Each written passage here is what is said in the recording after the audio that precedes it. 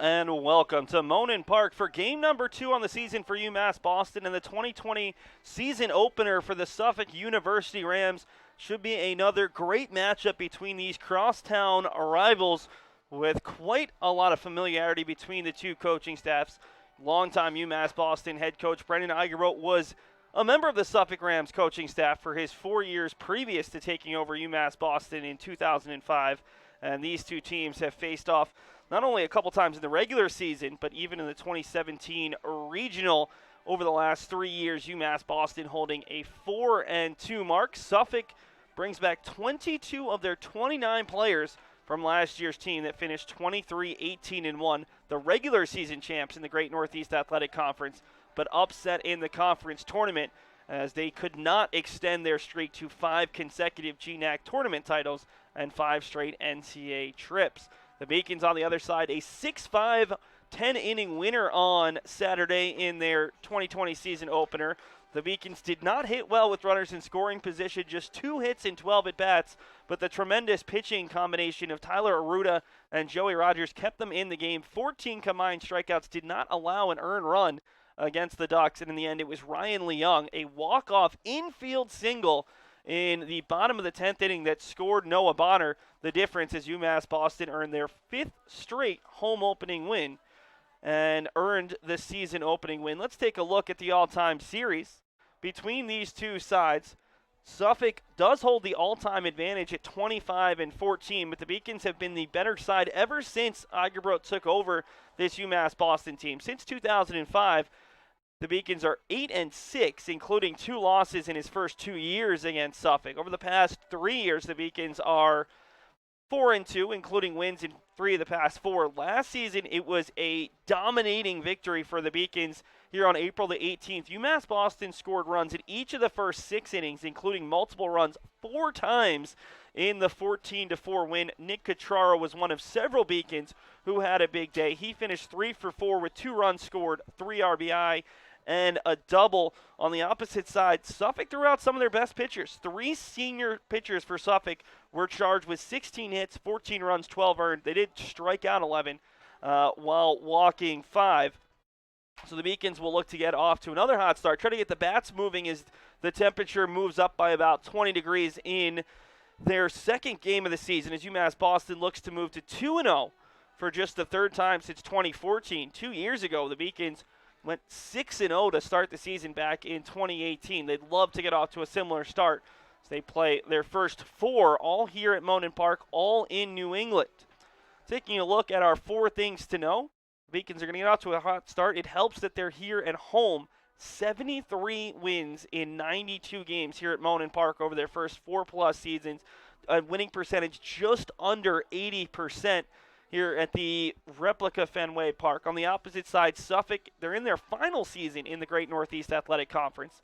The Rams baseball team, along with all of their teams, will move to the Commonwealth Coast Conference next season. So they'll be in a slightly different look, and head coach Anthony Delpret said it'd be great to go out with the bang and earn at least one more tournament championship and hopefully another regular season championship. Last year, they needed a win in their regular season finale against St. Joseph's College of Maine, the team that not only ended up winning the GNAC tournament, but ended up at the UMass Boston Regional, winning a game and losing twice. They're looking to beat that rival once again in the final year that these two teams will be in the same conference. I've already mentioned it, Brendan Eigerbrot, 8-6 against his former team. He was the catching coach and also worked with the team's hitters from 2001 to 2004. And for Suffolk, they return 22 of their 29 players, or 22 of their 29 players are returners from last year. They did lose a solid chunk of core players from last season, including a lot of their best pitchers. 4 of their top 5 pitchers in terms of innings, 3 of their top 4 starters, and 1 of their 3 relievers with 2 saves. They lost over 55% of the team's innings, almost 60% of their starts, and exactly 60% of their wins. But they also lost some key position players. They lost their all-conference, all-defensive team second baseman, Trevor Lee. They graduated their second-team all-conference DH. And then Will Hopkins, who was the team's starting center fielder, one of their 3 first-team all-conference players. Great hitter, 18 stolen bases tops on the team. He transferred to Babson, so 3 key losses at center field, at second base, and DH, along with a much younger pitching staff. It'll be interesting to see how this veteran-heavy but still younger team does under Anthony Del Prete. Let's take a look at our UMass Boston player to watch. And for the Beacons, they don't have that many top returners when it comes to offensive players. Today we spotlight Ryan McCormick. Had a nice day the other day against Stevens. Finished 2 for 5 with the team's lone extra base hit, a double down the left field line. He struck out once, had a chance to walk it off in the 9th, and nubbed one back to the pitcher. They were able to get the lead runner, and the Beacons had to go an extra inning to earn the win. But he has the potential to be a middle-of-the-lineup hitter, all-region catcher as a sophomore, hitting over 350 with a lot of extra base hits. As a junior, really plummeted, hit just under 250, struggled for extra base hits, but a guy the Beacons are hoping has a big bounce-back season here as a senior. Let's take our first look at the 2020 Suffolk Ram lineup. And this is a group that had to replace, we mentioned it, 3 starters, and it's a very different-looking group. Logan Heckman is the starter in center field, replacing Will Hopkins. And you take a look at Heckman. He's one of the guys who saw some time a year ago, but not a ton of it. Senior out of Mechanicsville, Virginia, was limited to just 35 at-bats last season in 19 total games. He gets the start on opening day. Tim Brigham was clearly their best hitter, one of the top hitters in terms of doubles in the entire country, finishing in the top 5 with 23. One of the few players that was ahead of him was actually UMass Boston third baseman Eddie Riley, finished the year with 24. Rich Gilbride, an all-conference shortstop, moves into the 3 spot. Blaze Cormier, not only a tremendous hitter, but also an all-defensive team member at first base. Rich Giandria is another one of the team's returners. Then you look at the left fielder. Zach Aresti is the starter in left field, with Brigham, who started at left most of last season, moving to the DH spot. Aresti, a senior out of Wayland, Massachusetts. He's only played in 45 career games and has had 52 career at-bats. He gets the start on opening day. They've got to figure out some things. Ben Isaac was a consistent starter last year. Steven Shamnosky, one of 3 catchers on last year's roster. Didn't see all that many at-bats as he split time with Shane Lake, but he gets the start today. And finally, Nick San Antonio, another one of those guys who's going to get a chance to step up after graduating some all-conference players. San Antonio, the junior out of Cranston, Rhode Island, has made 43 career appearances, 16 of 62. Last season, he was first on the team amongst all non-regulars in appearances, but finished 14th in at-bats. So clearly a good defensive player, but the question is how the bat works for this side. Let's take a look at the Beacons' defensive lineup. Only one change defensively for this UMass Boston team from the starting 8 the other day. Nick Cacharo, Danny Brown, and Steve Brookwell. Beacons bring back 2 players, and then a talented junior transfer out of Rowan University at Gloucester. Noah Motter makes his first collegiate start. The junior out of Austin, Texas, came on as a defensive replacement and had a 1 at-bat the other day. He will be splitting time, we expect, at least to start the season with Thomas Q, and after a couple of miscues by Q defensively, Motter gets the start today. Gianni Zarilli had a really nice collegiate debut at short, 2 for 5, was very active defensively. Ryan Leung gets the start at second. Ryan McCormick over at first base. Nico Kites is the catcher for UMass Boston today, and Ben Gottesman gets the start. Let's show you, we'll talk about him a little bit more after the national anthem, but let's show you some of the numbers from a year ago for Gottesman, who had a breakout campaign for this Beacons team. Gottesman, a senior out of Acton, Massachusetts, was tremendous in his first season with the Beacons as a starting pitcher. It started just 1 game his first 2 years. And Gottesman, you see the numbers on the senior captain. 21 appearances, 8 starts, 5-0, a team best 1.95 ERA. Gottesman also ranked 4th on the team in total innings, led the team in strikeouts, and finished with 18 walks in those 60 innings. He will get the start today against Suffolk with the expectation we'll see a little bit of Dylan Fashionpour later on, and then we don't know what other relievers will pitch for this Beacons team as they wear their tequila uniforms, Tequila Sunrise uniforms for today's contest. We're going to take a break for the national anthem, and then we'll bring you a little bit more info on Gottesman as we are just minutes away from the first pitch of the Suffolk season and of the Beacon's second game of the 2020 campaign.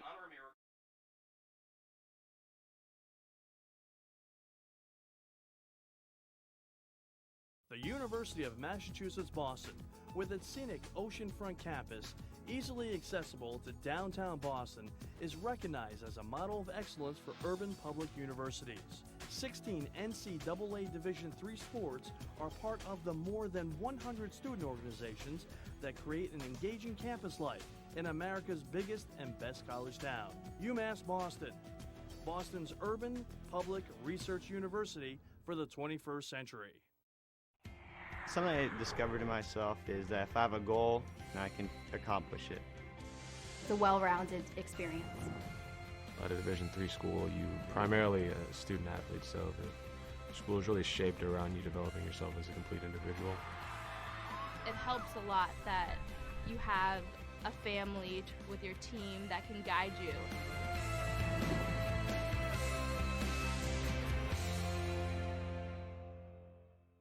Division III allows you to give yourself to other things. Having that free time allows me to pursue the things that I want to pursue. Division III athletics affords students the opportunity to, engage in the other interests in their campus and in their lives outside of that sport. It allows you to just be able to do everything you want to do. I wouldn't change it for the world.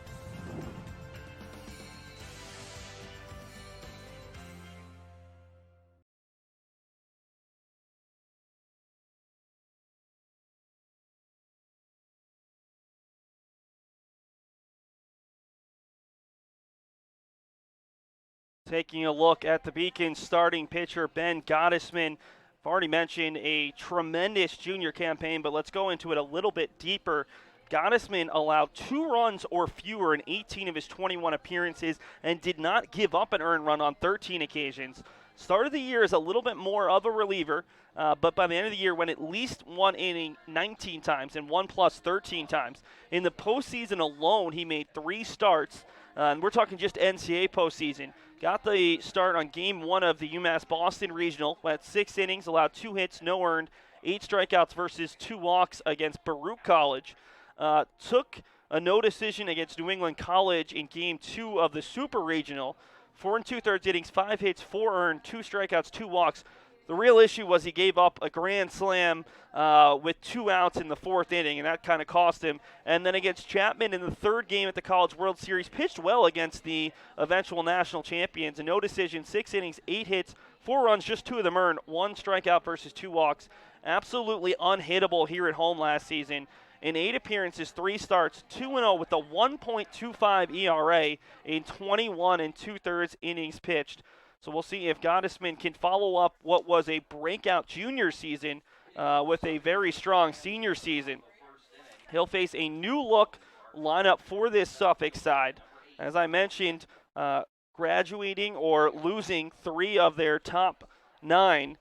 And it starts at the top of the lineup. Will Hopkins was their starting center fielder and leadoff hitter. So we'll see Logan Heckman get the start on opening day in the leadoff spot and playing center field. Heckman, 5'10", 175 out of Mechanicsville, Virginia, attended Lee Davis High School, where he was a baseball player and track and field athlete. Limited to just 2 games as a freshman. That one is in there for a strike, 1-1. Mike Hinosa is our home plate umpire today. Sam Steed is on the base pass. This is only his 3rd year as a Ram, but he's listed as a senior. Last season in his first year healthy, appeared in 19 games. Hit .257 with a .357 on base percentage, .343 slugging percentage as he takes the breaking ball on the outside corner, 1-2. Finished 9 for 35 with 5 runs scored, 4 RBI, a double, and a triple, while striking out 15 times and walking just 5 times. The 1-2 breaking ball misses further out. 2-2 now. Heckman did steal 5 times in 5 attempts, so very good base runner. 2-2. And we've got a time as Mike Hinosa gives it to Heckman.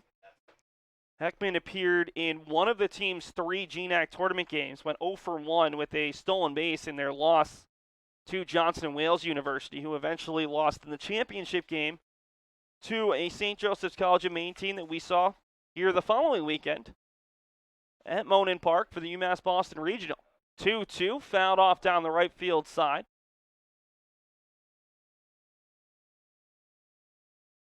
Beacons with the same outfield as we saw on Saturday. The lone changes at third base. Noah Motter makes his first collegiate start in place of Thomas Q. Gianni Zarilli stays at short. Ryan Leong at second and Ryan McCormick at first. It's a 2-2 breaking ball, fouled off again. The wind is whipping right now. Otherwise, it would be absolutely perfect baseball weather, whipping from left to right now.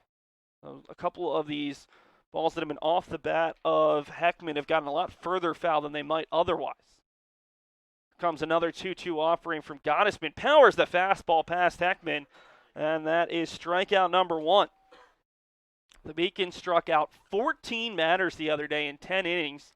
That tied their season high from a year ago when Gottesman got the start against Salem State, and the Beacons ended up with 14 strikeouts in 9 innings in a victory over the Vikings in mid-April.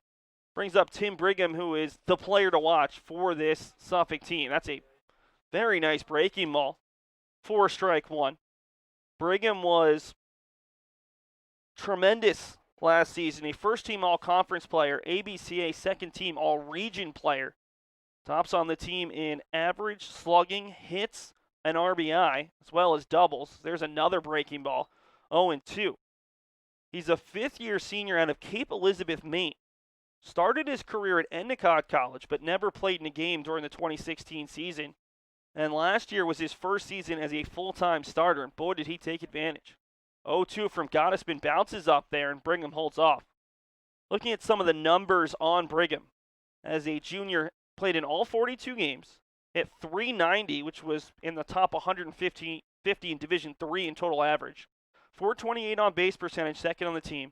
.597 slugging percentage, was almost 150 points higher than the next highest Ram. 60 for 154, 20 runs, a team best 45 RBI, 23 doubles, a team high 3 home runs as the fastball misses outside. Struck out just 19 times, walked 8 times, and went 4 for 5 on the base pass. Did not have a good game against the Beacons, though. 0 for 4 with a strikeout and 4 left on base. Here comes the 2-2 from Gottesman. Another breaking ball, and Brigham is fooled. Back-to-back strikeouts to start the season for Ben Gottesman. And it brings up Rich Gilbride, the senior shortstop out of Beverly, Massachusetts. Another guy who did not start his career at Suffolk. Spent his freshman year at Division I Siena College, where he played a decent amount. 34 games, 21 starts, before transferring to Suffolk as a sophomore. Named a third-team all-conference player as a sophomore, second-teamer as a junior. And it's quickly 0-1 to Gilbride, who has hit .266 with a .395 on-base percentage and .369 slugging percentage in his first 2 years as a Ram. Goes down to a knee and misses the breaking ball, 0-2. And right now, Gottesman has these Rams really fooled.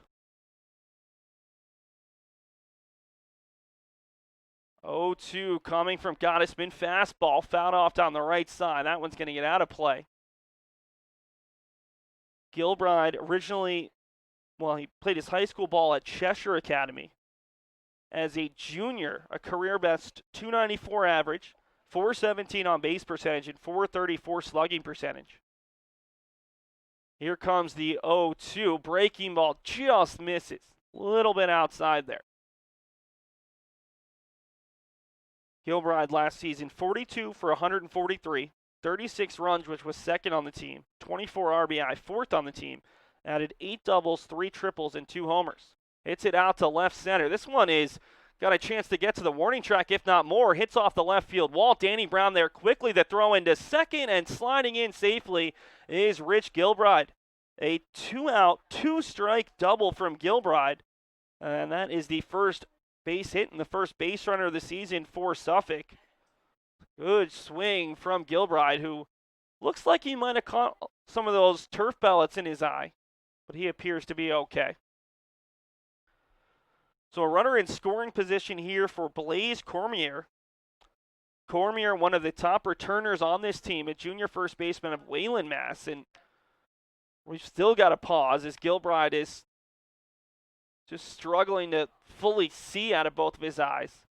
We can take a look at that center field camera right now. You can see it a little bit as Sam Steed right now just checking on Gilbride, who appears to be okay. Cormier attended Wayland High School, where he was the Jewel County League MVP. In his first 2 seasons, an all-defensive team honoree both times. Second team all-conference as a freshman, first teamer as a sophomore. Comes the first pitch to Cormier. Fastball on the outside, half 0-1. Gottesman has worked ahead consistently here in the first inning.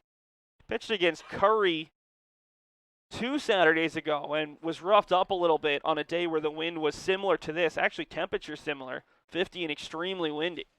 0-1, a beautiful breaking ball, catches the inside, half 0-2. Cormier, as a sophomore, played in all 42 games, .336 average, which was tied for second on the team. Led the team with a .447 on base percentage and third with a .448 slugging percentage. 0-2 with Gilbride out there at second base, and it's knifed back into the stop. Good job to stay alive there from Cormier. He finished his sophomore season 48 for 143, 33 runs scored, 30 RBI, 11 doubles, a triple, and a home run. Walked a team high 30 times compared to just 12 strikeouts. So very good plate discipline from Cormier. Gottesman looks back at Gilbride. His 0-2 breaking ball popped up. It's going to get back over the stop and land just shy of the first row. Might be Tyler Aruda camped out below us. The Beacons opening day starter has the radar gun out, just trying to monitor the pitches today from his teammates. 0-2 with 2 outs. The runner at second is Gilbride as Gottesman looks to put the Rams away here in the top of the first inning. Pitched ahead, but the Rams have done a nice job of fouling some balls off, making him work a little bit harder. Here's the 0-2 once again, and another foul ball. It's pitched well, but already this is the 18th pitch of the inning. 12 of his first 17 have been strikes, but you wouldn't expect with such a efficient inning thus far from Gottesman that he'd be close to 20 pitches. Especially this early in the year, you can bet that the Beacons pitchers are on a pitch count as the 0-2 misses outside, 1-2. Good job by Kides to slide over and keep it in front. Cormier to be followed by Rich Giandria as 2 through 5 in this Suffolk order are all returners. Returning starters along with 7 and 8. The 1-2 offering, Cormier hits it over to Zarilli, has tons of time.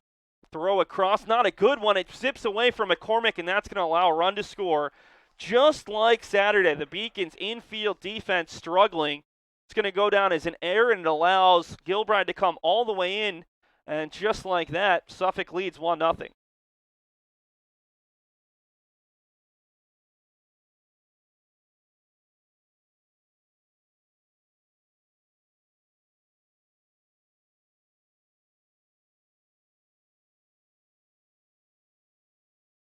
So Suffolk with a 1-0 lead on the error there by Zarilli. And again, this has been a constant issue for UMass Boston through their first game plus. They've had some errant throws from the left side of their infield and some poor picks over there from Ryan McCormick, who's a converted first baseman. Not necessarily McCormick's fault, but this is an instance where the Beacons have hung out their pitchers to dry a bit here. That should have been an easy play. Even if McCormick keeps it in front of him instead of tries the high scoop, ball bounces off of Cormier. That was the reason that Gilbride scored. It wasn't the throw. Gilbride would have been forced to stay at third base, but when the ball got away from McCormick, it allowed the runner to come in. The 0-2, and that one is fouled off. So again, Gottesman ahead in the count, but each of the last two players reaching. A 2-strike, 2-out double followed by an error by the shortstop. And this is something that we knew there would be some growing pains with this Beacons team, who graduated 9 players, including 5 starting position players. Starting third baseman, shortstop, and there's another strikeout. Gottesman strikes out the side, but Suffolk leads it 1-0 after 1 on a 2-out error by the Beacons infield.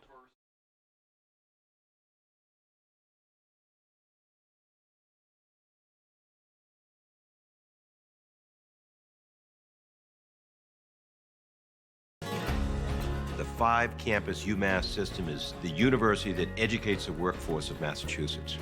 We recognize that we are truly here for a reason, and that recognition inspires us and drives us every single day.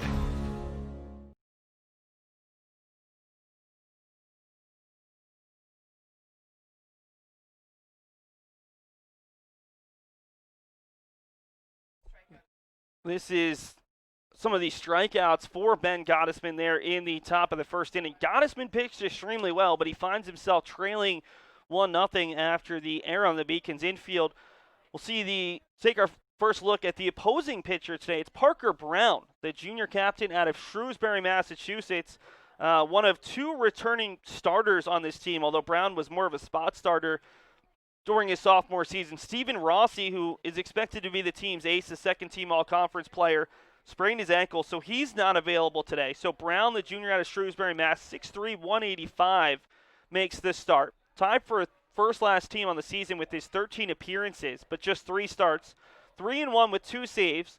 Second on the team with his 2.51 ERA. 28 2/3 innings, 25 strikeouts to 11 walks, 24 hits, 10 runs, 8 earned. He did face some good competition in 2 of his 3 starts, as he went 5 innings, allowed 3 hits, 2 earned, 6 strikeouts, and 3 walks against MIT. And then more of a staff day start against Babson in their final game of the regular season. On April the 30th, he went 1 inning, allowed 3 hits, 2 earned, and 2 strikeouts, got a no decision. Did pitch well in the Great Northeast Athletic Conference, was in fact named to the all-tournament team. In 2 appearances, did not record a win or a loss, but did get a save. 3 1/3 innings, no hits, no runs, 0 earned, 4 strikeouts versus 2 walks. So finished off his sophomore season on a high, and he gets the start today against UMass Boston. Take a quick look at the Beacons lineup. Only a couple changes. Danny Brown, Steve Brookwill, and Ryan McCormick stay the top 3. Nick Cucharo slides up from the 5-hole, switches places with Nico Kites. Curtis Tyrone, the former Suffolk University man, gets his first start as a Beacon. He slots in at the DH in place of Nick Palma. Noah Motter replaces Thomas Q, and Gianni Zarilli and Ryan Leung stay in the 8 and 9 spots. Danny Brown is the UMass Boston leadoff man, one of the captains on this year's team. A senior out of Hudson, New Hampshire, 6'1", 185, started his collegiate career at UMass Amherst, transferred after his freshman year first semester. And the first pitch to Brown is a fastball that just catches the outside half, 0-1. Brown the other day went 1 for 3 with a run scored and a strikeout. Also made a great diving catch in center field to save a run, and he's behind 0-2 after the fastball comes in under the hands. Brown in his second year as a collegiate starter after earning the role in center field last season. Finished his junior year hitting .281. That one misses outside and he holds up. Brown, as a junior, appeared in 50 of 51 games. Finished hitting .281 with a .359 on base percentage and .455 slugging percentage. The 1-2 offering, that one looks close, and they're going to say just a bit inside. 2-2 now to Brown, who finished the year 47 of 167. 34 runs scored, 34 RBI, 12 doubles, 4 triples, and 3 home runs. Chops it foul down the first base side. Brown is an elite athlete, one of the best quarterbacks in New Hampshire his senior year of high school, and a outfielder who can cover as much ground as pretty much anyone I've ever seen here at Moan. And although Nick Herzog and Sal Frascino, former Beacon center fielders, would have a case as well, as he chops another one down the first base side.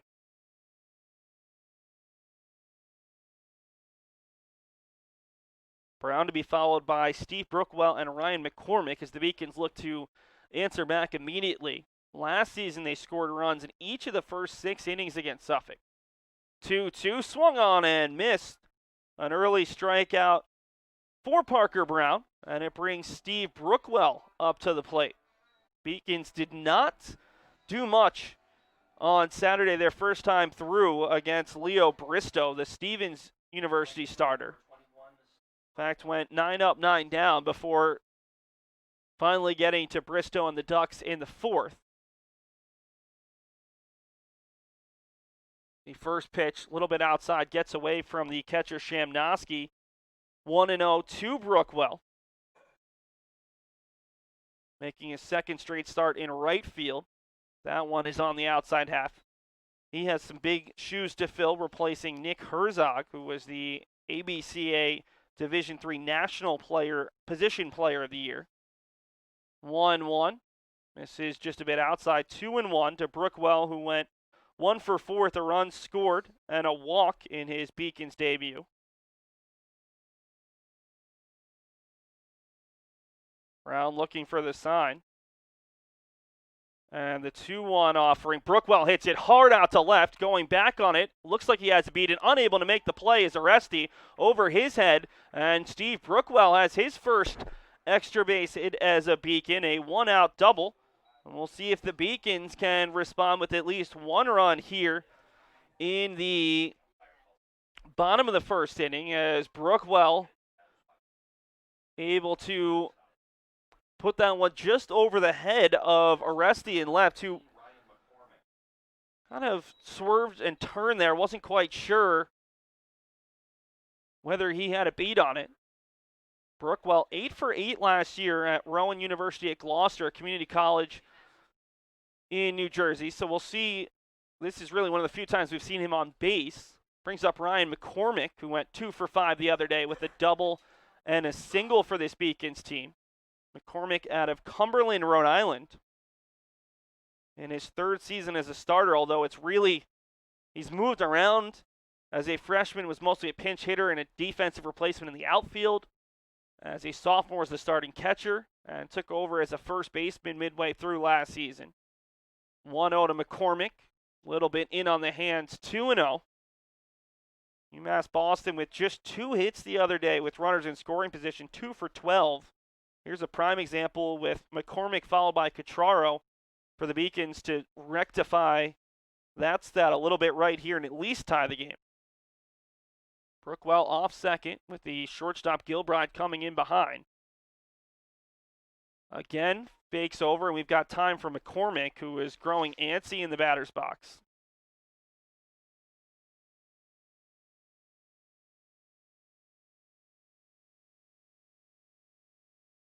Again, McCormick, our player to watch, did not have a great junior season, hitting under 250, well below his career average of 305. But the Beacons are hoping to get a really strong senior campaign for a player who has always looked like he's had the potential to be an all-conference, all-region hitter. 2-1 offering coming to McCormick with the wind whipping the jersey on the back of Brown. Here's the 2-1 fouled off, 2-2.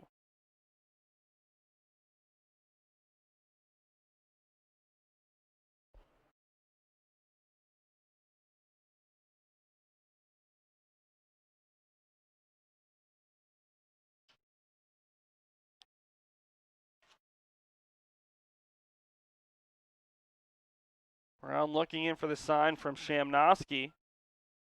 Gets it, looks back at Brookwell. And after several nods back to second, stretches, gets it right back, hit to him. He looks back at second, he'll go to third as Brookwell was going hard the entire way. And the Beacons will need a two-out run here as it brings up Nick Catraro, the left fielder out of Beverly, Massachusetts. Catraro, senior, stands at 5'11", 185. He took over as a full-time starter in April of last season, given the chance in early April, and hit the ball extremely well. First pitch to Catraro, breaking ball that cuts back in on the outside half, 0-1. Nick the other day, 1 for 3, an RBI, and a strikeout. The Beacons struck out double-digit times in their season opener.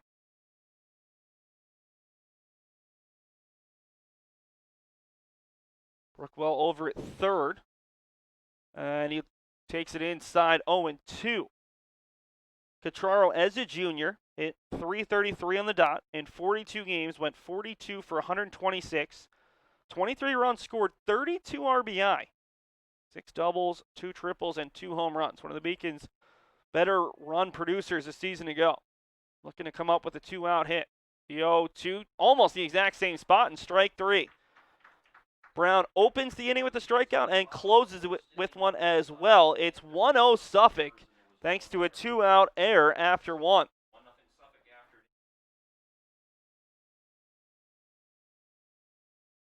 Division III allows you to give yourself to other things.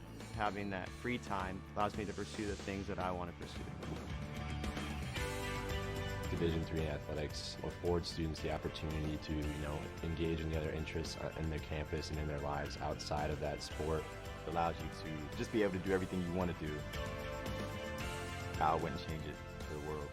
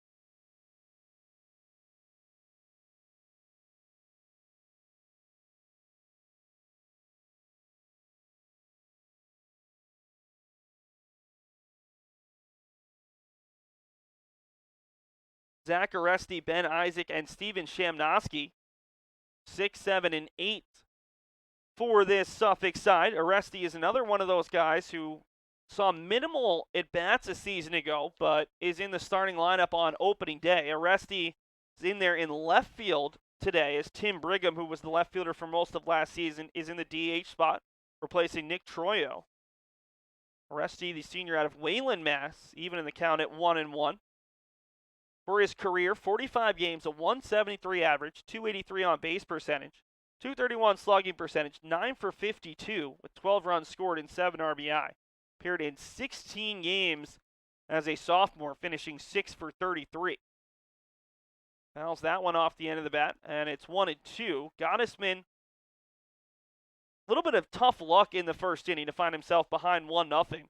Struck out each of the first 2 batters, had Rich Gilbride behind the count 0-2 before giving up 2-out double, and then an error on the Beacons infield. Ball that was hit to the shortstop, Zarilli. Poor throw that allowed Cormier to reach, and then the ball bounced away from McCormick, allowing Gilbride to score from second. The difference is Gottesman settled down and struck out Rich Giandria to close out the inning. 2-2 here to Aresti. Was struck out 16 times in his career versus 7 walks. Another ball foul down the right field side. Say this much for Anthony Del Pret's side. They're seeing the ball decently well. They're fouling off a lot of pitches. They're making Gottesman work. And already the Beacons have what might be Dylan Fashionpour warming. know we're going to see Fashionport today. I'm just not sure for how long. The Beacons still have games against an MIT team that won the NUMAC tournament and were very competitive up at the Southern Maine Regional last season. And then on Monday of next week, UMass Boston will play Framingham State. That ball's hit out down the right field line, tailing foul, and it's going to get fair. Brookwell pick it up on a couple hops and keep Aresti to just a single, but that's one of those possible Monin Park extra base hits where there's very little room. And it's actually Alex Amalfi, one of the Beacons' top freshman arms, a guy who could be starting some games this year for the Beacons. They do bring back 4 talented starters, Tyler Ruda and Joey Rogers. We saw both of them on Saturday. The expectation was Gottesman and Fashionport today, but Amalfi certainly in there as the Beacons throw over. And Aresti is back in there. Aresti is 2 for 3 on his career for stolen bases.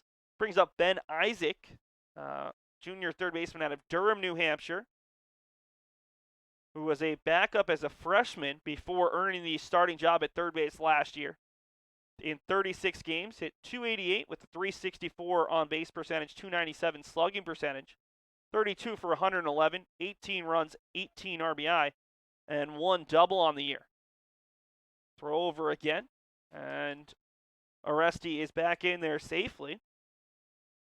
First leadoff base runner for either side here in what has been a slow-moving 1+ innings, almost half an hour. That ball's chopped over past Mater, and there's runners at first and second base. Mater thought about going for it and then let it get by, and Zarilli was heading towards second base, and that allows Suffolk to put the first two hitters of the inning on base for Steven Shamnosky. Wonder if this is going to be a bunt situation. Shamnosky, the junior catcher out of Pittstown, Pennsylvania, career 189 hitter. So not necessarily a big-time hitter. Look at Suffolk last year, just 17 sack bunts in 42 games. Shamnosky was showing, though. So a team that doesn't like to bunt a lot, but with 2 on and no outs, an already 1-0 lead. Shamnosky hit 159 in 22 games last year, 7 for 44 with 6 runs, 3 RBI. Does have a little bit of pop. 2 of his 7 hits went for 2 bases.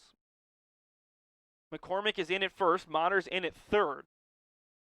Gottesman does field the position well. And he'll step off a second time. Aresti's at second. He singled down the right field line. Isaac at first. And a single through the left side. Feels like a slightly big situation here. Still only in the top of the second inning, but Suffolk already leading 1-0.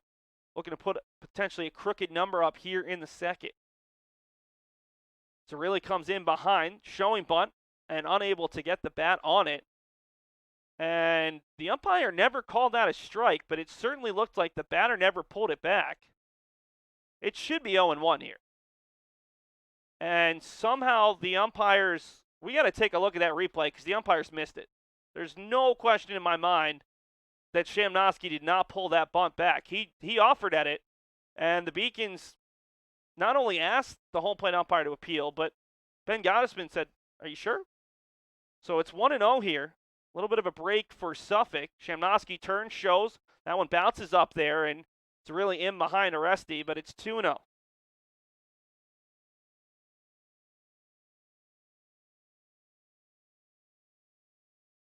So Shamnosky ahead in the count. We'll see if Anthony Del Pret tries to get aggressive here and maybe has him swing. Hasn't shown bunt yet. Del Pret, the longtime Suffolk coach, over at third base, shows bunt once again, puts it down the right side. McCormick's only plays to apply the tag, and Shamnosky gets the job done with the 3U sacrifice bunt. So 2 runners in scoring position with just the 1 out, and it'll bring up Nick San Antonio, third member of this starting lineup who did not see a ton of time a season ago.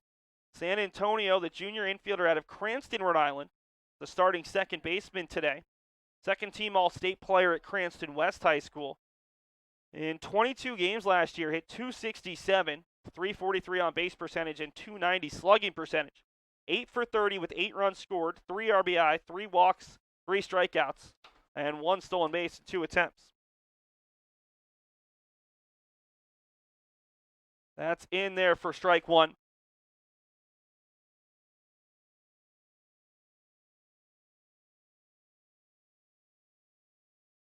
One and one with 1 out here to San Antonio in his first at bat of the 2020 season.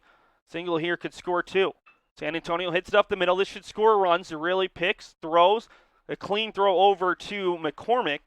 And on the 6-3 ground out, it's an RBI and a 2-0 lead for Suffolk.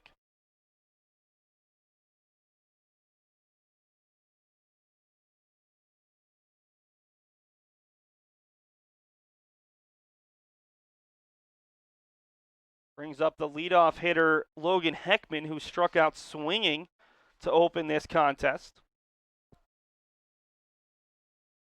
Gottesman misses with the first pitch. 1-0. Suffolk out to a 2-0 lead. This is a Suffolk team who has caused the Beacons some problems over the years. Remember, they do lead the all-time series 25-14 as Gottesman a little bit high there.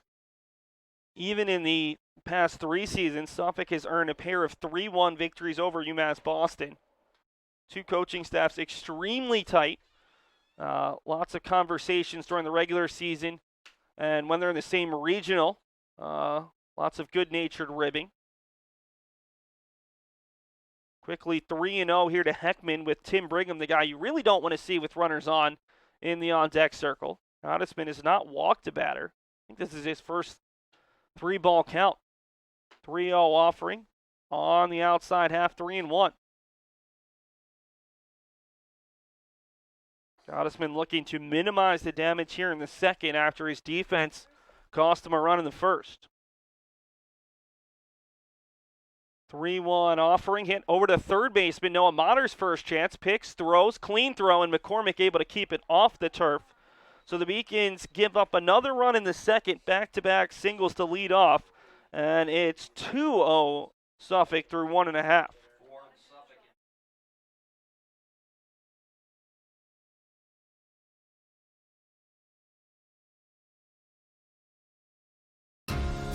Moving from Turkey, it was a rough journey for me because when you don't really speak the language that well and when you don't really fit in the crowd, it's very easy to disappear. But I decided not to give up, and UMass helped me.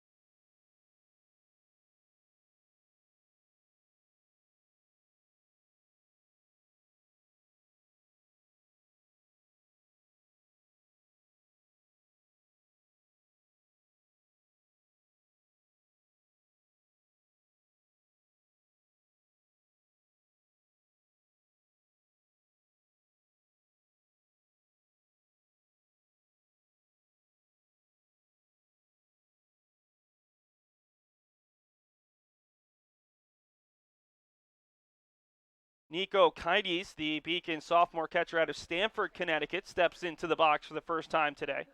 Heading the count 1-0. Kides hits it right up the middle to Gilbride, who bounces field, struggles to collect, but a strong throw beats the Beacon's catcher to the bag. And for the second straight inning, Brown able to get the leadoff batter.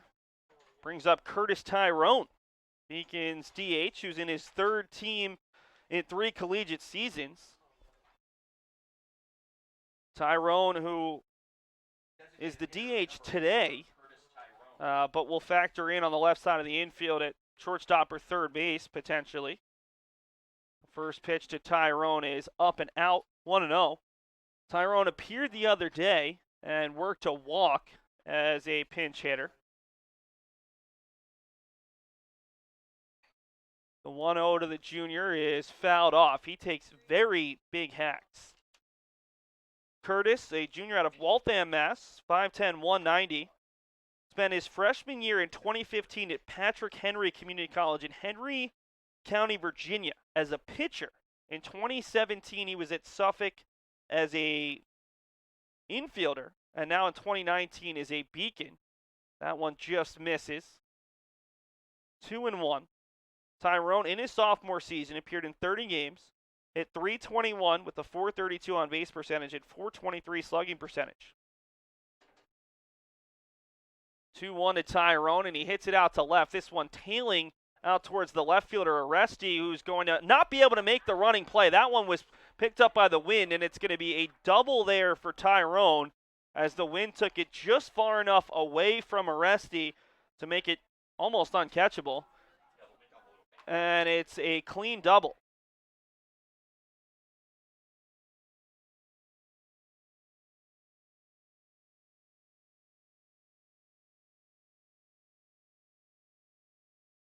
So Tyrone, the wind-aided double. That was a ball that probably was going to go out to center on a normal day, but the wind immediately taking it, and Aresti couldn't get there. See if the Beacons can take advantage as Noah Motter steps to the plate. Motter making his first collegiate start out of Austin, Texas. 6', 185 for the junior third baseman. Takes the fastball just off the corner. Attended Vandergrift High School, where he was an all-district second-team player as a senior. Led his team to a by-district semifinal as a sophomore. 0 for 6 for his collegiate career. Saw 2 at-bats as a freshman, 3 at-bats as a sophomore, and now in his second appearance already of his junior year. Takes that one, an inside-out swing that's fouled off, 1-1. Noah, as a sophomore, did not appear after the Beacons' big win over Nichols College in late April.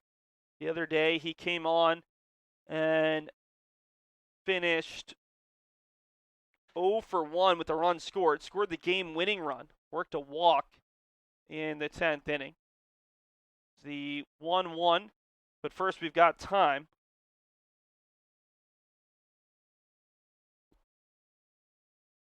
Tyrone getting instructions from Fred DeFrance, who's in his second season with the Beacons coaching staff. Third base coach and pitching coach for this Beacons team. 1-1 coming to Motter, who's looking for that first collegiate hit, that first collegiate RBI. 1-1 breaking ball on the outside corner, 1-2. Motter to be followed by Gianni Zarilli, Beacons freshman shortstop, who already has 2 hits in 5 collegiate at-bats. Looked good at the plate the other day for UMass Boston against Stevens. The 1-2 bounces away from the catcher, Shamnosky. Tyrone was in between, and he'll eventually stay put at second base. That could have been enough, but don't really blame Tyrone, as it was kind of an in-between distance where if Shamnosky got to it quickly, could have been a bang-bang play, maybe even out by a few steps. Don't really know the speed thus far with Tyrone only playing his second game. 2-2, 1 out as Brown gets the sign. Gilbride is in behind the runner at second before he'll bounce out. Seen him do that twice already. And we've got another time as Brown takes his time with runners on base. We saw it in the first inning after Brookwell had the 1-out double. We're seeing it again here in the second. Brown making his 4th collegiate start. One of the top 2 returning arms for Suffolk in terms of at least guys who could start, along with Stephen Rossi, who we're told is out with an ankle sprain as that misses. Now, it's not to say that Stephen Rossi couldn't be pitching as early as their Florida trip. Suffolk will play today, and then on March the 7th, they take on Dickinson College for a doubleheader down in Florida. But I think they're just trying to give him a little bit more time to heal up. Team's top returning starter from a year ago. 3-2 coming to Motter, and he cues it off the end of the bat. It'll end up over on the Beacon side, and we'll do it again at 3-2. Talked about Gottesman throwing a lot of pitches. Already 25 pitches, 16 for strikes for Brown through an inning and a third. So he's been a little bit more economical than Gottesman, whose defense could have been a little bit better behind him. Now it's the second baseman, San Antonio, darting in behind, and that is just off the corner, ball 4.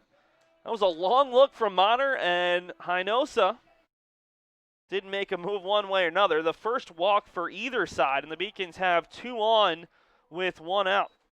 The shortstop, number 3, Gianni Zarilli, the freshman out of South Glastonbury, Connecticut, went 2 for 5 the other day with a strikeout and a stolen base. 1-0 to the Beacons freshman shortstop, who played baseball and basketball at Glastonbury High School before doing a prep year at Salisbury School.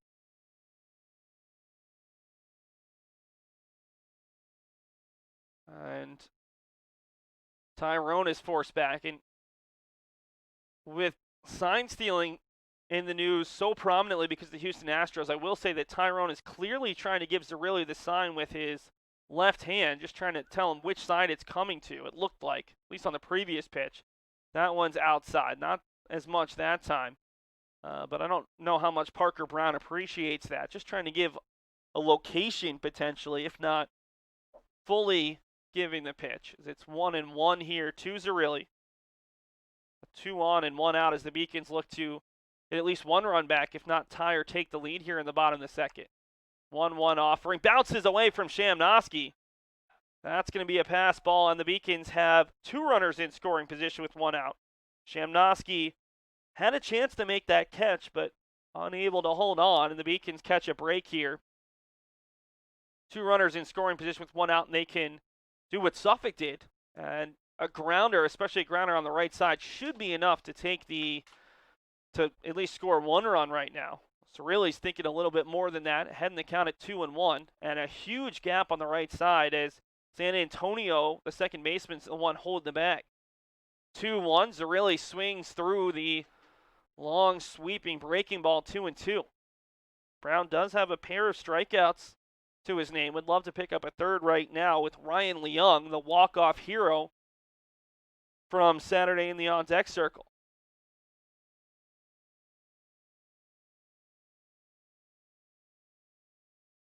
2-2 coming from Zarilli, hits it out to left center. This should easily score a run. Coming in, Aresti's not going to get there. Takes a high hop, and coming in to score is not only Tyrone, but Mater scores as well. Gianni Zarilli, his 3rd hit in 6 collegiate at-bats, and it's a 2-run single, and we're tied at 2 here in the bottom of the second inning.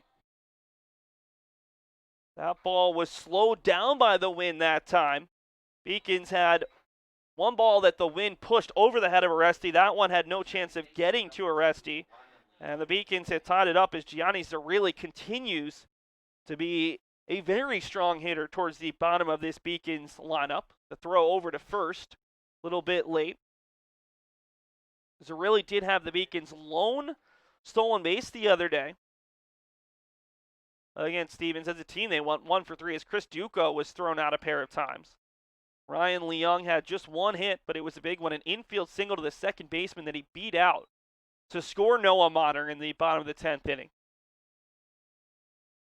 Leung on the day on Saturday, 1 for 4, an RBI and a strikeout. Brown finds himself in a tie game all of a sudden. Beacons coming through with 3 consecutive batters reaching a double, a walk, and a 2-run single. And right now, it's the bottom of these 2 teams' orders that have come through. The 6 and 7 all hitters for both sides have reached in both of their trips. And Shamnosky, a big sac bunt. Zarilli, a big 2-run single out of the 8-hole. Haven't seen as much on the top of the orders. We've already seen Suffolk's, leadoff hitter twice. Beacons have not turned over the lineup quite yet here in the second.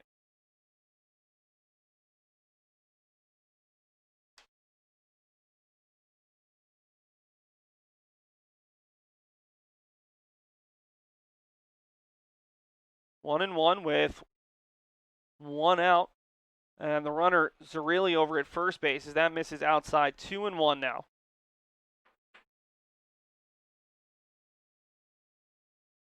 Beacons have had 3 consecutive batters reach here against Parker Brown, who was a spot starter last year. Obviously, with so many senior pitchers and especially starters graduating, he's going to be a starter for this team. But it'll be interesting to see just how long of a leash he has here in their season opener. 2-2 after the fastball catches the outside corner on Leung.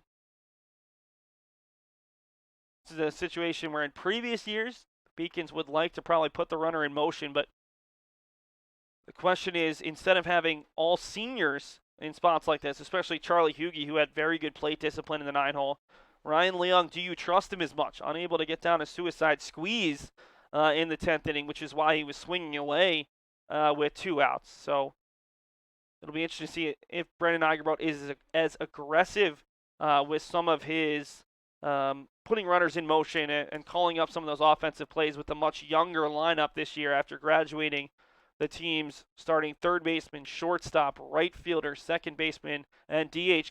Taking off for a second is Zarilli. That one gets through the left side. Zarilli stinking 3. The third baseman's well off the mark, and that is a great hit and run there.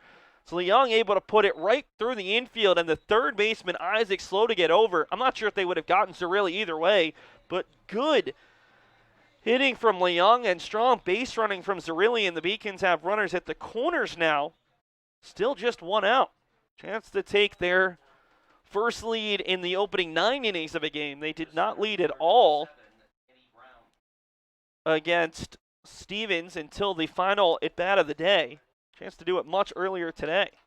Danny Brown, who struck out swinging in the first inning, comes up for the second time. Brown showing bunt, and that one gets away. They're going to say it went off of Brown. Brown saying it hit him, and they're going to give him first base. So that play could have been either really good or really bad for either side. And in the end, it's kind of a middling result. The Beacons don't get the run, but they load the bases. And Suffolk doesn't get the strike, but they also don't give up the run. Bases are full of UMass Boston Beacons, and they've now had 5 consecutive batters reach here against Brown. A double, a walk, a single, and a hit by pitch. And Steve Brookwell, who doubled off the wall and left in the first inning, steps up for the second time today.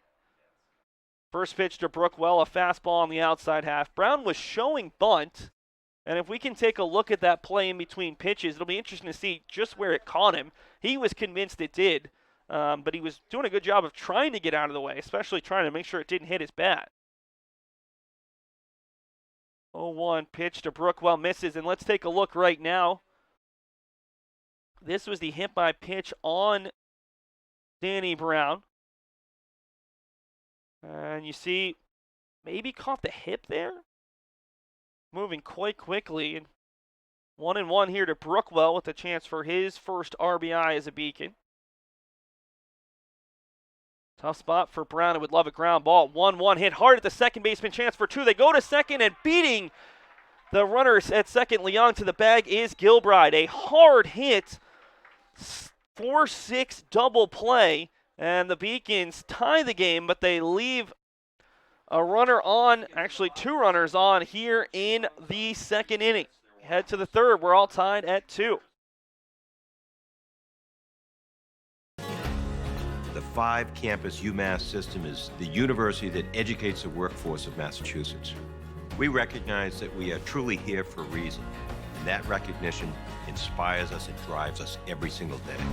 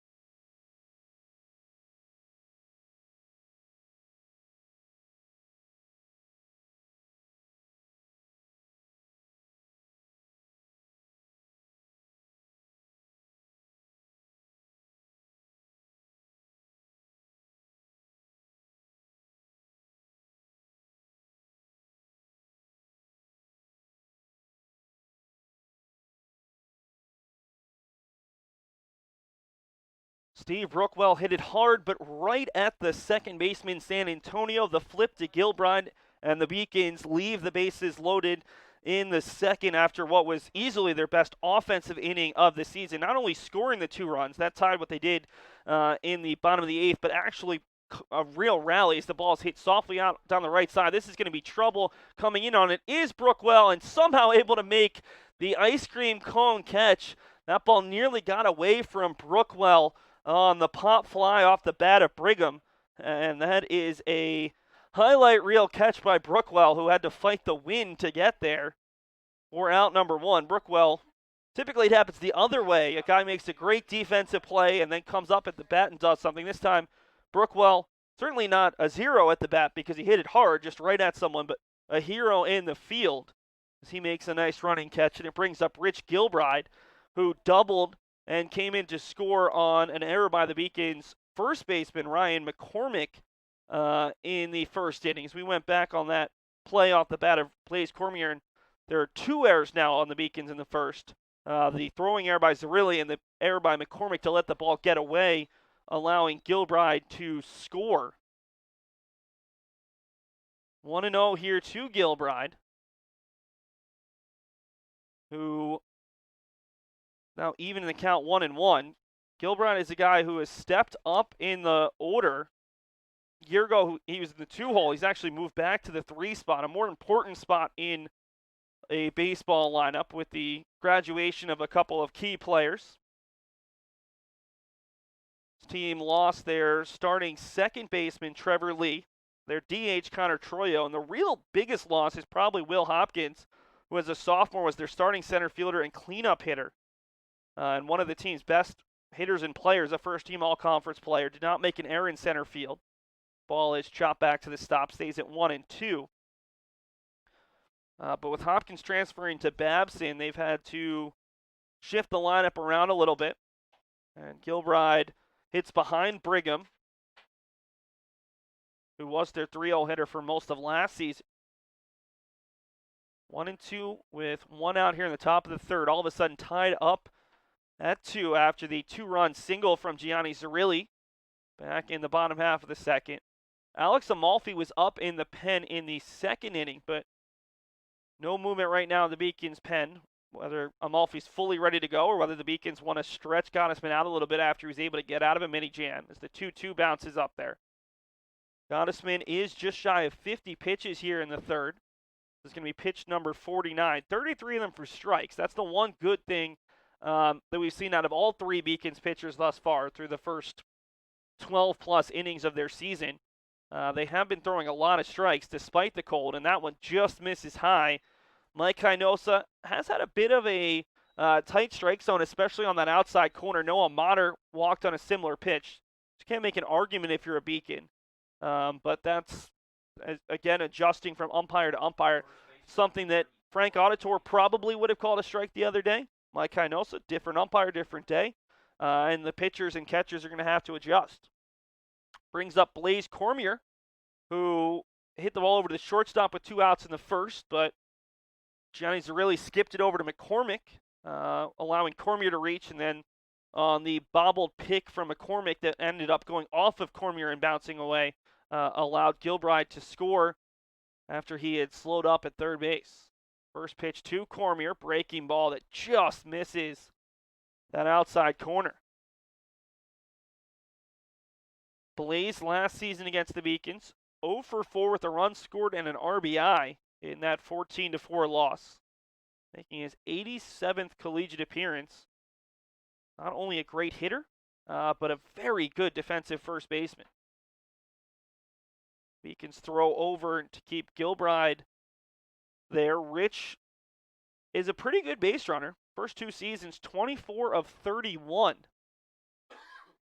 Obviously, you'd love the steal percentage to be a little bit higher. Not that it's too bad. 24 of 31, you're looking about just over 75%, maybe. Yeah, just over 75. But certainly a guy that they trust to run the bases. 1-0 here to Cormier as Gottesman is really focused on Gilbride, and see it again. And See if they can get him a little bit more focused on the cleanup hitter, Cormier, with Giandria on deck. Beacons playing Cormier pretty much straight away. Brown a little bit to the left of second base. Swung on and missed on the changeup. Way out ahead there. 1-1. Suffolk with 2 runs on 3 hits and no errors. The Beacons with 2 runs on 4 hits and 2 errors. One of the 2 runs that Gottesman has allowed have been unearned.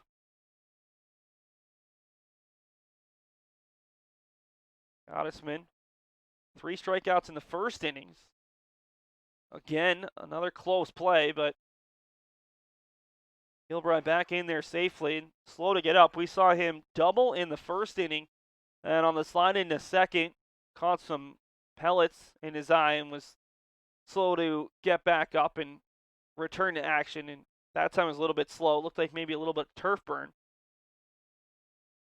2-1 now to Cormier is Gottesman, who did not walk a batter in the first 2 innings, trying to avoid potentially back-to-back walks. He's been so focused on the runner here that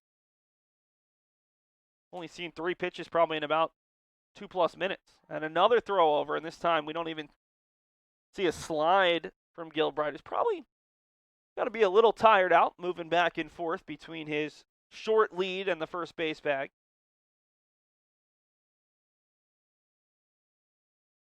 Two-one offering from Gottesman, and that ball is clubbed out to right. Brookwell going back. It's caught up in the wind, and Brookwell will make the play.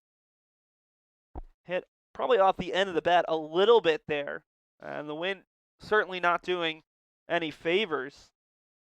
That's a loud second out, and it'll bring up Rich Giandria, who struck out swinging, the runner at first base to end the first. Giandria, a junior outfielder out of Audubon, New Jersey, attended St. Paul VI High School, where he was all-conference in baseball and also was a member of the wrestling team. Takes the first pitch, a fastball in the outside corner. As a pitcher, he was decently effective as a freshman. Pitched 6 times, 18 2/3 innings, a 5.3 ERA, but not as much as a sophomore. Taking off for second is Gilbride. Gets away there from Leung. And no advancement, so a stolen base for Gilbride, and he's in scoring position with 2 outs. Giandria, in just 2/3 of an inning last year in 2 total appearances, a 67.50 ERA. He's no longer listed as a pitcher for his junior season. Probably happy about that. Guy who is listed as an outfielder, his 3rd-team all-conference right fielder as a sophomore. In 41 appearances last year, 273 average, 354 on base percentage, and slugged .313. The 1-1 to Giandria misses. Breaking ball on the outside half, 2-1. He finished 35 of 128 with 15 runs scored. 5th on the team with his 21 RBI, 5 doubles, 22 strikeouts versus 15 walks, and went 2 for 2 on the base pass. 2-1 from Gottesman. Fastball knee high, 2-2. Giandria didn't seem impressed by the call, but just like most respectful baseball players, just keeps his thoughts to himself. 2-2, 2 outs, runner at second in a 2-2 game. 2-2 offering, foul back, and we'll see another here for Giandria. To be followed by Zach Aresti, who singled down the right field line to lead off the second inning. Giandria, in last season's game against the Beacons, went 1 for 4 with a run scored and a strikeout. Gottesman gets this sign, and his 2-2 offering is fouled off. And Suffolk does a great job with 2 strikes, just extending some of these at-bats. Yes, Gottesman has struck out 3 batters, but he's also probably been forced to throw at least 15 extra pitches, maybe more than that with 2 strikes to some of these batters. Is just unable to put them away. 2-2 offering. That's a good breaking ball. And line out to Ryan Leung for out number 3. So Suffolk gets a base runner in the 3rd, but held scoreless for the first time today. We head to the bottom of the 3rd. It will be 3-4-5 for UMass Boston. Still looking for that first lead during the first 9 innings of a game here in 2020.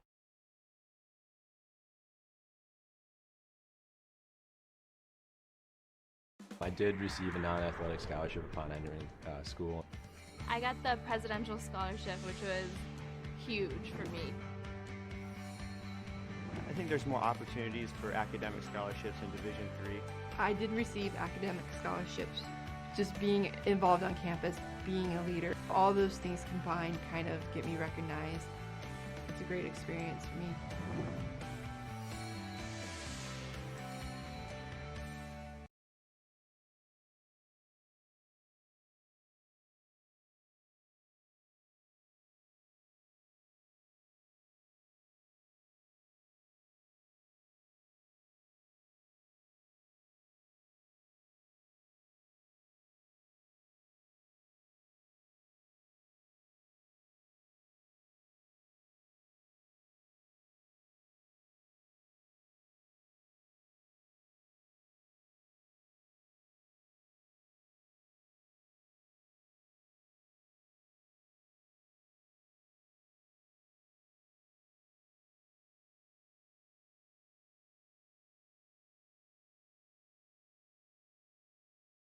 Parker Brown comes out for his third inning of work. Brown last season went at least one inning in 12 of 13 appearances and went over an inning 8 times. He faces off against McCormick, Catraro, and Kites. McCormick hit a number back to the pitcher in the first inning. First pitch swinging, fouls it off down the third base line, and that one will end up missing a couple of spectators and ends up just shy of the football, soccer, lacrosse, rugby, track and field complex to our left. Depends on the day and the hour. The 0-1 to McCormick, bounces up there. Kept in front by Shamnosky, 1-1.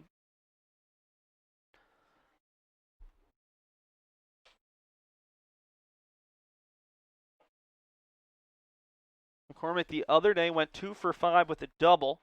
Swings through the fastball. He was our player to watch in today's contest. And one of just 4 returning starters in this year's lineup.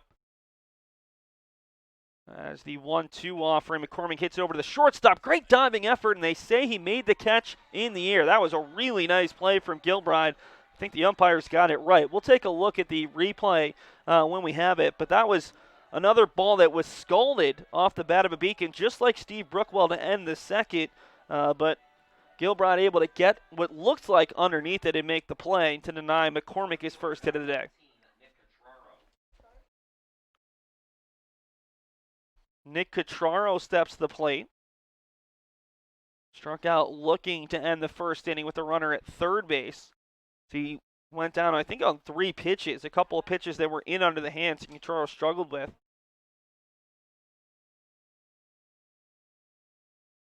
Catraro, a nursing major, on the Beacons baseball team. Puts in a ton of hours at night and on weekends, as we'll take a look after this pitch at that great diving effort from Rich Gilbride. Very difficult to be a student athlete and a nursing major because of the internships and clinical hours they have to do, as we'll take a look right now at this play by Gilbride. You see it spinning away from Gilbride. He just tries to get underneath, and I think he made the play. Looked pretty clean. It certainly looked clean live. That's good camera work and a nice job by a replay operator slowing it down. Looked to be clean on the replay as well. 2-1 here to Catraro with 1 out. Hits it up the middle. This could be 2. So there's a big gap between the right fielder and center fielder. Making the play is Heckman. Catraro was thinking 2 the whole way, and the throw slightly offline. And it's another double for the Beacons, their third in 3 innings. And they've been to 3 different spots. Off the wall, just over the head of the left fielder. And this time, Catraro, recognizing the amount of space between the right fielder and center fielder, goes hard the entire way.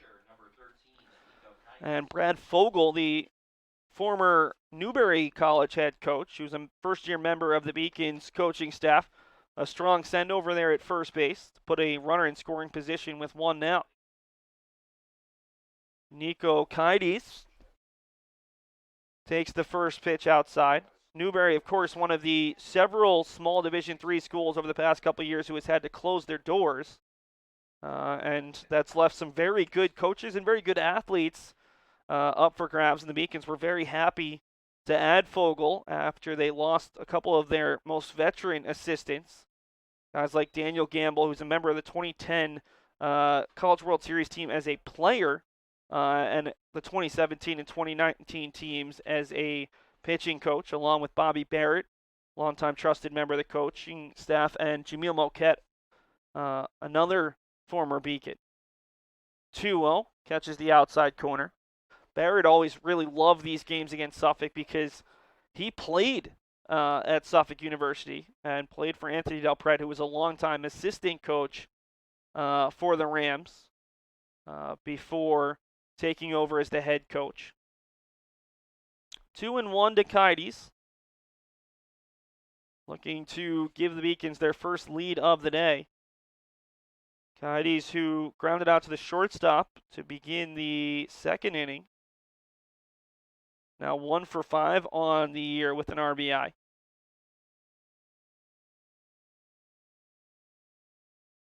Two-one offering. Kites hits it right back up the middle. Cutraro was waiting on it. They're going to send him either way. The throw from the center fielder is offline, cut off by the first baseman Cormier, and the Beacons lead it 3-2. Nico Kites comes through with a one-out RBI single, and the Beacons go from trailing 2-0 to leading 3-2. Really aggressive base running in the inning. Cutraro taking second on a ball that typically you see a ball lined up the middle you wouldn't think to, and then even though Cutraro had to wait for that ball because it was on a line over his head, still able to score there. A strong send from Fred DeFrance, and right now we're going to see Amini at the mound, and if we can, we'll take a look. I don't know if we have both the double and the RBI hit, but let's take a look at some replays for the Beacons here in the inning as they have taken their first lead of this contest and their first lead in the first 9 innings of a contest. Really didn't lead Stevens until the death knell of that game. So first the double from Cutraro, and the hit's fine, but it's really the base running. Cutraro goes hard off the bat, and you're going to see it. The center fielder throws, but Cutraro was going hard the entire way, easily in there. And then if we can quickly get the RBI hit from Kites, as Curtis Tyrone still waiting to step in.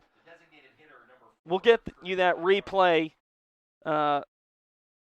after this first pitch to Tyrone, who doubled over the head of Aresti on a wind-aided double back in the second inning and score. Let's take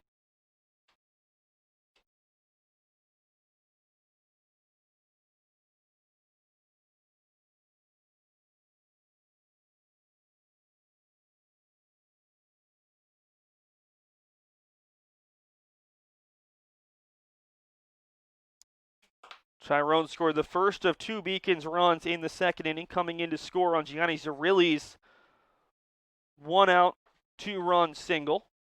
Former Suffolk man looking for another hit as he knifes that one out to left. Coming in on it is Aresti and making the play. And well off of first base was Kites, but able to get back in time as Gilbride couldn't get the ball out of his glove. Let's go back and look at that RBI single from Kites. And Cutraro froze on the rope, but just aggressively going hard the entire way, able to score. As you see, Cutraro, when this ball is hit, he stops, and then able to take off, and the center fielder has his throw cut off by Cormier, and the Beacons easily scoring the run. Here's another look on the strong swing. Kites hits it right back up the middle. Cutraro was waiting on it. They're going to send him either way. The throw from the center fielder is offline, cut off by the first. We'll now see Noah Motter stepping up to the plate. Motter still looking for that first collegiate hit, but he did walk and score back in the second inning. His second run of the season already. He scored the game winner against Stevens after walking against the Ducks. Motter takes a strike, throw down to first, and Kites is in there safely.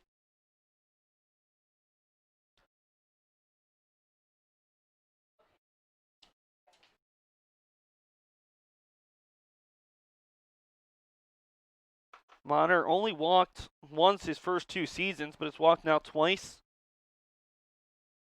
in 2 games.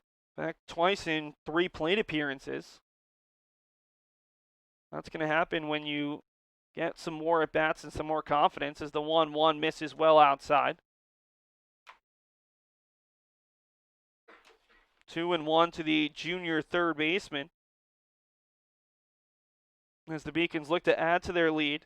In the first inning, the Beacons left a runner on third. In the second inning, they scored twice, had the bases loaded, and hit into an inning-ending line-out double play. And now already a run in with a runner at first base and 2 down.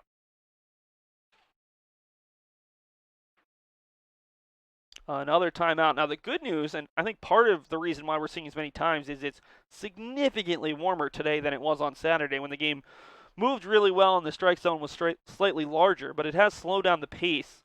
Already an hour and almost 15 minutes in, and we're only in the bottom of the third.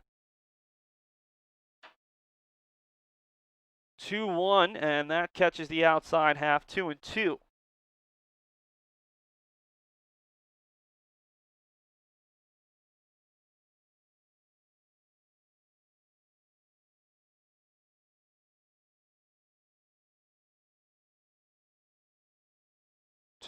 Two outs. The runner at first is Kides, who drove in Nick Catraro with a 1-out RBI single.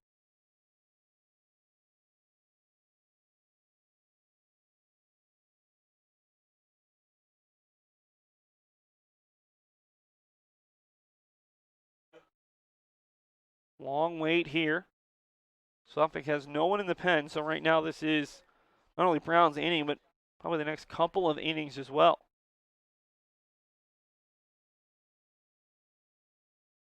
Long wait, and I'll throw over to first. Now, Kides is not your typical catcher, a former football player, guy who does run decently well, but we're paying a lot of attention to a player who stole 4 bases in 5 attempts in 41 games last season. And the Beacons are equally guilty. They have spent a lot of time throwing over to first base. Kides takes off, and Motter swings and misses. Catcher Shamnosky has to throw down to first, and the Beacons are retired on the 2-3 put out. That will do it for the Beacons as they score 1 run to take a 3-2 lead. Something I discovered in myself is that if I have a goal, then I can accomplish it. It's a well-rounded experience. At a Division III school, you primarily a student athlete, so the school is really shaped around you developing yourself as a complete individual. It helps a lot that you have a family with your team that can guide you.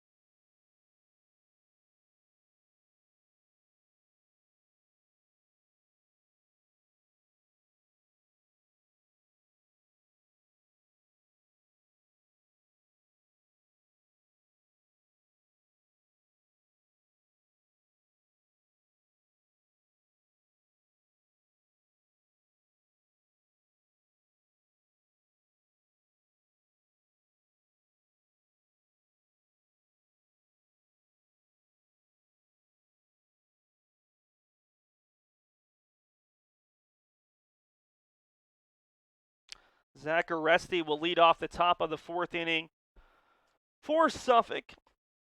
Aresti singled down the right field line and scored in the 2nd inning. Scored on a RBI ground out from Nick San Antonio. Aresti's had a busy day out in left field. Seen a couple balls go over his head and made a nice catch in that last half inning. Cue shot down the third base line. Motter picks, throws, and a clean throw to get Aresti for the first out of the inning. Ground balls over the Beacons' first 2 games have been a little bit problematic as they replace the entire left side of the infield.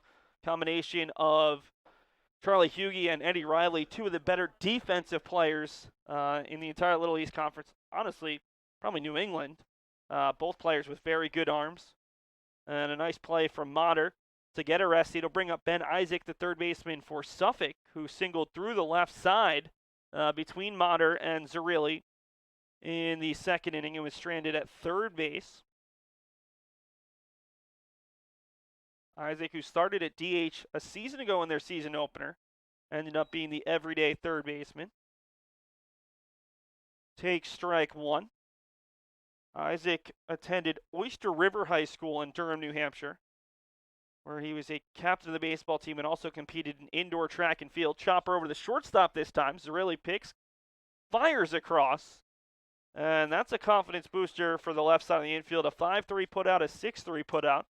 And it brings up Steven Shamnosky, who put down a sacrifice bunt in the second inning to move Aresti and Isaac up to second and third and allowed San Antonio to score a run without a hit. Shamnosky, as I mentioned, split time last year with Shane Lake. They graduated the third catcher and brought in a freshman, one of just their 7 new faces. Motter a second chance of the inning. And that's the quick inning that Gottesman wanted. 1, 2, 3 on maybe 5 pitches. Head to the bottom of the fourth. We'll see if the Beacons can extend this lead as it is 3-2 through 3.5. The University of Massachusetts Boston, with its scenic oceanfront campus, easily accessible to downtown Boston, is recognized as a model of excellence for urban public universities. 16 NCAA Division III sports are part of the more than 100 student organizations that create an engaging campus life in America's biggest and best college town. UMass Boston, Boston's urban public research university for the 21st century.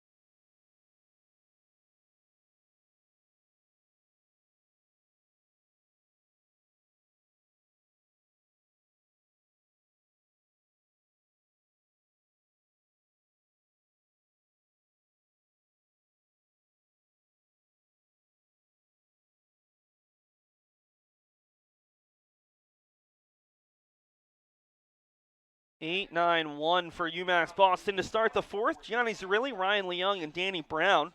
They were part of a second inning rally that saw the Beacons score 2 runs. Zarilli first pitch swinging out to shallow center. Coming in is Logan Heckman, and what a play!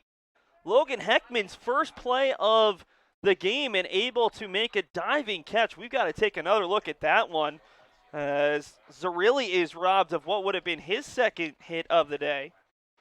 And that's the best defensive play we've seen today. And already we've seen Suffolk come up with a great double play to end the second, a nice line out to start the third, and now a great line, a fly out to start the fourth as they've robbed the Beacons of a couple hits. UMass Boston has 6 hits through the first 3 1/3 innings, but easily could be 7, maybe even more. Hit the ball hard against Brown. So let's take a look right now at the diving effort from Logan Heckman, who's only out there because Hopkins transferred to Babson. You see coming in, and this last step diving, and that's a really nice catch. Ryan Leung just fouled down the third base line. Leung singled through the left side on a perfect hit and run back in the second inning to move Zarilli over to third base with 1 out. Beacons loaded it up. before Steve Brookwell hit into a 4-6 double play on an absolute rocket of a line drive. The 1-2 effort, Leong hits it over to the shortstop Gilbride with time, throws across, and able to hold the bag is Cormier. You can see why he's an all-defensive GNAC player, able to hold that, and he saved a couple of potential throwaways. Brings up Danny Brown, who's yet to put the ball in play. He struck out swinging to lead off the bottom of the first, and then was hit by a pitch trying to bunt back in the second inning to load up the bases. Brown takes the first pitch breaking ball. 0-1 for the Hudson, New Hampshire native, who's used to being the center fielder who makes great plays out there in the expansive outfield at Monin Park. Swings and misses at a breaking ball low, 0-2.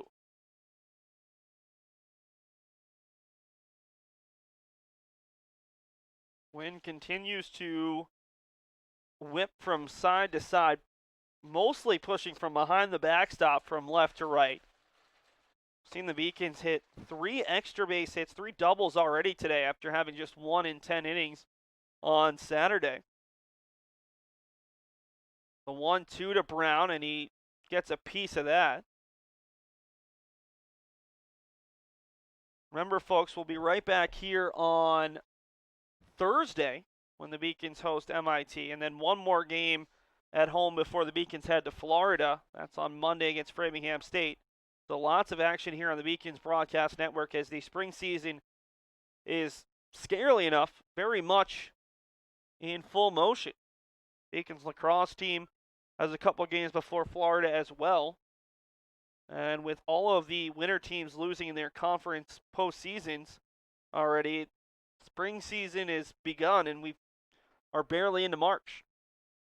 The 1-2 nearly catches Brown for a second time. He's saying it did. And let's take a look at a replay. I'm not sure if we'll be able to see it any better, but Brown was convinced it caught his jersey. His count is now 2-2. And that bounces up there 3-2.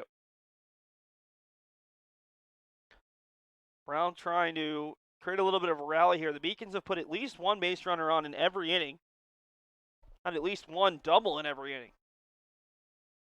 3-2 offering with 2 outs to Danny Brown, and he extends the count just a bit more. The Suffolk team 23-18-1 last year. They had made it to 5 straight NCAA tournaments, but they lost in the second and third games of the GNAC tournament as the hosts. 3-2, that one's in behind Brown, and didn't need to catch him. Let's take a look at that the 1-2 pitch and see if it hit him. I don't think it did. We can take a look at it one more time slower.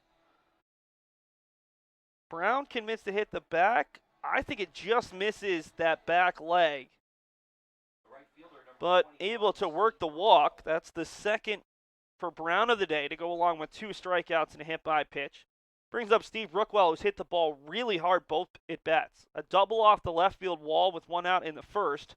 And that line drive 4-6 double play to end the second on a ball that was hit extremely well off the bat of the former Villanova man.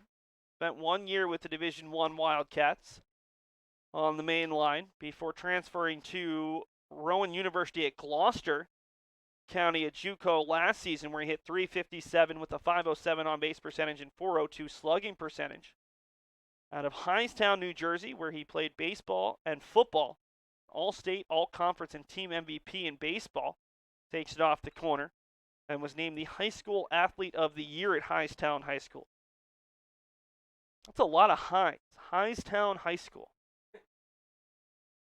2-0 to Brookwell with the runner at first base. Brown has tremendous speed. Anything to a gap could score him. 2-0, misses the throw down to first, and Brown is back in time.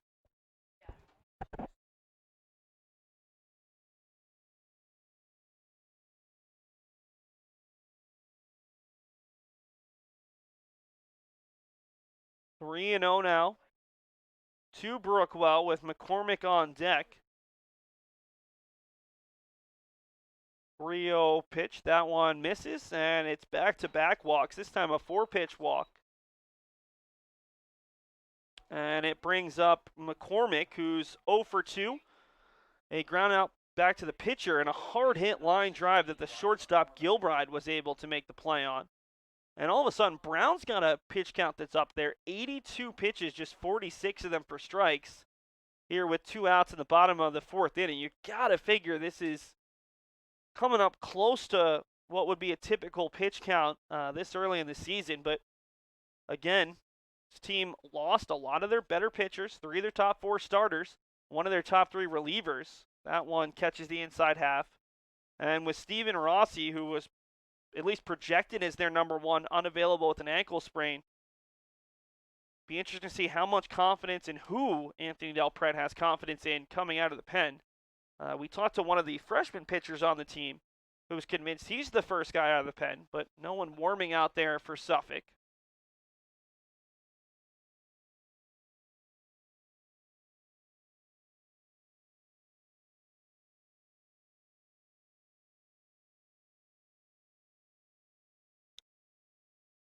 Believe it's Caleb Pivnicki who is the pitcher, the freshman who would be coming out of the pen. They only have 4 freshmen, 7 total new faces on the team. As the 0-1 bounces up there. Nice job by Shamnowski. If it is Pivnicki, he's had an interesting day as he sprained his ankle on the way to the van, but got his ankle taped and said, hey, coach, I'm ready to go. So we'll see if the freshman does make his collegiate debut and whether he's the first one out of the pen or comes out of the pen at all. Right now, no one is warming up yet, although it looks like a catcher just got his gear on. And there's someone just beginning to throw. Caught off second base is Brown. He's in the middle of a pickle. Brown is going to, well, not tagged yet. Here comes the third baseman, Isaac, over to the second baseman, and the tag is applied. So Brown gets caught up in the pickle, and the Beacons run themselves out of the inning. That's going to go down as a 1-6-5-4 caught stealing. Actually, a pickoff. And that will do it for the Beacons. McCormick will start the bottom of the 5th as the Beacons lead it 3-2 through 4 innings. The 5-campus UMass system is the university that educates the workforce of Massachusetts. We recognize that we are truly here for a reason, and that recognition inspires us and drives us every single day.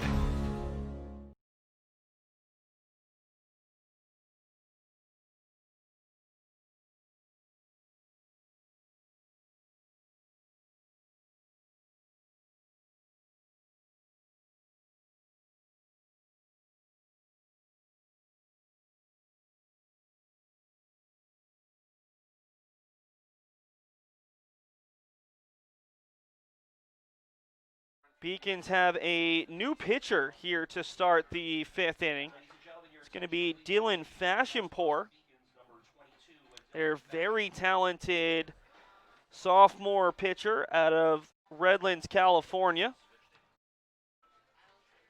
Fashionpour, as a freshman, appeared in 16 games, made 11 starts, which was second most on the team. Time for the team lead with 8 victories, 8-2 overall, a 2.78 ERA, which was 3rd on the roster. 64 and 2/3 innings, also 3rd on the team.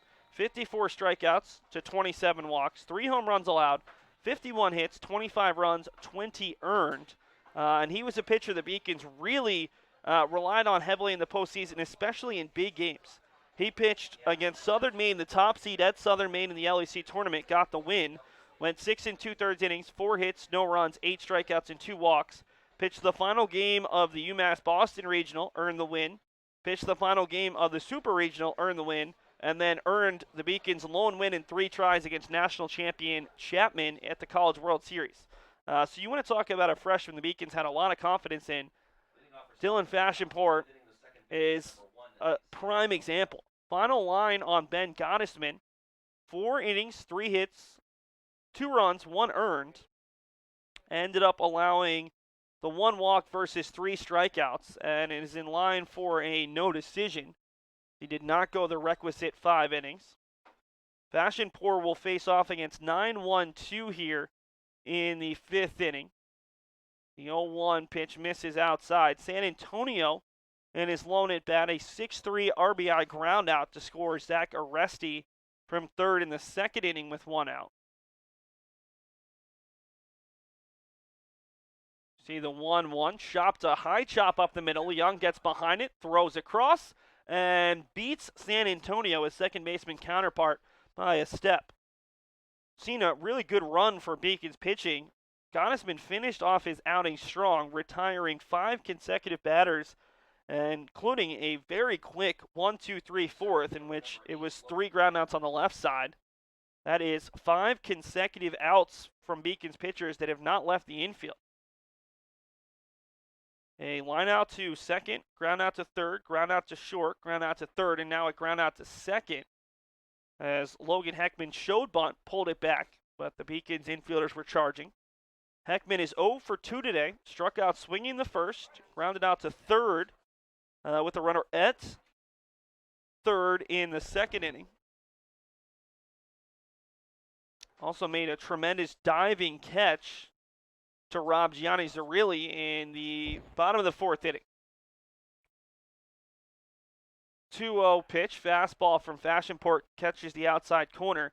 We don't expect to see a lot of Fashionpour today. Certainly a guy the Beacons could turn to again on Thursday or even on Monday against Framingham State. So maybe just would typically be his day to work a bullpen session. They're going to get him an inning, maybe even 2, as right now the Beacons do have a pitcher who looks like he's about to warm. For Suffolk, the guy that was warming in the pen was Michael Muscarella, sophomore out of Melrose, who was very good a year ago. Fashionpour gives up a walk on 5 pitches, and Heckman is aboard for the first time today. Second walk by Beacon's pitchers. Anthony Del Pret will give the signs to Tim Brigham, and honestly, you're not taking the bat out of Brigham's hands. He had .390 last year at the team high 45 RBI. So the question is what you're doing with Heckman over there at first base and whether or not you elect to put him in motion. Hate to have him be possibly thrown out here with your best hitter at the plate. First pitch bounces up there 1-0. For Heckman, last season went 5 for 5 on the base pass, so decent base runner. 1-0 coming to Brigham, and he chops that one foul. Got it off the end of the bat. And he runs all the way down the line, just in case. Brigham has struck out swinging and flew out to right on that great catch by Steve Brookwell, where the wind kept blowing it, and he ended up catching it just at the end of his glove and held on. Kind of a look what I found play. 1-1 now to Brigham, who's in the DH spot here in the season opener after playing left field most of last year. Former Endicott man in his 5th year of collegiate baseball. Taking off for second is Heckman on the outside corner. Kides will throw it down, and able to hang on to the bag is Heckman. So another stolen base. Seeing both Stevens and Suffolk be very aggressive in running against these Beacons battery. And it's 2-1. That pitch looked awfully good. I think that's one of the reasons why Kides kind of held on to the corner a little bit. But they are going to call it a ball, 2-1. It looks like that breaking ball misses further outside. It might be Alessio Presamarita who has begun to warm for the Beacons. He and Amalfi are 2 of the more touted newcomers on this Beacons pitching staff. It's a very large freshman class of 15. Definitely a single-digit pitcher. Here's the 3-1, and Fashionpour misses wide again. Back-to-back walks. Fashionpour was second on the team last year with 27 walks. California native, though, has struggled. Back-to-back walks to the leadoff and 2-0 hitter bring up Rich Gilbride, who is yet to be retired. doubled off the wall with 2 outs in the first inning against Gottesman, and then walked and stole second and third. Also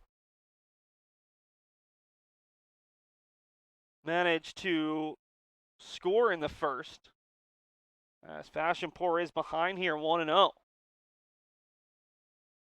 Now, we saw Dylan pitch in some really cold weather last year, especially early in the year, but you do have to wonder how well he's feeling the ball right now. Being from California, is the Beacons throw behind and not able to be fooled. It was Heckman. Can't really blame being from California here as a sophomore, but I don't think it matters where you're from when the wind is whipping as hard as it is. Granted, a lot warmer than it was the other day, but still not ideal baseball conditions. Here's the 1-0, and that catches the outside corner of fastball. Right now in North Dorchester, which even these temperatures are probably a little bit off from what it actually feels like in Monon Park right off the water. It is 53, feels like 48.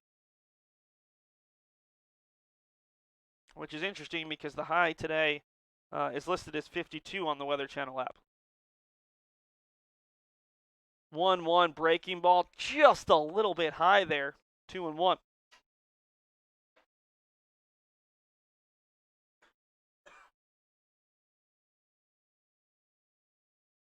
Heckman at second. He walked and stole second. Brigham is at first after working a walk. 2-1 here as Fashionpour looks to keep this game in a 3-2.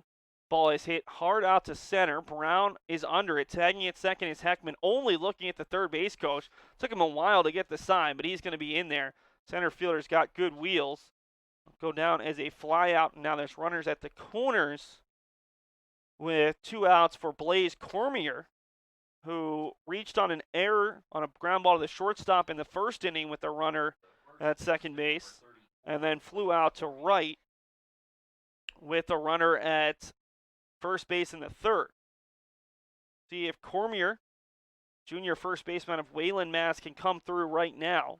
Finished second on the team last year with 30 RBI, but has not picked up a hit yet today with a runner on. Heckman at third, Brigham at first.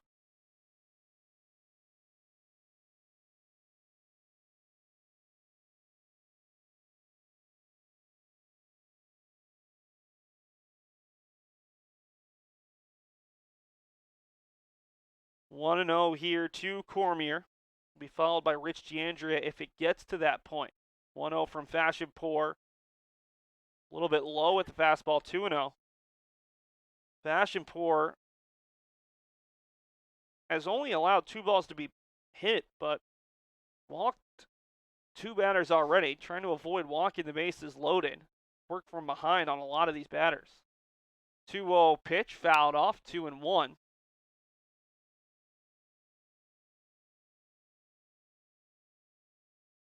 Does appear to be Alessio Presamarita, who's one of the higher touted Beacons freshman pitchers, warming. Saw Alex Amalfi warming up earlier. The Beacons went with 2 pitchers against Stevens the other day. Likely to see a few more than that here in game number 2 against Suffolk as the throw over. Not a great pickoff move from Fashionpour. 2-1 to Cormier. Suffolk scored 1 in the first, 1 in the second. The Beacons answered with 2 in the bottom of the second and a single run in the third to take this 3-2 lead. 2-1 offering, breaking ball just a bit inside. Another frame job from Kites, but nothing doing. 3-1. We'll see if Fashionpour comes with something that Cormier is going to want.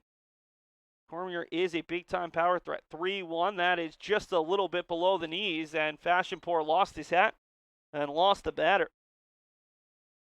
Bases are full of Rams for Rich Giandria. Right fielder number 7, Rich Giandria. Fashionpour, 21 pitches, 6 for strikes. And I don't think this is any kind of indication of what to expect for Dylan going forward, but this has certainly been a frustrating outing thus far as Fred DeFrance comes out and talks to his entire infield right now as they try to get out of this jam.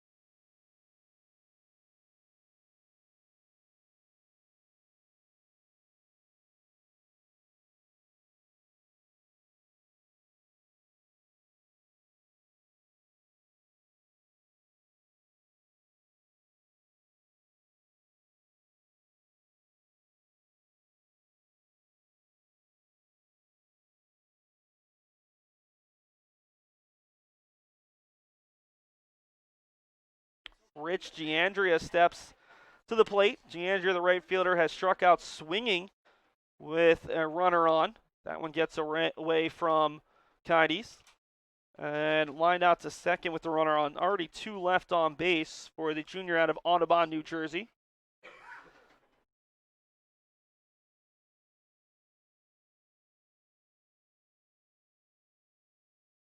One and 0 to the right fielder, takes a big hack and swings through the fastball. 1-1. I don't know if you can hear it, but got the top vent on our press box open right now, and the wind is absolutely whipping our poor camera operator up atop the press box. Katie Flagg, the starting goalie on the women's hockey team, probably getting battered up there. So the 1-1 is fouled off 1-2, but that is the beauty of a job on a college campus. Happy to do whatever can get you paid. Also, Flagg is not only a tremendous goalie, the New England Hockey Conference goalie of the year this season for the Beacons team, but a tremendous worker as well. 1-2, 2 outs. The base is full of Rams, and that is strike 3 looking. A beautiful breaking ball. We'll bring you a look at that one when we come back. Fashionpour walks the bases loaded, but gets out of it on his own. We head to the bottom of the 5th. UMass Boston will bring up Ryan McCormick as the Beacons look to add to their lead. I'm the first undergraduate alumnus to lead this university. I'm very proud of that. I was literally able to transform my life because of the University of Massachusetts, and I want that for every single student that walks through the door.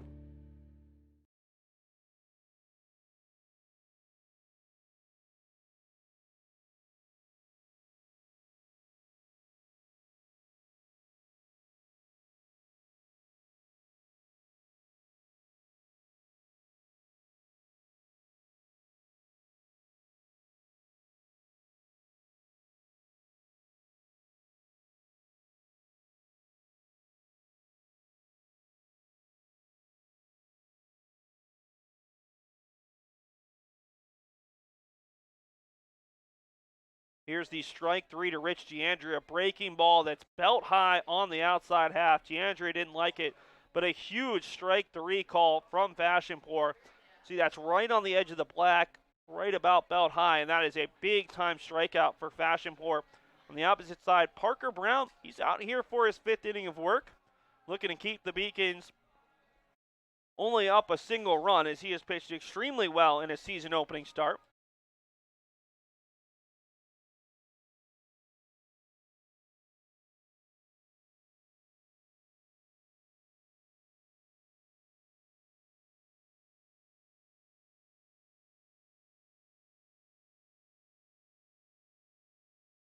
Ryan McCormick, who was up at the plate to end the bottom of the 4th.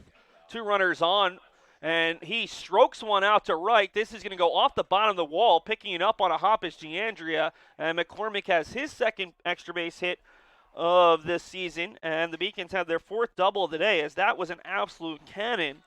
And you never want to think what if, but the Beacons had 2 runners on with 2 outs. 2 of their faster runners in Brown and Brookwell when Brown was caught napping off second base to end the inning. That, if you started thinking about what if, the Beacons could have had 2 runs there, but Beacons hope to just get at least 1 run here as Nick Catraro, who has struck out looking to end the 1st and doubled up the middle and scored in the 3rd on a Nico Kides single, steps up. First pitch catches Catraro on the hip there. Ball that came very far inside.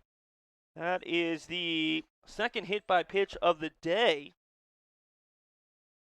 And it is first and second now with no outs.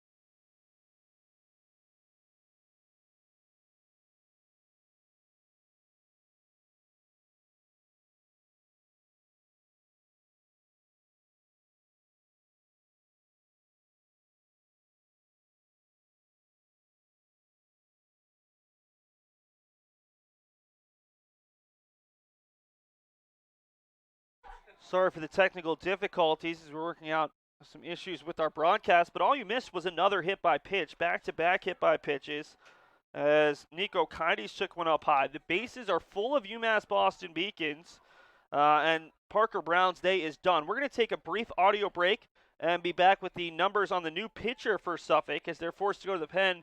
No outs and the bases full of Beacons here in the bottom of the fifth.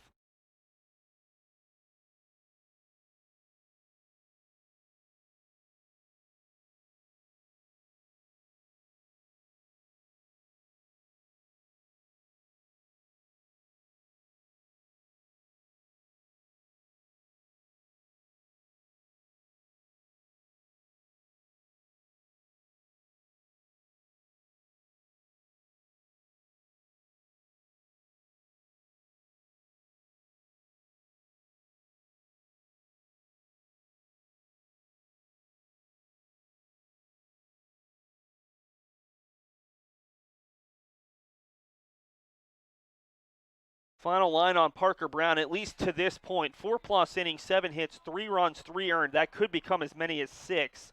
3 walks, 3 hit by pitches, and 2 strikeouts for Brown. The new pitcher is one of their best relievers from a year ago, Michael Muscarella, the sophomore, 5'10", 150 out of Melrose, Mass., attended Melrose High School, and he was really good as a freshman. 9 appearances, 1 start, 0-1. With 2 saves, tied for the team lead, a team best 0.90 ERA, 7th most innings with 20 on the year, 14 hits, 5 runs, 2 earned, 13 strikeouts to 3 walks, won at least 1 inning in 7 of his 9 appearances, and in 4 appearances went over an inning. Only allowed a run in 3 appearances.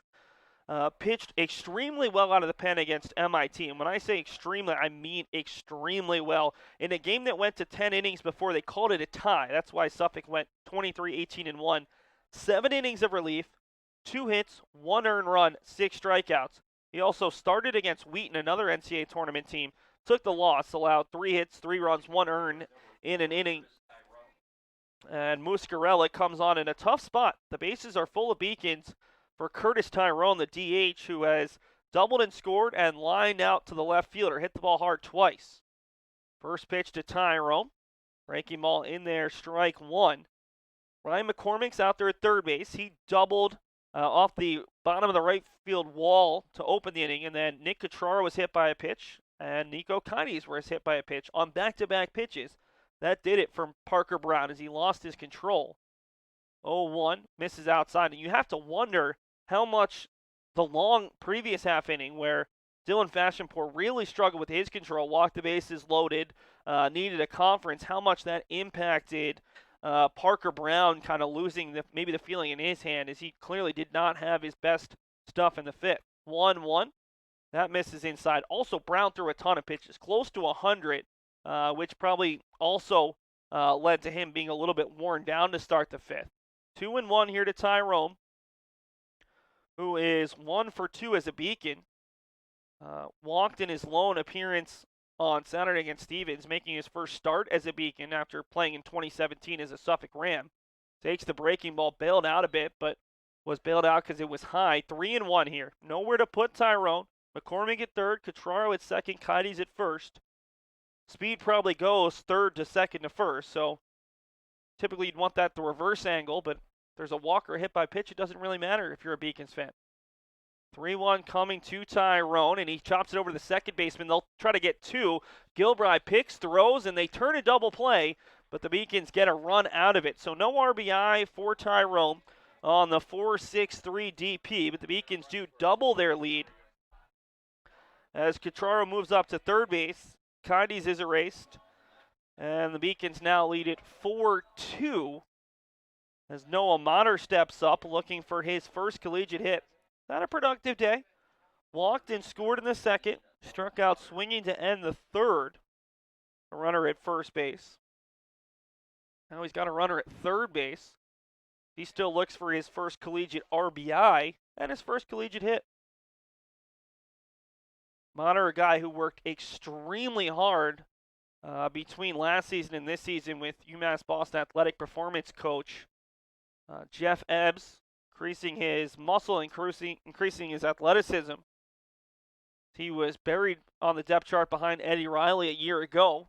Riley, an all-region caliber third baseman, but with a big hole at third base. He and Thomas Q and even Tyrone have battled there, earning his first collegiate start, looking for that first hit, which would be a big one right now with the runner at third and 2 down. Motter takes the fastball on the outside half. 1-2. This is a situation where you're never going to be upset to get a run, but with the bases loaded and no outs, you really would love to get 2 at minimum.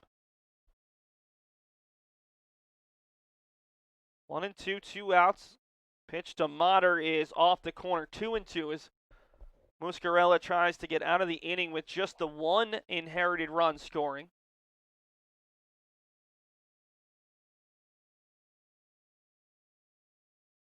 Motter to be followed by Gianni Zarilli. 2-2 pitch. Motter takes the breaking ball just a little high, maybe off the corner. 3-2. Catraro's over there at third base. He was hit by a pitch. Already scored once today. Muscarella looking in. He inherited a bases loaded, no outs jam from Parker Brown, trying to keep the Beacons to 1. 3-2 offering, and Motter will foul it off. Do it again.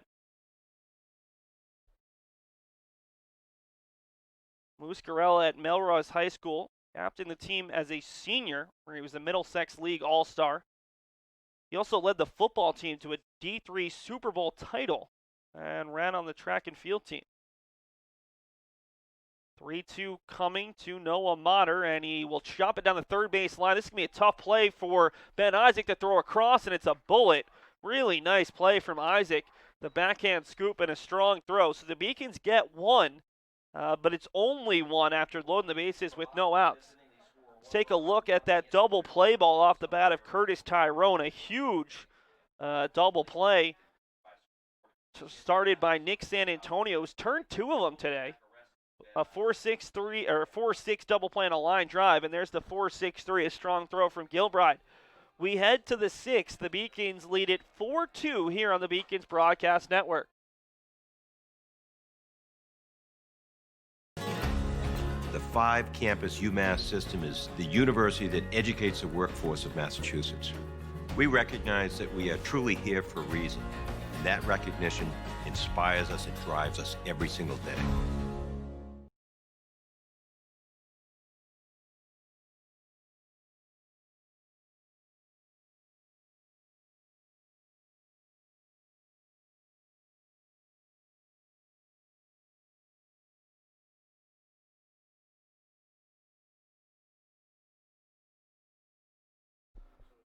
Taking a look ahead for UMass Boston on Thursday, they take on an NCAA tournament team in MIT at 3 p.m. Then on Monday, they face former Beacons catching coach and hitting coach Sean Callahan at 3 p.m. before they head to Florida. They'll start their Florida trip on Thursday, next Thursday, against Penn State Abington, an NCAA tournament team. The Beacons will play quite a few of them while they're down in Florida. UMass Boston will take on Penn State Abington in their opener. The next day, they'll play Wheaton College, a team that they faced off against in the UMass Boston Regional Final. Then they'll take a trip through the New Jersey Athletic Conference, one of the best conferences in the country. They'll play Ramapo, followed by an NCAA tournament team in TCNJ.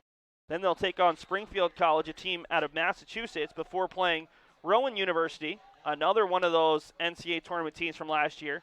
Former associate head coach Kevin Kelly, who's also in the NJAC at Rutgers Newark, and then close out their Florida trip with a visit or a game against Worcester State University, a team that won the MASCAC last season. The new pitcher, his name doesn't fit on the pitching graphic. It's Alessio Presamarita, the freshman, highly touted out of East Hartford, Connecticut, attended Connecticut IB Academy, 5'11", 190. And he's a name, along with Alex Amalfi, that a lot of the coaches and players have raved about. There's a really nice breaking ball for strike one on Zach Aresti, the 6-hole hitter and left fielder, who singled down the right field line and scored in the second, and then grounded out to third as part of a 1-2-3, top of the fourth inning. 0-1 bounces up there. Got to imagine there's some nerves right now for Presamarita in his collegiate debut, plus it's a close game. Speaking of that fourth inning when Aresti grounded out to third, that's the only 1-2-3 inning we've seen in this game, is the 1-1. It's ripped fair, just barely fair, and this should be extra bases for Zach Aresti. He's 2 for 3, and the Rams have a leadoff base runner for the first time since the second inning, and just the second time today. Also just their second extra base hit. Bring up Steven Shamnosky. Actually, no, Ben Isaac. Isaac singled through the left side in the second and then grounded out to short. So both times the ball has been hit over in that hole between the third baseman and shortstop. And he takes that one inside 1-0. Isaac made a great defensive play, the runner at third, to end the bottom half of the fifth inning. Last season he went 1 for 3 against UMass Boston in that 14-4 loss. 1-0 becomes 2-0 as it just misses low and inside. Beacons do not have anyone warming, I don't think. There's a couple players who are just beginning to move, but it just looks like it's some shorter tosses. No one up for Suffolk as well, as they just brought in Muscarella, who did a good job. Fastball on the outside half, 2-1. Presamarita working with a 2-run lead after the Beacons loaded the bases on a double and a pair of hit-by pitches, and then scored a run on a 4-6-3 double play. 2-1. In there with the breaking ball, 2-2.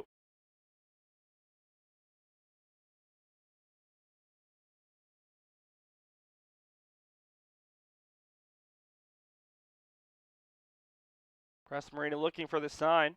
He's a 2-time All-Central Connecticut Conference selection as a junior and senior. Popped up on the right side, should be easily playable for McCormick, who camps underneath it and makes the play for out number 1.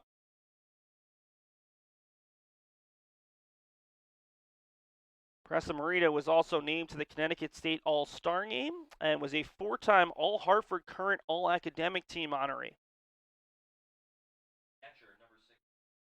Making his collegiate debut, first pitcher that we've seen out of this freshman class.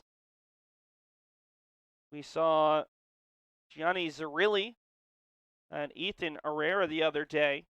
2 of the 5 new faces who saw action in Saturday's season opening win over Stevens.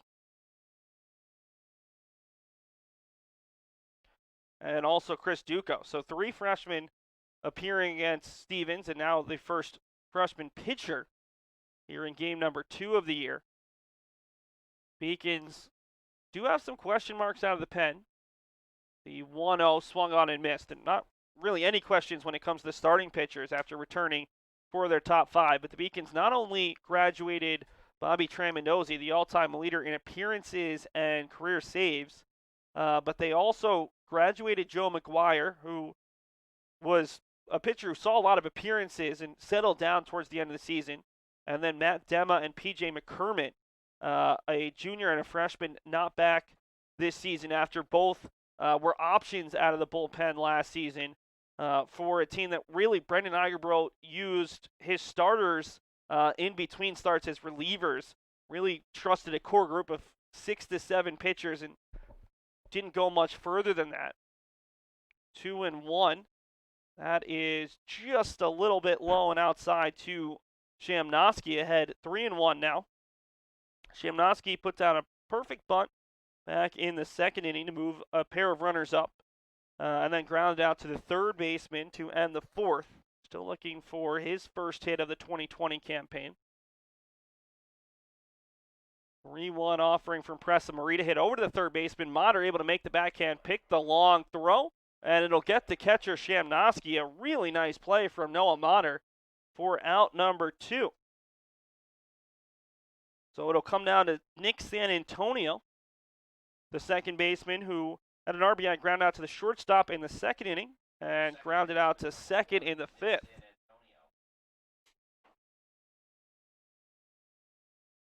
San Antonio versus Pressa Morita, probably the most letters you'll see in a batting matchup this season at Monin Park. Could be wrong. I mean, San Antonio, though, you include the character space in between the N and the A, you're getting even longer. In terms of a batter-pitcher matchup, as Pressa Morita misses outside 2-0, you're talking about San Antonio comes in today with 62 career at-bats versus Pressa Morita in his first collegiate game. So both guys trying to prove themselves. San Antonio, there's a starting spot at second base up for grabs after the graduation of senior second baseman Trevor Lee, an all-conference and all-defensive team member. 2-0 misses high and inside to the 9-hole hitter, with Logan Heckman due up next, the leadoff hitter and center fielder. Pressa Morita trying to avoid issuing a walk. Already the Beacons have walked 4 batters, although 3 of them came in the last inning when Dylan Fashionpour struggled with his control, walked the bases loaded before getting a big strike 3 looking, and Pressa Morita misses outside. So a leadoff double down the third base line, followed by a pop-up to first, a ground out to third, and now there are 2 on with 2 outs for Heckman. Heckman's 0 for 2 today, struck out swinging to open the game, grounded out to third to end the second inning with the runner at third base, and then walked, stole second, and was stranded at third as part of that long top of the 5th inning. Pressa Morita, long look in.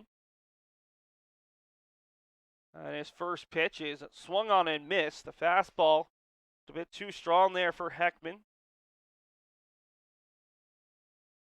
Out of Lee Davis High School in Mechanicsville, Virginia. This is an interesting Suffolk roster. Suffolk is a private school, so they do recruit from outside of the state a little bit more than some of the other smaller schools in Boston. Not that the Beacons follow that traditional pattern. UMass Boston has had players like Dylan Fashionpour from California, Noah Motter from Texas. Helps when you have a beautiful Fenway Park replica field, able to recruit a little bit more outside the city of Boston, as that is just a little bit low, 2-1. But Suffolk, a very good business school, and they have players not only from Massachusetts, but also a couple players from New Jersey, New York, Maine, and even as far away as Mechanicsville, Virginia. 2-1 coming to Heckman, who takes it on the outside half, 2-2. Pressa Morita was with a little bit of heat. You can hear the pop of Nico Kaidi's glove from up here. Trying to get out of a jam. Already Suffolk has left runners in 4 of the first 5 innings and 6 runners total. Preston Marina trying to add 2 more to that total. The 2-2 pitch is hit out to right. Brookwell coming in on it. It's a long run. He's going to take it on a hop, and that's going to allow 1 run to score. And it is 4-3. And I'm going to have to take a look at that, but it's the second time in 2 games we've seen a Beacons outfielder elect to pull up instead of trying to make a diving catch or even make a catch on the run, and allows Suffolk to score a run here as Heckman comes through with his first hit of the 2020 season. An RBI, and Aresti coming in to score from second. San Antonio moves all the way to third. And there's runners at the corners for Tim Brigham, and this is a great chance for Suffolk to come right back and tie or take the lead with Brigham. Excellent hitter a season ago. Today he is struck out swinging, flew out to right, and walked, and was stranded at second base in his last at bat. Brigham hits it hard off the middle. Brown on a long run into the deepest part of the park. Makes the running catch. What a play by Danny Brown. Made it look easy. First we'll take a look at the play previous, the RBI single from Heckman, but we're going to have to take another look at that running catch from Danny Brown that kept the Beacons in the lead.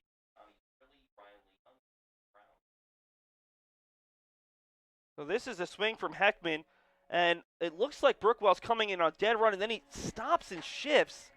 It's a really interesting decision. Hard to put the blame fully on Brookwell. That might be a coaching decision. That might be not completely sure of the wind, but that looked like a ball that he possibly could have made a catch on. We head to the bottom of the 6th. The Beacons lead 4-3, and Muscarella will come back out on the mound. The 5-campus UMass system is the university that educates the workforce of Massachusetts. We recognize that we are truly here for a reason, and that recognition inspires us and drives us every single day.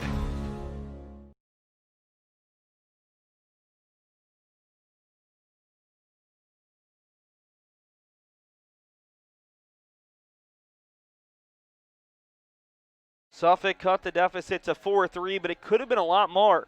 Tim Brigham hit this ball extremely hard, tailing away from Danny Brown. And you can just see Brown kind of runs a little bit like Andrew Jones back in the day, where he makes it look easy and able to make the over-the-shoulder catch. And if you can tell, I'm a little bit older than most of these student athletes. Andrew Jones was the smooth center fielder of my heyday. Been quite a while since the Rosemont Little League, as it'll be Gianni Zarilli, Ryan Leung, and Danny Brown for the Beacons. Zarilli has hit extremely well today, and honestly, throughout his first 2 collegiate games. An RBI single to left back in the 2nd inning that tied the game at 2, and then flew out. It was a great diving catch from Logan Heckman back in the 4th. The 1-0 misses outside 2-0. Muscarella, the sophomore who came on with the bases loaded in the 5th inning, got a 4.63 double play and a ground out to third. A 0.90 ERA a season ago, so not a guy the Beacons are going to be happy to see on the mound as he gets a swing and a miss from Zarilli there. Really the top bullpen arm for Suffolk, at least returner, considering that Brown, who started this game, is probably going to have to be a consistent starter, probably a GNAC starter for this team, along with Rossi when he comes back to full health. They did return a lot of younger pitchers. The question is how much confidence the team has in that group. Here's the 3-1 to Zarilli, takes it up high. And the Beacons have a leadoff base runner for the 2nd time today, 2nd time in as many innings.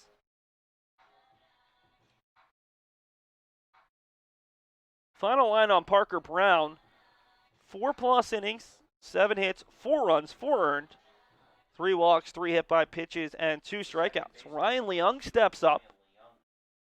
Leung singled through the left side, but was erased on a line out 4-6 double play to end the 2nd, and then grounded out to short in the fourth. Could be a bunt situation, but he's swinging hard. Gets away from the catcher, Shamnosky, throw down, and Gilbride applies the tag as the runners are really taking off late when he saw the ball get away. And another caught stealing. The Beacons have given up a lot of stolen bases, and they've run into a couple of caught stealings. That's already the third time in 4 steal attempts this year for UMass Boston. There's now 1 out with an 0-1 count for Lee Young, who I thought might have gotten a piece of it, but immediately Shamnosky, who couldn't make the catch, was running back to get it, and a strong throw to get Zarilli. 1-1 with 1 out to the Beacons 9-hole hitter. And there's another big swing as he swings through the high fastball. I would have thought this would be a situation where maybe the Beacons try to get the run right back and play small ball, but allowing Leung, the 9-hole hitter, to swing after he did not get a suicide squeeze bunt down the other day against Stevens. Ended up beating out an infield single to score Noah Mater for the game-winning walk-off hit. The Beacons in a second straight very close competitive game, although this time the Beacons have held the lead. UMass Boston trailed by as many as 3, 4-1 to Stevens on Saturday. A poor Ducks not only got walked off on by the Beacons, but it happened again against Endicott as the ball's hit over to Isaac, has plenty of time, scoops, throws, and the Beacons have 2 outs in the inning already. Stevens held several leads against Endicott yesterday up in Beverly before being walked off on a walk-off home run in the bottom of the 9th inning. Brings up Danny Brown, who struck out swinging in the first, was hit by a pitch in the second, walked, and was then picked off with 2 outs in the fourth. So he's been on base a couple times. Still looking to put the ball in play. First pitch to Danny. Thought it was going to catch him, but it's underneath the hands, 0-1. This is the 40th all-time meeting between these two Boston programs. Suffolk leads it 25-14. 0-1, Brown chops it into the turf. Should be an easy play for Cormier, and he'll take it himself. Beacons send 3 to the plate, and all 3 are retired. That's a first today for Suffolk pitching. We head to the 7th. It's a close game, 4-3 Beacons. The 5-campus UMass system is the university that educates the workforce of Massachusetts. We recognize that we are truly here for a reason, and that recognition inspires us and drives us every single day.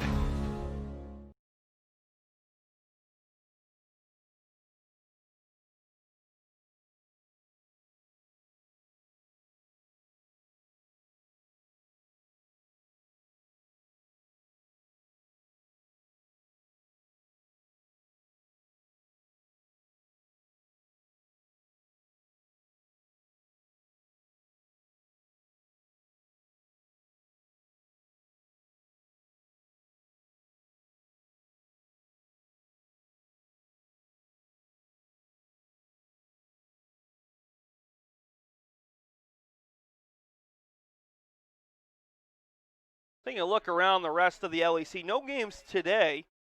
Castleton was down in Florida early in the spring. They beat Union in their final 13-3. On Saturday, UMass Dartmouth was up at the Northborough Complex. They had very little problems with Becker College, 8-2 in Game 1 of their doubleheader, 11-1 in Game 2.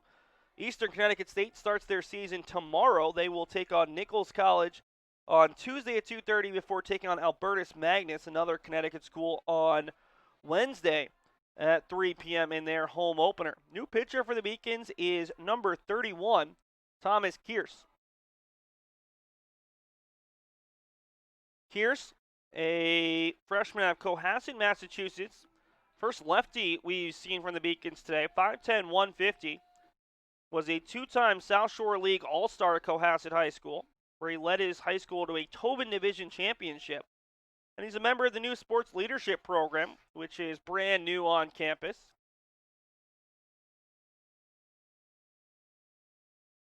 Kearse was very good during fall ball, and the Beacons hope that he can be a consistent guy out of the pen. Realistically, when you look at the Beacons in terms of their southpaws returners, saw Joey Rogers pitch extremely well the other day.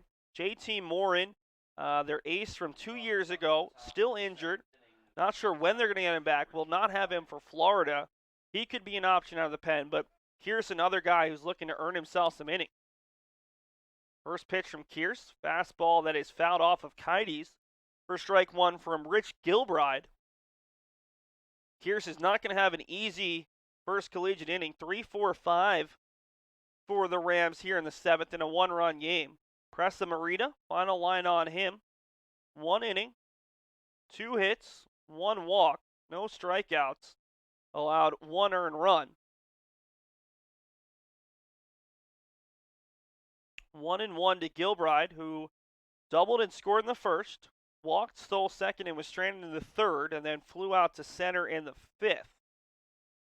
The 1-1 pitch from Kearse, chopped over to the shortstop Zarilli, takes it on 2 hops, runs forward, and a strong throw for out number 1 of the 7th inning.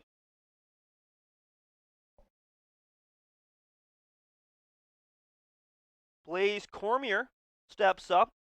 He reached on an error by the shortstop in the first, flew out to right in the third, and then walked to load the bases in the 5th inning. That was the first inning of Beacon's relievers. Beacons threw Ben Gottesman for 4 innings. He allowed 2 runs, 1 earned. Then it was Dylan Fashionpour for an inning, Alessio Pressa Marita for an inning, and now Thomas Kearse gets his first collegiate inning. And again, we're just going to come back to the Bobby Tramandozzi question. In years past, you knew who was coming on in the 8th or the 9th of a close game. We quite honestly don't know, as this is the 0-1. We've heard that Ben Gottesman could be a guy who closes on weekends. Mike Doherty could be a guy who closes on weekdays. Who knows? Doherty's another guy who might even be getting some starts this season. So it'll be interesting to see where Brendan Egerbrook goes, especially if this game stays at a 1-run game or even a tie game, as it's 2-1 now to Cormier, the cleanup hitter and first baseman.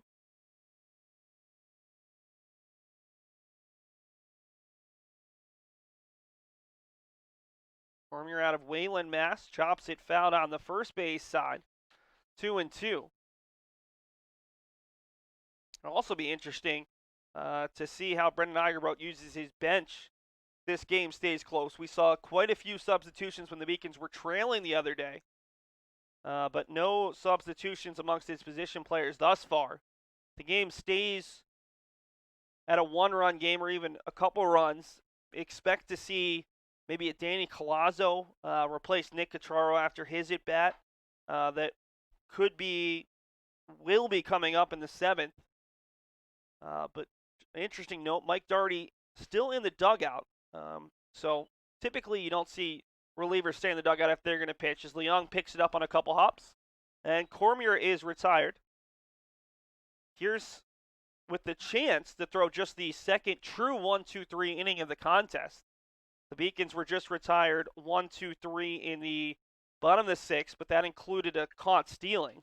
Right fielder number 7, Rich D'Andrea steps up. He's had a tough day. Struck out swinging, lined out to second, and struck out looking with the bases loaded in the 5th and 2 down. He was fooled by that pitch, but just misses inside 1-0.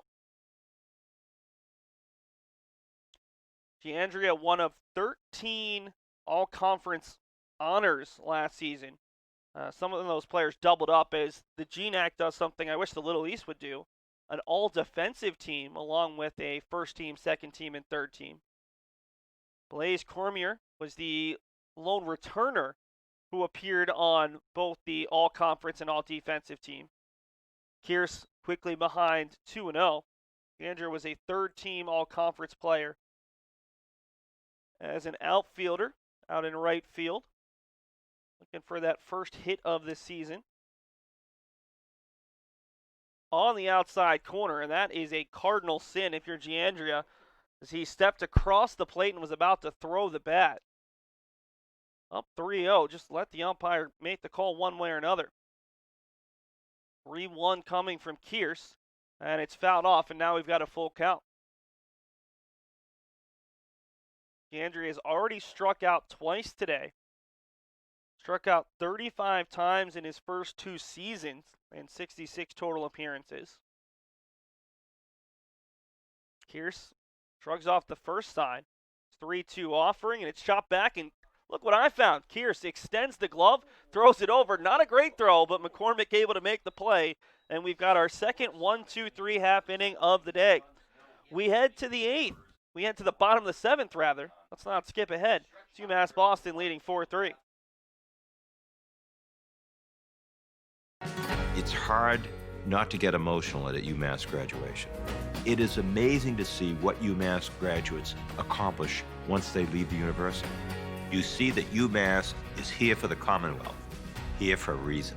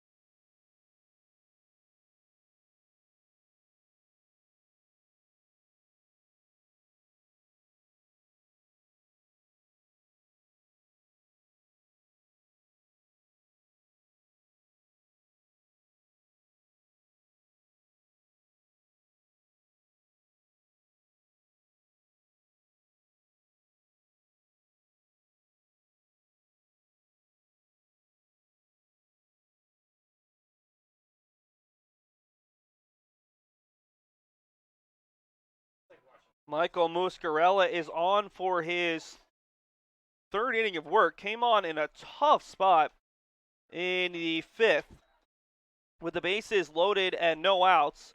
Allowed one inherited runner to score on a 4-6-3 double play. But since then has retired 3 of the 4 batters he's faced. A pair of groundouts to the third baseman, a ground out over to the first baseman, and then a caught stealing after a leadoff walk in the 6th. Steve Brookwell takes it up and in, 1-0.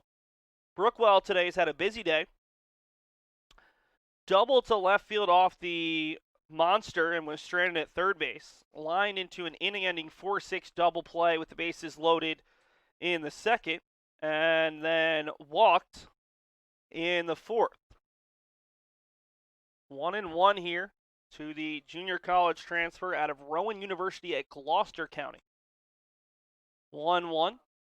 Just misses. Did he go? Yes. So 1-2. Rowan University at Gloucester County made it all the way to the NJCAA Division III National Championship last year before falling to one of their rivals. The 1-2 offering misses high. Muscarella doing exactly what Anthony Del Pret would want. Pitching quickly, keeping runners off the base paths after Brown struggled a bit with that, especially late in his outing. And keeping this deficit at just 1. Ball chopped down the third baseline, foul, and Fred DeFrance can't quite make the play. Going to go down as an error on the Beacon's third base coach, who's plenty busy between his third base coaching and his pitching staff duties.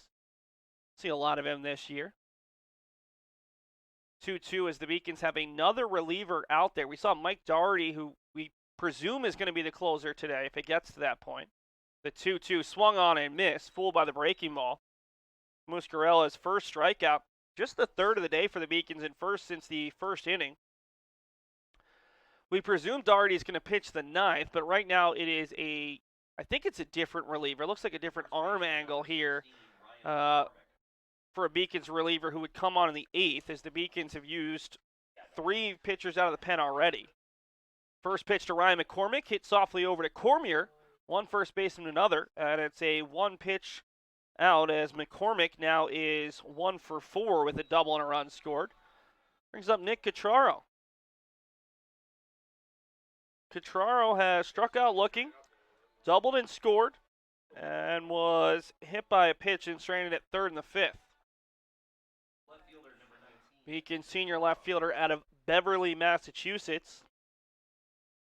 Going to be a player the Beacons really look to today in the cleanup spot. The other day hit 5th, as that is a bad check swing and he knows it.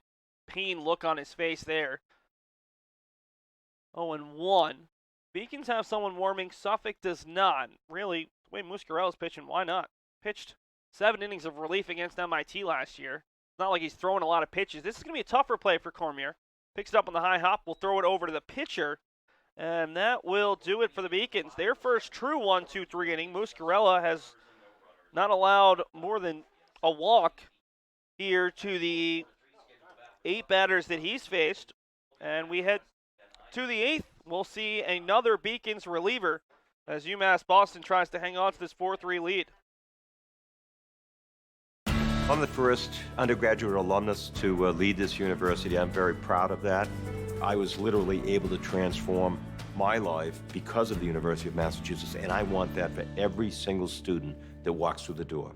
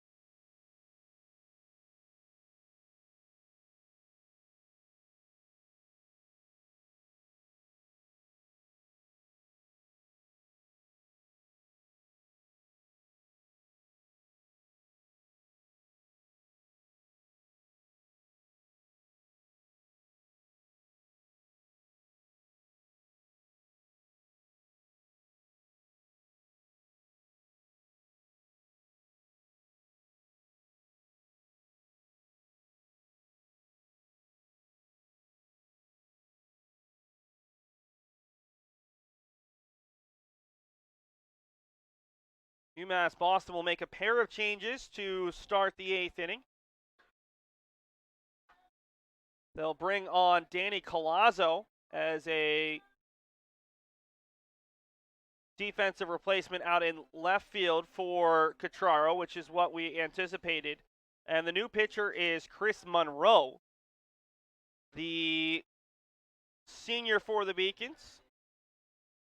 Monroe, 5'8", 205 out of Marshfield, Massachusetts, was really good for UMass Boston as a freshman.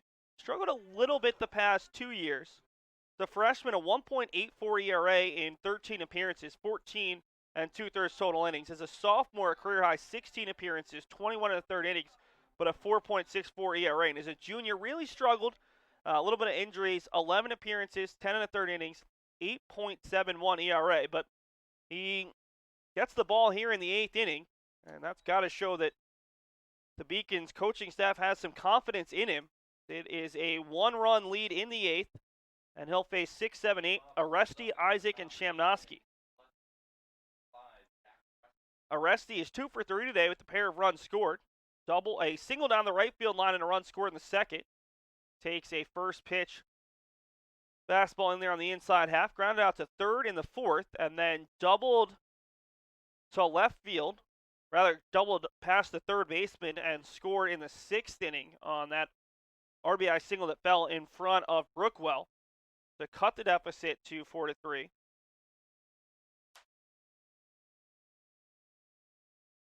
One and one here to Aresti, the left fielder and 5-hole hitter. Swings through that pitch, 1-2. Thomas Kearse, pretty easy line for his collegiate debut. 1 inning, no hits, no runs, no earned, no walks, no strikeouts. 1-2-3 frame for the freshman. Swung on and missed. Chris Monroe gets Aresti to go down fishing and unable to come up with it. Monroe's first strikeout. Just the 5th for Beacons pitching after they struck out 14 Ducks on Saturday. Brings up Ben Isaac. Singled through the left side and was traded at third in the 2nd. Grounded out to short in the 4th and popped up to the first baseman in the 6th inning. Monroe fires a fastball off the corner, 1-0, also a little bit high. Right now, Suffolk really wants to get at least one base runner in this inning. That catches the outside corner, 1-1. At 6, 7, 8 in the lineup, you don't really want to start the 9th inning with your 9-hole hitter, and you really want to make sure that you can get to your 3-hole hitter, maybe even cleanup hitter in the 9th inning. Monroe misses again, 2-1. As the shadows have begun to set in creeping up to the mound. 2-1 pitch is fouled off. Not that late at 5 o'clock, but with it being so early in the calendar year, sun's still setting a little bit earlier than it will towards the beginning of April, even the beginning of May.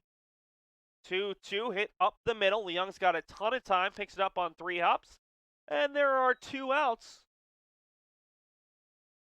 for Steven Shamnosky. So Monroe thus far doing what he's supposed to do. And it brings up Shamnosky, who's put down a sac bunt and grounded out to Noah Motter over at third base twice. The play in the 6th inning, his last at bat, was a really nice play by Motter. And it's interesting right now. You see Shamnosky, not a great hitter. 159 last year, a sub 200 hitter for his career. They've got 3 catchers on the roster, but apparently, whether due to injuries or confidence, Anthony Del Prete trusts Shamnosky in this spot more than a potential pinch hitter. That misses off the corner. Quickly 2-0 to Shamnosky with Nick Sanantonio due on deck. Beacons trying to earn yet another close victory.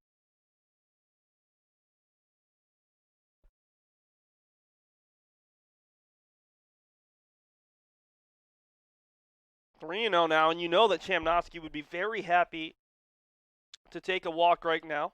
They try to turn the lineup over here in the 8th.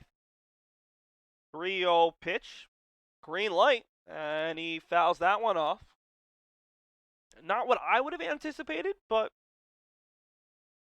while they play the games, also Anthony Del Prete maybe thinking, hey, if Monroe leaves something up, maybe we get an extra base hit, a home run, giving Shamnosky the benefit of the doubt for the junior out of Pittstown, Pennsylvania. It doesn't matter in the long run. Monroe misses inside. His first walk, the 6th on the day for the Beacons, and it'll bring up Nick Sanantonio. So at worst, Suffolk has guaranteed that they will see Rich Gilbride in the 9th inning, if not Blaze Cormier, with the chance to tie or take the lead. Here comes the first pitch, the 9-0 hitter Sanantonio on the inside half 0-1. Sanantonio didn't seem to love the call. Nick has grounded out to the shortstop to drive in a run in the 2nd. Grounded out to 2nd, walked, and was stranded at 3rd back in the 6th. 0-1, fouled in and out of the glove of Kites. 0-2. So Monroe looking to work around that 2-out walk.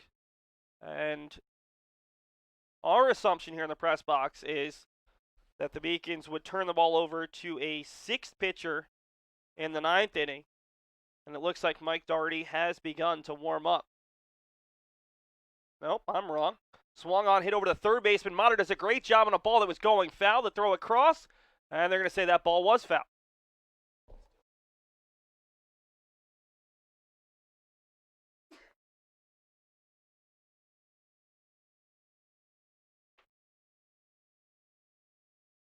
And I'm being told it's not Doherty, who is from the Cape. It's another guy from the Cape, Dylan Ryan, who's from my favorite town on the Cape, Sandwich, Mass. The freshman, 6'1", 165.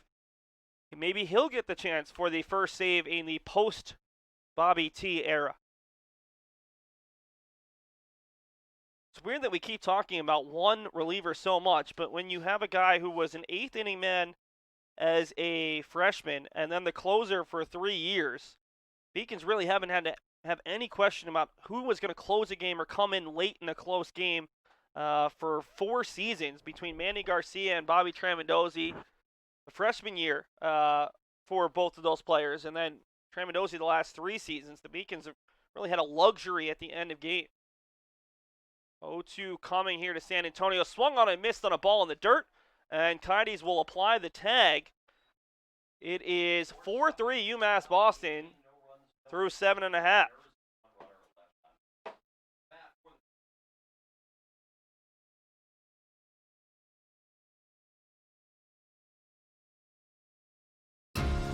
Moving from Turkey, it was a rough journey for me because when you don't really speak the language that well and when you don't really fit in the crowd. It's very easy to disappear, but I decided not to give up, so, and UMass helped me.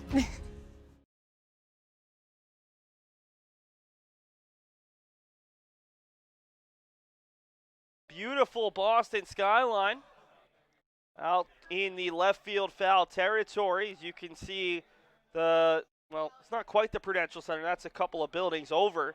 But you can see beautiful Dorchester, Massachusetts, and a little bit of downtown. Let's take a look around the rest of Beaconville. The lacrosse team will play at home here on Wednesday. Already 2-0 on the year. They host Boston rival Emmanuel College Wednesday at 4. Indoor track and field, the final meet before the national championship. That's on Saturday at Tufts.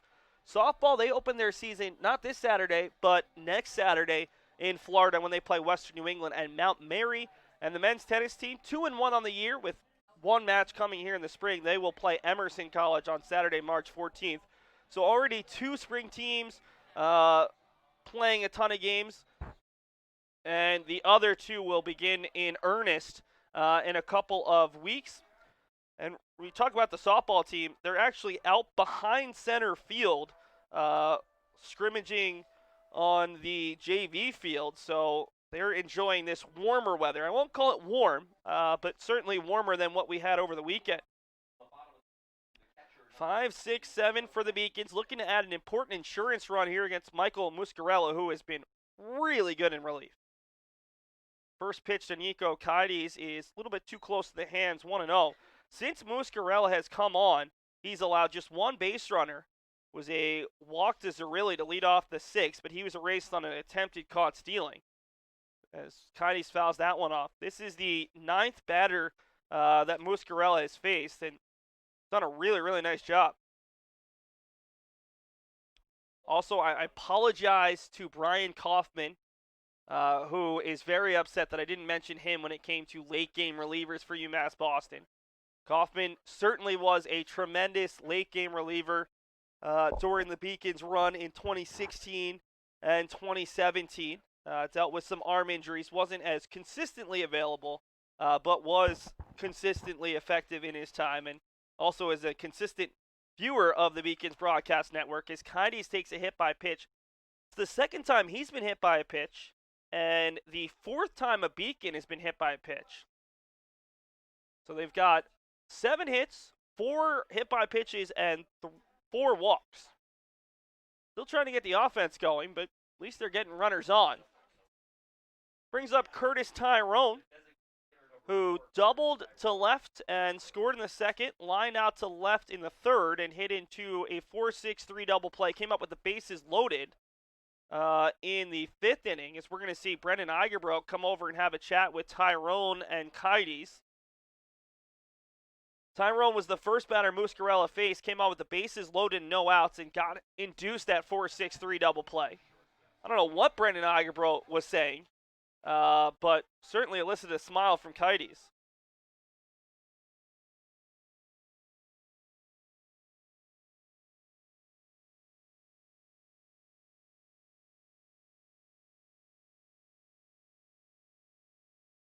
Tyrone, who played 1 season at Suffolk back in 2017.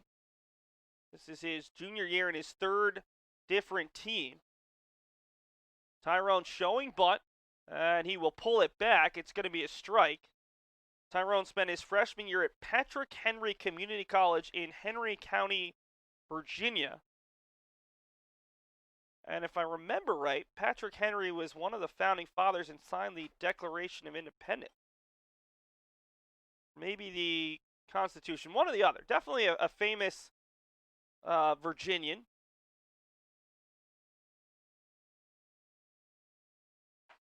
Yep. Give me liberty or give me death was his famous phrase. He was a founding father, served as the 1st and 6th post-colonial governor of Virginia.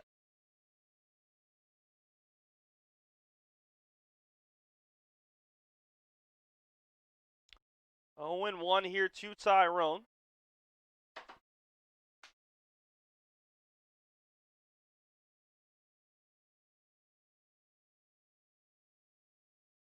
Way outside in the throw down to first. Kides is back in time. That was a pitch out.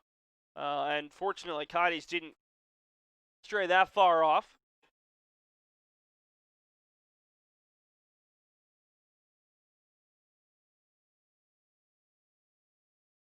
Big spot in this game as the Beacons look for an insurance run before the top of the 9th inning.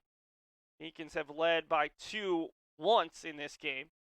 Tyrone goes down and golfs one over the third base side. Isaac a long run, and he's not going to make the play. That was a difficult one. Got caught up in the wind, and fortunate for the Beacons, Tyrone has a little bit more life.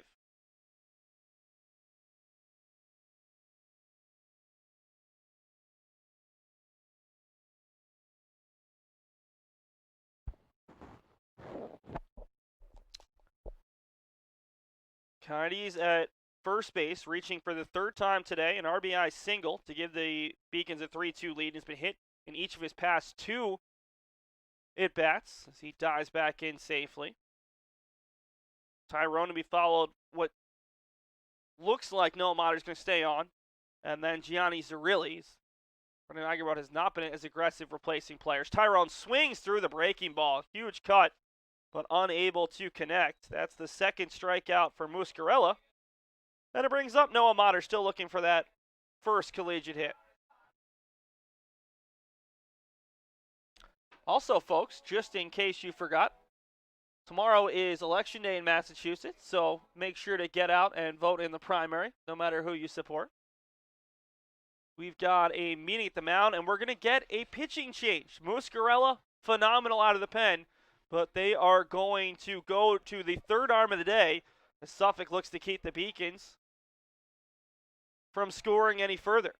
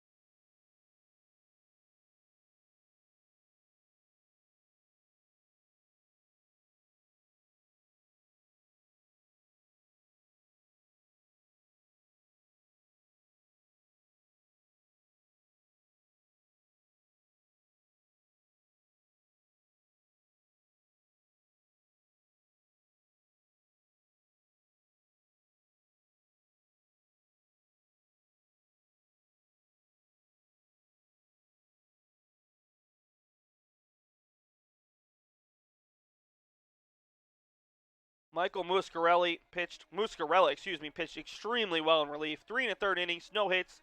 Thus far, no runs, no earned. He would be charged for Nico Kaides. 1 walk, 1 hit by pitch, 2 strikeouts. The new pitcher, it's a freshman, Caleb Pivnicki, the right-hander who stands at 5'11", 175 out of Alton, New Hampshire, attended Prospect Mountain High School, and he's had an interesting day. I got a chance to meet him before today's game.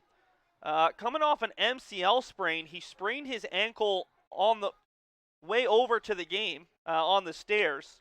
So he had to get his ankle taped, and he thought he was going to be the first guy out of the pen. Obviously not the first, but the second in a big spot.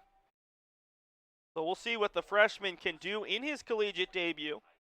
First freshman to appear today for Suffolk, who started all returners, and then Brown and Muscarella, a pair of veteran pitchers. Part of a very small freshman class, just 4, and one of 7 new players on the roster.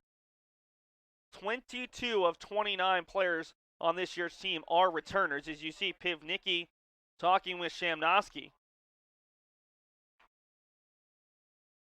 He'll face off against Mater, and then if it gets there, Zarilli inherits a runner at first base with 1 out. Noah Mater still looking for that first collegiate hit. Walked and scored in the second, struck out swinging to end the third, and grounded out to third to end the fifth. First pitch from Pivnicki. Fastball misses outside.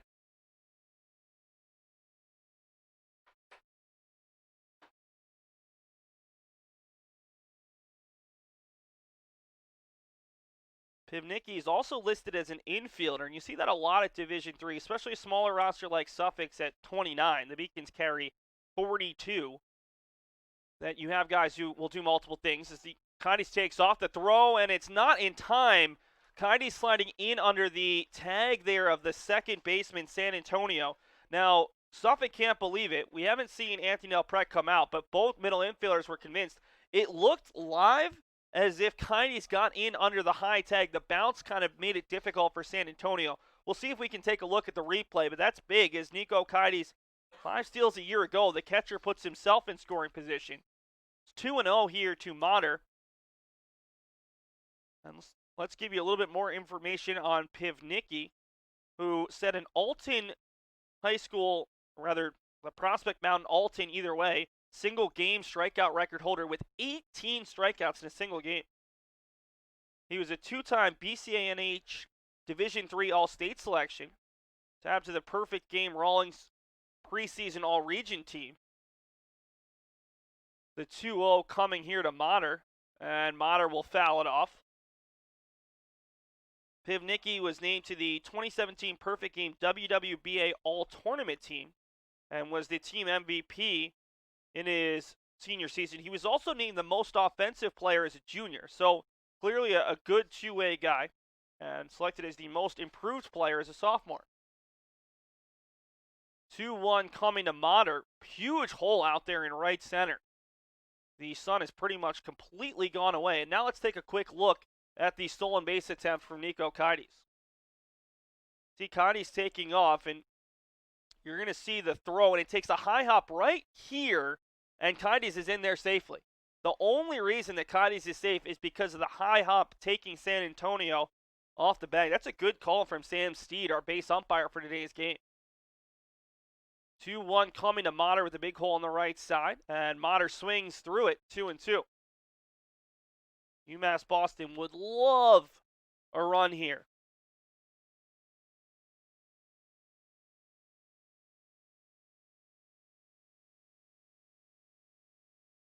Just to give a little bit of insurance, they'll face the top of the order in the top of the ninth with a freshman making his collegiate debut. 2-2, chopped down the third base line, but foul. Mater to be followed by Zarilli, Zarilli. 7-8-9 right now for UMass Boston. And you're not thinking about glass half full right now if you're the Beacons, but you really want to extend this inning just in case Suffolk does tie or take the lead, because that way you'll get your top of the lineup up in the ninth. These are things that the broadcaster can think about that coaches are just going to put out of their mind. 2-2, runner on second with one down. Pivnicki takes a look back at second in the 2-2 offering. Mater hits it into shallow center. Heckman's got a beat on it, and he'll make the play, and no advancement from Kites. So Pivnicki comes up with his first out as a collegiate pitcher, and it brings up Gianni Zarilli, freshman versus freshman.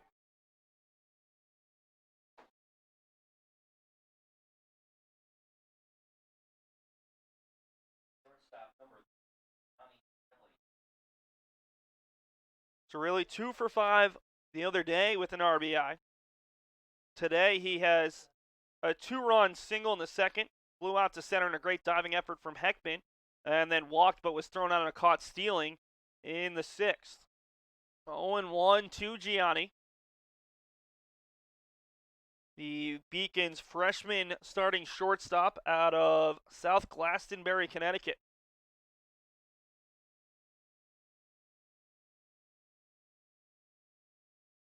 0-1 offering from Pivnicki. A little bit inside, 1-1. Got to imagine that with the sun going down, it has gotten quite a bit cooler out there. Fortunately, the press box here at Monin Park has a nice heating and air conditioning unit, but not accessible to the players or fans below us.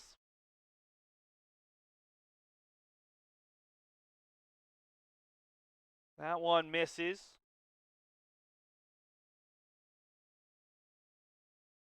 Two and one now to Zarilli. See if he gets the green light here with Kites out at second base. Temperature still listed as 52, feels like 47, but that seems a little bit deceiving. 2-1 offering. Zarilli takes it on the inside half. At the knees, 2-2, as the Beacons right-hander Dylan Ryan continues to warm.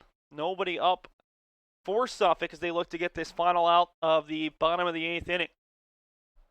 And what has been a tightly contested game between these two sides. Suffolk led 2-0 after an inning and a half. The Beacons tied it at 2 in the bottom of the second, took the lead in the bottom of the third on a Nico Kites RBI single. They extended the lead to 4-2 in the bottom of the fifth. Suffolk answered back in the top of the sixth with a single run, and that's where we stand right now. 4-3 Beacons. 2-2, 2 outs. Nico Kites out there at second base. We've got Zarilli versus Pivnicki. Freshman versus freshman here in the bottom of the 8th inning between a pair of teams that were picked very high in their respective conferences. Suffolk, the GNAC preseason favorite. The Beacons, 3-time LEC tournament champions, were picked second behind Southern Maine, but preseason rankings really don't matter to this UMass Boston side. 2-2, hit up the middle right at Gilbride, who bobbles it, has to throw it across, and he's got time. Zarilli is retired, and we head to the top of the ninth. The Beacons will turn to their 6th pitcher of the day, looking to close it out in their 2nd game of the season. Paris changed my life, and I got there through UMass. Those very specific seminal moments in Paris. The subway. A man in a tuxedo walked in, and a woman in a long gown. And it was stunning. It all hit me. It was like a lightning bolt. There was this world of beauty and style that I wanted to be a part of. That was the beginning of the journey. And that all came through the University of Massachusetts. And that was really a key moment for me. That's one of those moments you never forget.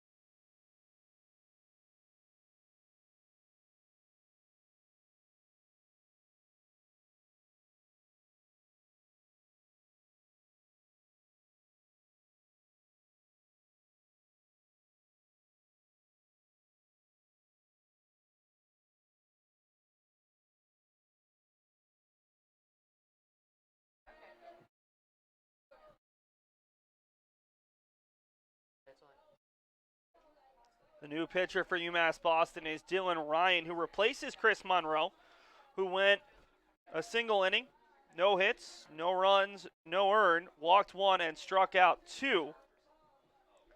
Dylan Ryan becomes the 3rd Beacons freshman pitcher to make his collegiate debut. And the 6th pitcher of the day, the freshman, 6'1", 165 out of Sandwich, Mass. First team Atlantic Coast League All-Star, led Sandwich High School to an Atlantic Coast League championship.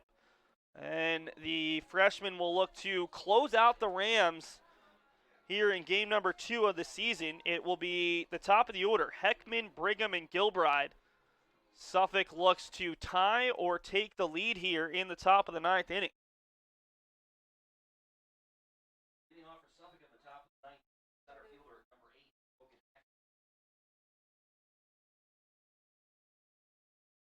Heckman, as we change out our camera operators over there at first base. is 1 for 3 on the day. Struck out swinging to begin the game. Ground out to third to end the second. Walked, stole a base, and was stranded in the fifth as he shows bunt but bunted foul. And then had an RBI single just in front of Steve Brookwell out in right field in the sixth inning to cut the deficit to 4-3. Heckman just looking to get on in any way that he can out of Tim Brigham, the DH, who is the big bat in this Suffolk lineup. Beacons do have another pitcher warming just in case. The 0-1 from Ryan is outside. Ryan is going to come at you at a very different arm angle than we've seen from a lot of these other pitchers. Comes down from below, and it's not quite submarine, but certainly difficult to pick up as he catches the outside corner 1-2. Sixth pitcher of the day for the Beacons as they look to move to 2-0 for just the third time since 2014.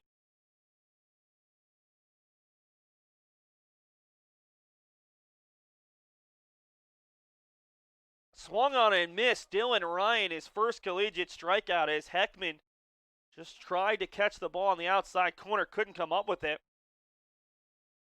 And another strikeout for Beacons pitching. They now have 6 on the day. Make it 7.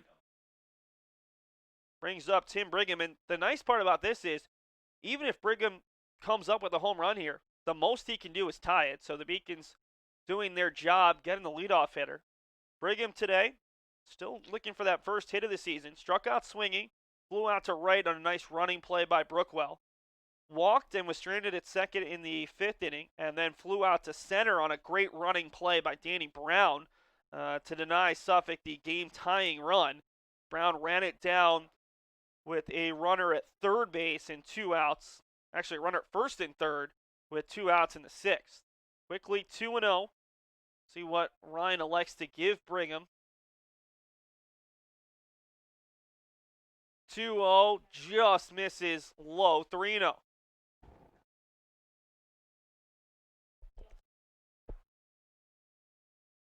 Ryan just looking to settle down. Struck out the first batter he faced at the collegiate level. Walked the second. Rio pitch is in there on the inside corner, 3-1. It does look like it's Doherty just in case out of the pen. Doherty is a guy who we could see in a little bit of a longer role against either MIT on Thursday or maybe Framingham State on Monday. One of the returning relievers who's going to see quite a bit of work this season. 3-1 now. 1 out, no one on. Beacons leading 4-3 here in their second game of the 2020 season, looking to spoil the Rams season opener. 3-1 offering from Ryan. Swung on and missed 3-2. Good bounce back from Ryan, who fell behind 3-0. Lots of players blowing on their hands, just trying to warm up. Might have started 50 and sunny, but the wind hasn't gone away, and the sun has been gone for probably about an inning and a half, 2 innings now. 3-2 pitch, and that just misses off the corner a little low, and Brigham, the game-tying run, is aboard with 1 down. Nothing's easy in early season New England baseball. Nothing's really easy in Division III baseball, period, but just makes it worse when it's this cold.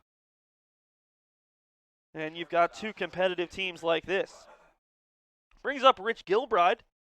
The shortstop has doubled and scored in the first. Walked, stole a base, and stranded in the third.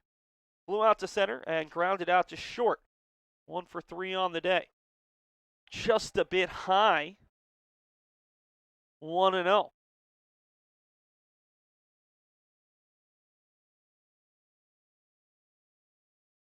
Ryan looking to close down Suffolk here and earn a save in his collegiate debut. Beacon's bullpen has worked really well. Fashion-poor scoreless inning. Alessio Press Marita, a little bit hard-pressed to give up an earned run in his inning of work. Kierson Monroe scoreless innings in the 7th and 8th as that bounces away from Kites 2-0. And now it falls to Ryan looking to close out the Rams, working against the top of the order. Struck out the leadoff hitter, walked the 2-0 hitter. It's Gilbride followed by Cormier.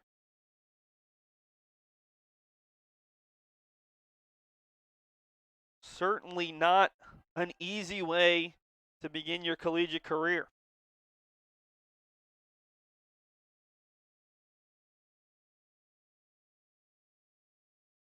See if Ryan comes back with a fastball and challenges Gilbride, or they go with an off-speed pitch. 2-0 pitch, fastball on the inside half, and Gilbride does not like it. Took a long look down as if to say, did we just see where that pitch crossed at the same spot? Are you sure? And Mike Hinosa cut the count to 2-1. Cormier, and if it gets there, Rich Giandria. Actually, it looks like there would be a pinch hitter in the Giandria spot, lefty. That is strike 2, 2-2. If it were to get to that spot, it looks like it would be Mark Birbiglia, former LIU Post player who did not play at LIU Post, in the on-deck circle if it got to the 5 spot in this lineup. 2-2 with 1 out. 2-2 offering from Ryan. Swung on and missed at a pitch that was well outside the zone. And a big second out of the inning and a big second strikeout for Dylan Ryan. Gotta say, we've seen 3 freshman pitchers for this Beacons team, and all of them have good stuff. Pressa, Morita, Kierce, and Ryan, and we still haven't seen Alex Amalfi, who is a guy that, at least in fall ball, apparently was throwing some heat. Brings up Blaze Cormier, 2 outs, so figure Brigham will be going hard on anything. That breaking ball cuts a bit too far in, 1-0. Collazo, remember, is in left field for Catraro. Came on as a defensive replacement in the 8th.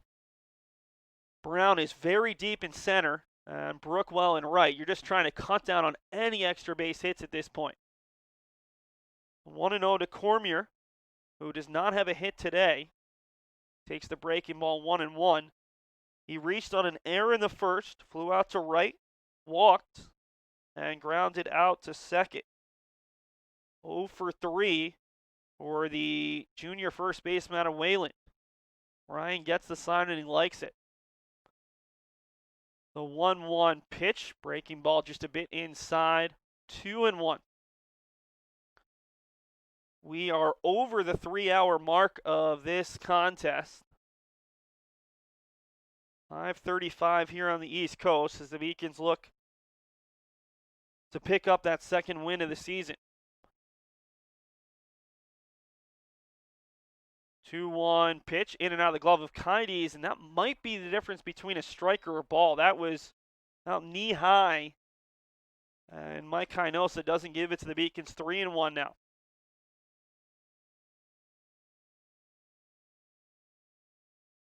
No movement from Brigham over there at first base. Went 4 of 5 last year on the base pass.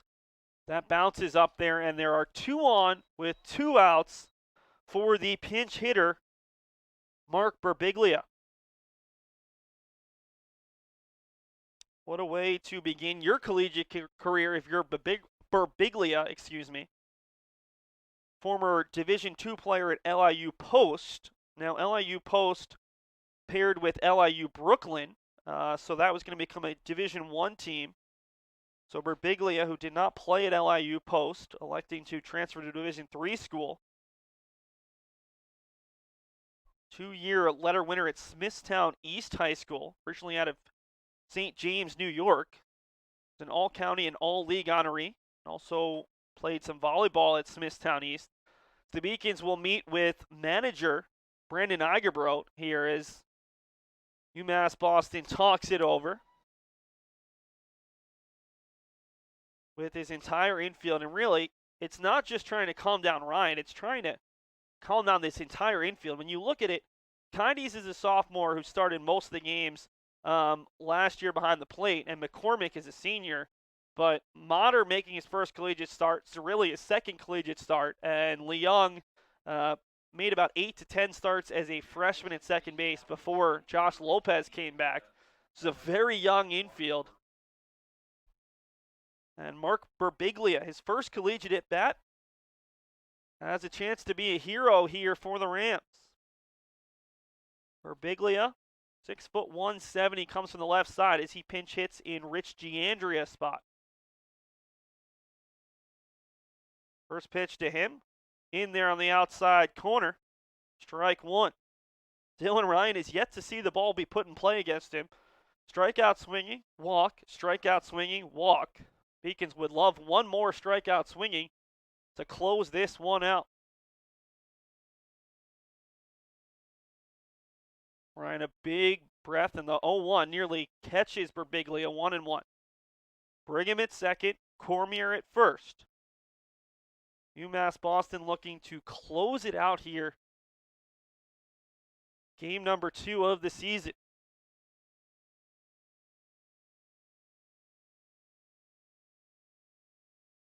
1-1 offering, hit hard up the middle, coming forward is Brown. He's going to take it on a hop. That's going to score one, and we are tied here 4-4 as Zarilli elects to throw that ball in. Brown made the smart decision that time. No way was he going to catch that ball, and if he had tried to dive for it, gets away from him, that's the go-ahead run. And just like that, we are tied at 4. Suffolk coming back from a 4-2 deficit with a run in the 6th, now a run in the 9th. And we're going to see either a pinch hitter or a pinch runner here. And it's going to be a pinch hitter. Coming in is number 15, Gino DeSimone, the Framingham State transfer. Looking for similar results. So Brigham scores. Cormier to second. And Zach Aresti, who's 2 for 4 with a single and a double. 2 runs scored. It's also grounded out to third and struck out swinging. Gino DeSimone steps to the plate. Sophomore out of Medford, Mass. At Framingham State last year. Hit .224 with the .306 on base percentage. .276 slugging percentage in 32 games. 22 for 98. First pitch to him is well outside, 1-0. DeSimone had 17 runs, 11 RBI, 5 doubles, struck out 33 times in 98 at-bats, and walked 11 times. Played third base for the Rams. Likely a backup infielder for the other Rams as that ball's hit hard out to left center. Brown on the run, not going to get there. It's going to score 1 and it's going to score 2. Back-to-back pinch hit RBI hits, and Suffolk has their first lead since it was 2-0 in the top of the second inning. It's Gino DeSimone with a huge 2-out, 2-run double, and Suffolk leads it 6-4.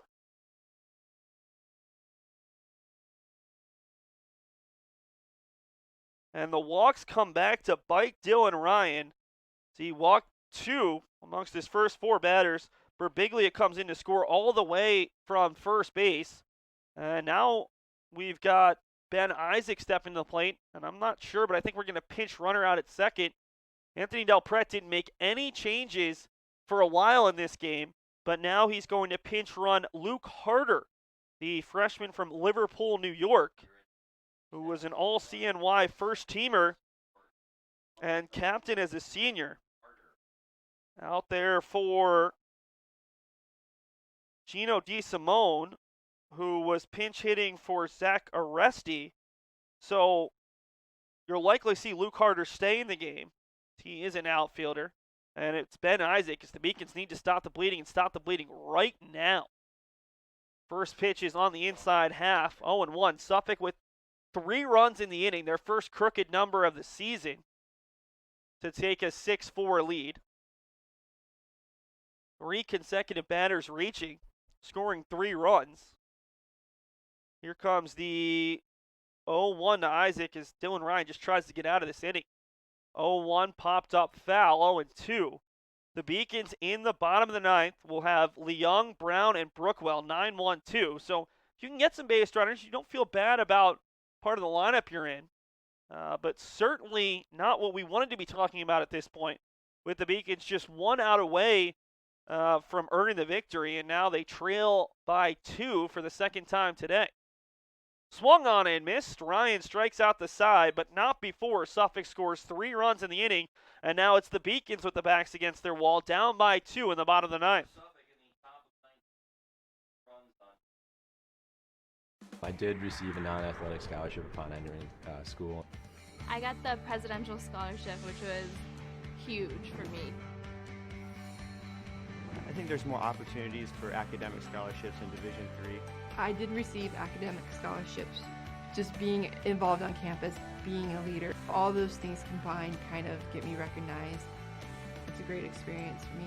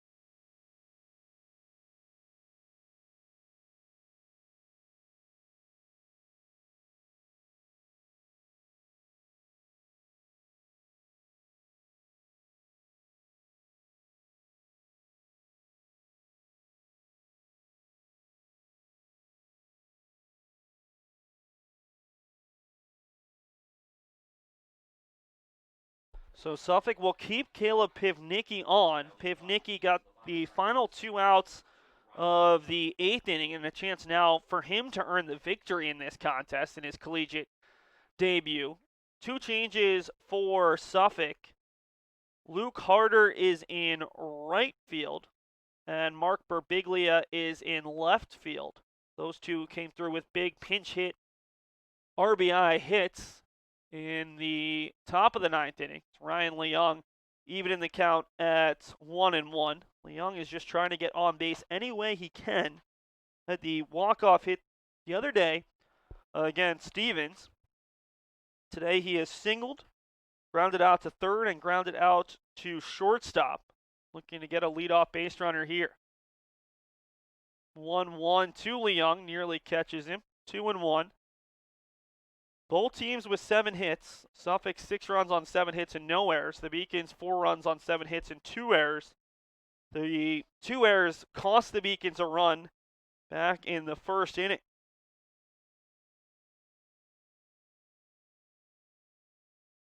Nearly catches Leung is again 3-1 now.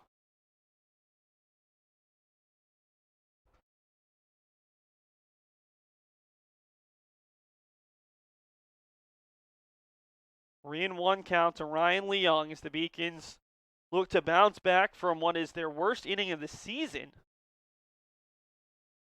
And Ryan Leung works a leadoff walk on 5 pitches. And what would you expect from a game that has been this closely contested and there's been this many base runners? Nothing has been easy for pitchers today. Danny Brown, still looking for his first hit of the day, has reached twice. Struck out swinging, hit by a pitch, walked, and grounded out to first.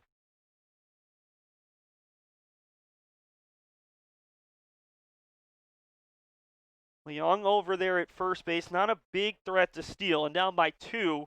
Not really worried about stealing a bag at this point. First pitch to Brown, in on the inside half with the breaking ball. 0-1. Leung last season was a perfect 3 for 3 on the base pass. Now, if you get Brown on as well, maybe you think about stealing, although Brown is certainly the fleeter of foot of the two, and you'd like your faster runner to be the lead runner, any kind of double steal. 0-1 on the outside half. Brown was looking inside, 0-2. Steve Brookwell in the on-deck circle to be followed by Ryan McCormick. There's a lot of action in the Beacons dugout. Potential pinch runners and pinch hitters getting warm. The Beacons saw what had been a lead ever since the third inning dissipate in the top of the ninth. Setting up way outside of Shamnosky, and Brown swings through the fastball that was right there. First collegiate strikeout for Caleb Pivnicki, and it is 6-4. Suffolk now with 1 out in the bottom of the ninth inning as Steve Brookwell steps up.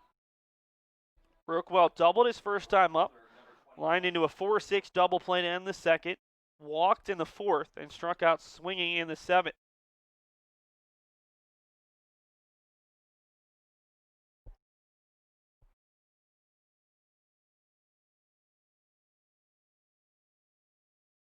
First pitch to Brookwell, and he swings at a pitch in the turf, 0-1. The Beacons do not have a hit since the leadoff batter in the fifth inning. Now, they have had a ton of base runners, been hit by 3 pitches, walked twice, but ever since Michael Muscarella came in, they have seen their offense dry up, at least in terms of the bat, as Brookwell fouls it off, and he's behind 0-2.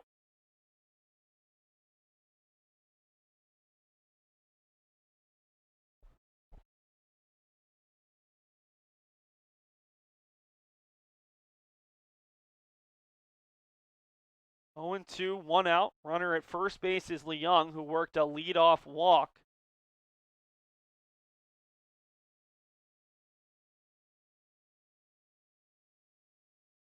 Oh, 2 offering. Brookwell fouls it off. Shamnosky was showing that he was setting up outside, and then that pitch came in on the hands. It's happened a couple times. I'm not sure if they're trying to fool the Beacons batters or if Pivnicki's missing his spots a little bit. Caleb Pivnicki, the freshman out of Alton, New Hampshire, looks to earn the win in his first collegiate appearance. 0-2 pitch, way up high, 1-2 on the fastball. Ryan McCormick due up next.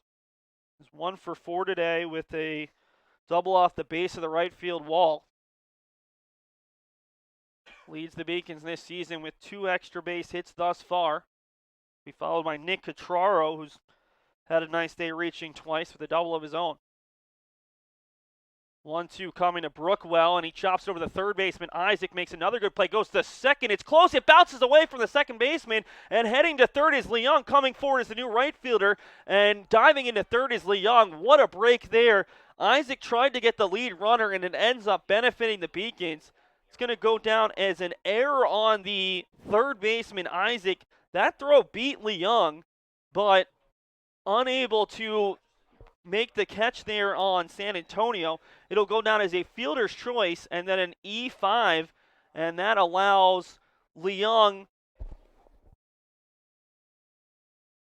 to move all the way up to third, and what a break that is for UMass Boston. It could have been 2 outs with the runner on second. That lead runner doesn't matter if you're Suffolk, and instead it allows UMass Boston to put runners on the corners for 2 of their most veteran hitters in a lineup that graduated 5 senior starters. So you see Suffolk try to slow it down right now with the pitching coach coming out, talking to Pivnicki and trying to settle down his infield.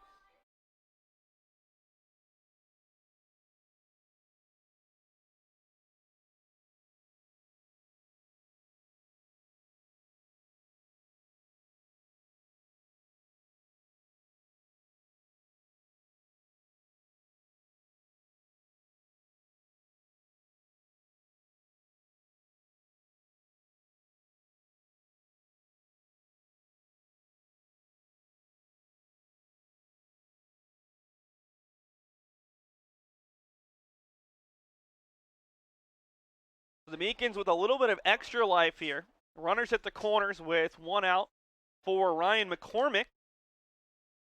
1 for 4 on the day. Grounded back to the pitcher, lined out to the shortstop, and a great play by Gilbride. Doubled to right and scored in the 5th, and grounded out to the first baseman. McCormick looking to pick up an RBI here, potentially 2, with Brookwell with great speed over at first base. McCormick takes a breaking ball that Shamnosky certainly thought was a strike, but Mike Hynosa doesn't play into the catcher framing that pitch, and it's 1-0. Suffolk would love to turn their 3rd double play of the day. The opposite side, the Beacons are looking to put up their first crooked number since the bottom of the 2nd when they tied this game at 2-2. Pitches off the corner, 2-0. Beacons, again, still don't have a hit since the leadoff hitter in the 5th. That was McCormick 2 at-bats ago, but they keep putting runners on. That was the first error of the day on Suffolk, and it was a big one. Isaac has been so good defensively, but it's an interesting decision in the first place as he misses high and outside 3-0, and then the ball getting away from the second baseman allowed UMass Boston to have a little bit more life than would have been anticipated. If Isaac goes to first, you get Brookwell, and the Beacons have a run on base at second, but not the tying run as McCormick taking the whole way. It's 3-1. Catraro is on deck if it gets to him as the Beacons look to, well, it's rather Danny Colazzo, and the Beacons will have a pinch hitter for Colazzo. As it looks like Nick Palma, who was the DH the other day, would pinch hit for Colazzo if it gets there. That misses outside, and the bases are full of Beacons. And before we get there, let's take a quick look at the decision from Ben Isaac. And let's see. It certainly seemed as if he would have gotten Leung with a good throw. And here's the play with Brookwell. You see a really nice pick on the short hop, but the decision to go to second, and that one gets through. We'll take a second look at it as well, and maybe we'll have a better angle on whether or not Leung would have been in there, as Suffolk is going to go back to the pen here, so we've got a bit of extra time. And let's take a second look here as we get a better angle on the throw. And you see the ball is there in time. Either way, it's an errant throw. We're going to take a commercial break, and we'll be back with the number and name of the new pitcher for Suffolk as they try to close out this win on opening day for the Rams. UMass Boston is a special place that needs and it deserves a special leader. My mother, she saw the dark clouds that were gathering in Argentina. She became convinced that it was very important for me to seek safety in the United States. The young man who spoke only Spanish at the time found his way to a community college in California. And I was blessed because I could transfer to the University of California, Berkeley. I really understood the extraordinary power of the public research university. I am very proud to recommend Marcelo Suarez Orozco be appointed Chancellor of the University of Massachusetts, Boston. He's a person who's made it here through public education, so he becomes the personification of all that UMass can provide to our students. Everyone's going to be excited about having him as our next Chancellor. I am grateful, I am humble, I am delighted. Muchas gracias. The new pitcher for Suffolk is Casey Sullivan, the sophomore southpaw, 6 foot 160 out of Worcester, Mass. Attended Worcester Academy. See the numbers on Sullivan a season ago.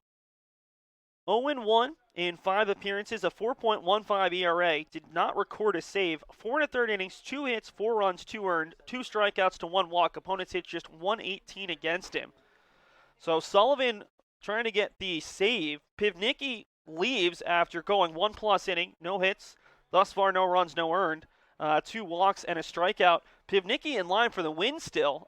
Just means there's a save opportunity here for Sullivan as he will face, the Beacons had Palma out there, and I'm not quite sure why, but they're going to stick with Palma. Typically, you'd expect at this juncture of the game to use a righty in a situation like this, but the Beacons are going to trust Nick Palma. So Palma, who again was the starting DH on opening day, will stay in. 5'11", 195 out of Peabody, Massachusetts. Hit into a double play with the bases loaded the other day. That would be catastrophic right now if you're the Beacons, for obvious reasons, with one out in the bottom of the ninth, down by 2. But Palma, a guy that Brendan Igebro has a lot of confidence in, and he's going to try to come through. Hit 143 as a sophomore, 5 for 35, with a run scored and 7 RBI. 1-0 to Palma, takes it a little bit inside, 2-0. Palma did start 6 games as a sophomore, all at right field or first base.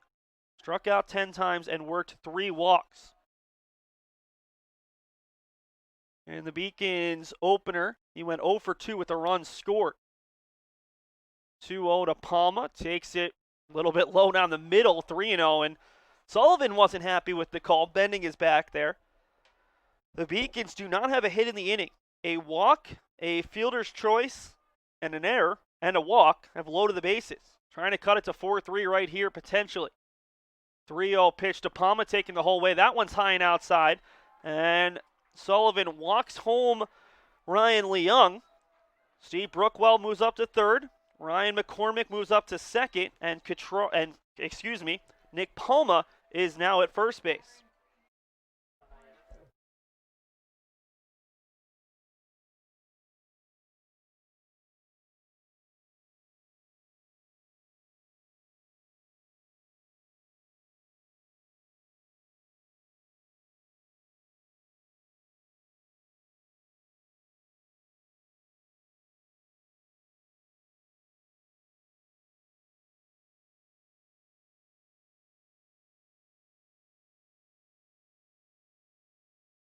The Beacons will make a pinch running change at first base. Ethan Herrera, who would likely have come on anyway as a defensive replacement if we go to the 10th. Freshman outfielder out of Newington, Connecticut, 6'1", 180, is the new runner at first base. A little bit more speed than Palma, who got the job done. Doesn't matter how you score the run, just do it.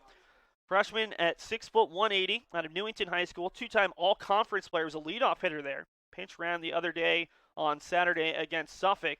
The Beacons bring up Nico Kites, the sophomore catcher who has reached 3 consecutive times. An RBI single to give the Beacons the lead in the 3rd inning, and then was hit by a pitch in the 5th and the 8th.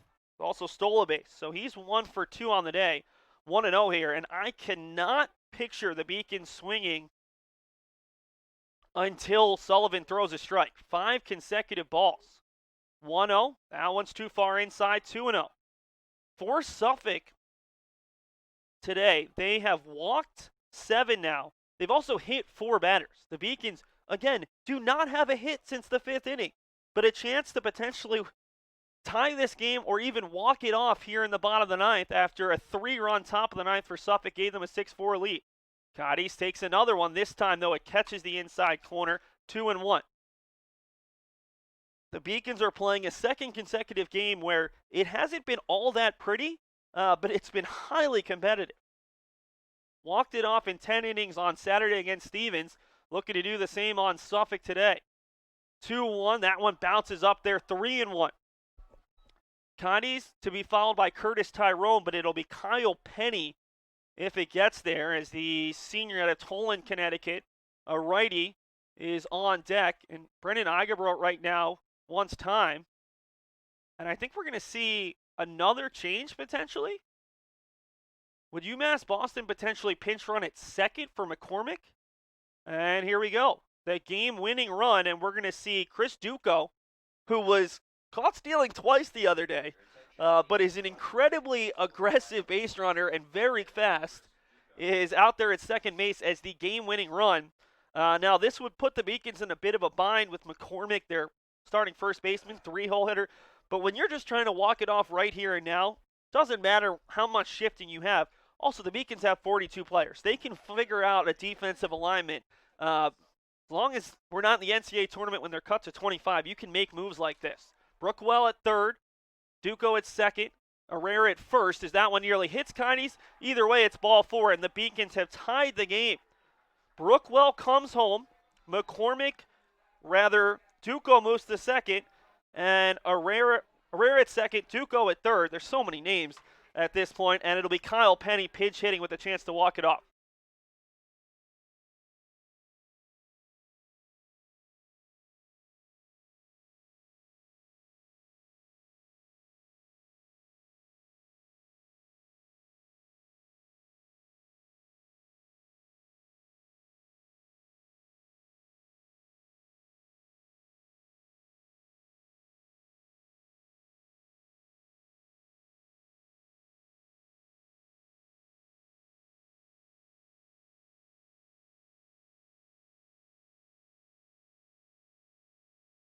So Kyle Penny will step to the plate. He pinch hit in the 10th inning against Stevens and grounded out to second.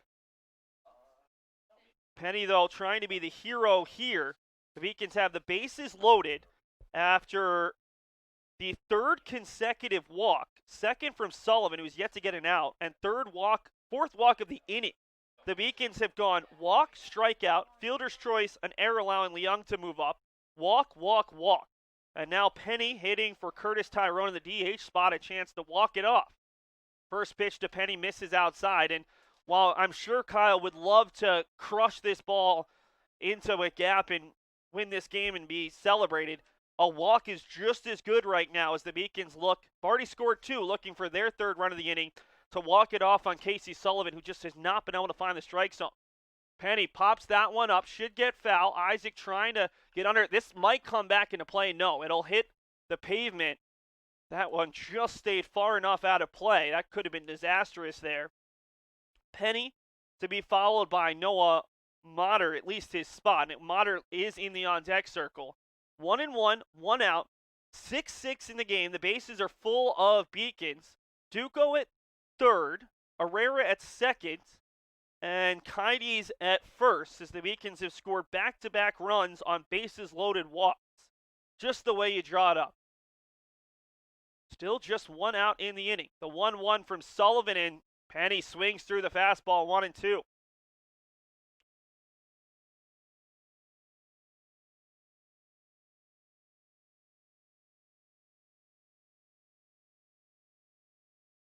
Kyle Penny looking to come through in a big spot for this Beacons team. As a junior, hit .286 with a .444 on-base percentage, .643 slugging percentage.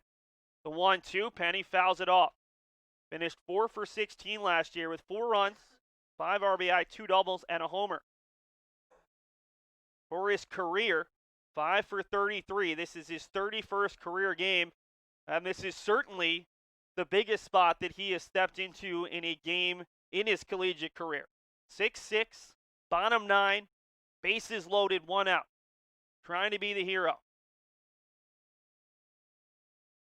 1-2 offering to Penny, swings and misses. The first out that Sullivan has recorded.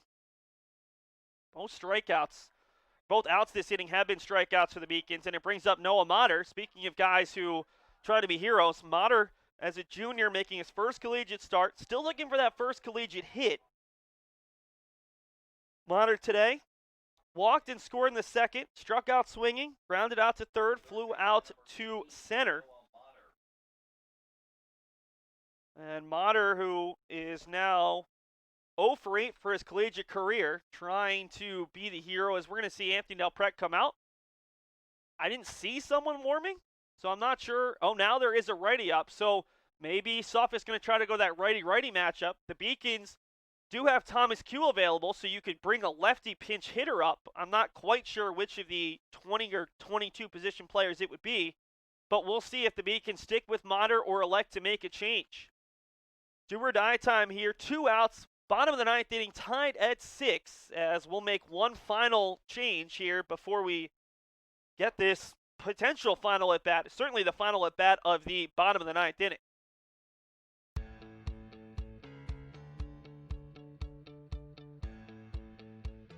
Being a part of the different activities and organizations that I've been a part of, I'm actually able to see myself where I'm like, hey, I actually can make a change. I'm one person that can make a difference. Division III has helped me to develop teamwork skills, critical thinking skills, time management skills. It's not just about basketball, or it's not just about school, it's about developing yourself as a person altogether.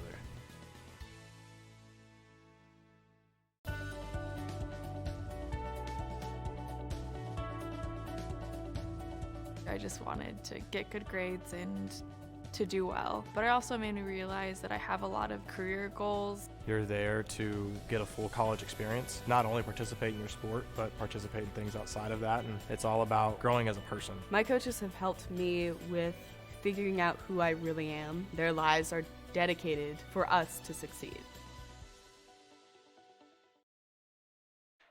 Bottom of the ninth inning, 2 outs, the bases are loaded, and C.J. Barrett is coming out. The sophomore out of Nashua, New Hampshire, attended Nashua North High School, 5'10", 170. Didn't see a lot of time as a freshman, but he was very good in limited innings. 0-1 in 6 appearances, a 1.29 ERA, 7 innings pitched, 11 hits, 7 runs, just 1 earned, 7 strikeouts versus 5 walks, 2 doubles. Opponents hit .344 against him. The line on Sullivan, it's not great. 1/3 of an inning, no hits, no runs, none earned, at least to this point. 2 walks and a strikeout. He walked in the first and second runs of the inning to tie this game, and he would be the loser. Actually, no, he would not be the loser. Pivnicki would be the loser as he walked Ryan McCormick to load the bases. And the Beacons are going to use another pinch hitter. It'll be Michael Como making his collegiate debut. He was really good in a limited appearance last season for UMass Boston before ending up with a wrist injury that cost him the rest of his season. Como hit .500 in 14 at-bats, 7 for 14 with 7 runs scored, 4 doubles and a homer. So 5 of his 7 hits were for extra bases, 3 RBI. And Como, who made 4 starts a year ago, 13 total appearances, steps up. It gets away from the catcher. Shamnowski can't find it. Now Duco thinks about going. We'll head back. And the Beacons, boy, they could have won it, and they easily could have run into the final out as Duco started and stopped 4 times at third base. And coming off of first base, that's Kides, he was way off the bag. That should have been the game-winning run. And instead, it stays at 1-0. 1-0 with 2 outs here as the Beacons look to walk it off. 1-0 pitch. That one bounces in again. Shamnowski forced to try to keep it in front. 2-0. Let's take a look at that ball that bounces away. Shamnowski had, actually, nope, I'm being told we're not going there quite yet. So 2-0 to Cuomo as the Beacons look to earn the victory. 2-0 pitch on the outside corner. 2-1 now to Como, the junior first baseman, 6', 220 out of Andover, Massachusetts.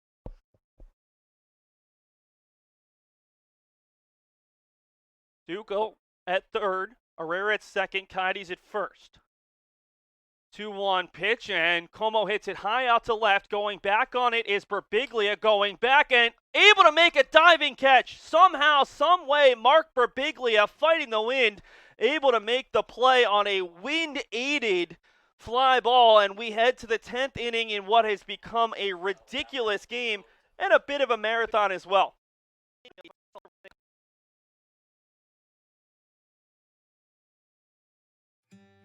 UMass Boston is a special place that needs and it deserves a special leader.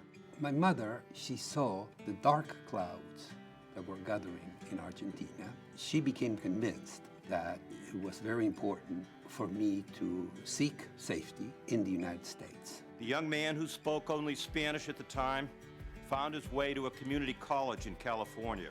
And I was blessed because I could transfer to the University of California, Berkeley. I really understood the extraordinary power of the public research university. I am very proud to recommend Marcelo Suarez Orozco be appointed Chancellor of the University of Massachusetts, Boston. He's a person who's made it here through public education, so he becomes the personification of all that UMass can provide to our students. Everyone's going to be excited about having him as our next Chancellor. I am grateful, I am humble, I am delighted. Muchas Gracias. Let's take a couple looks at that insane play by Mark Birbiglia fighting off the wind. First, the wild pitch, I'm being told, which doesn't matter as much, although the Beacons could have won it on that play. That's a fair point. So first, let's take a look at the ball that gets away from Shamnosky. This was the first pitch of that at-bat. Bounces away, and you see Duco starts, stops, starts again, and then heads back to third. If he goes, I think he's probably safe, and unfortunately, the Beacons unable to get it done because of this impossibly good play by Mark Birbiglia. I can't tell you how hard the wind blows here as we see this look again. If we can go on to the next replay. The wind off the harbor here is incredibly strong, and you see Birbiglia back and forth and then somehow able to reach out the glove, extend it, and make the play. Much to the happiness of his entire team. Now, Mike Doherty's not starting, but he is going to be a potential starter for the Beacons. The junior for UMass Boston out of Brewster, Mass, Nauset Regional High School product, 6', 220. You see his numbers from a year ago. 13 relief appearances, 1-0 with a 4.76 ERA, 17 innings pitched, 17 strikeouts versus 8 walks. Doherty allowed 17 hits, 9 runs, 9 earned, struck out 17 versus 8 walks, allowed 3 doubles, 2 homers. Opponents hit 258 against him. Going to take a brief break and bring you the new defensive alignment for UMass Boston. Although actually, Duco stays in. He's at left field. Thomas Q is the new third baseman. Gianni Zarilli stays at short. Ryan Leung stays at second. The new first baseman is Como, who nearly walked it off. So the Beacons have a new left fielder, third baseman, and first baseman here to start the top of the 10th. The only reason we're in the top of the 10th is Suffolk scored 3 runs, all with 2 outs, and the Beacons scored 2 runs on a pair of bases-loaded walks before an insane play by Mark Birbiglia.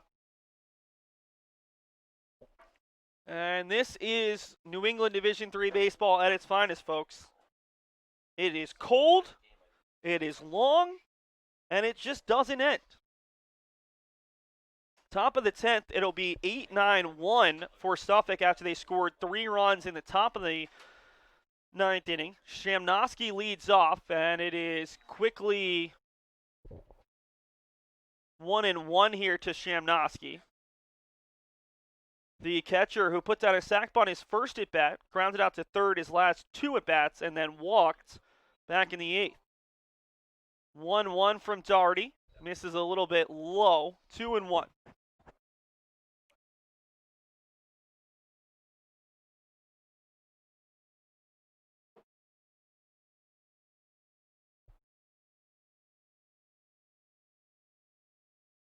The 2-1 pitch is on the outside half. 2-2.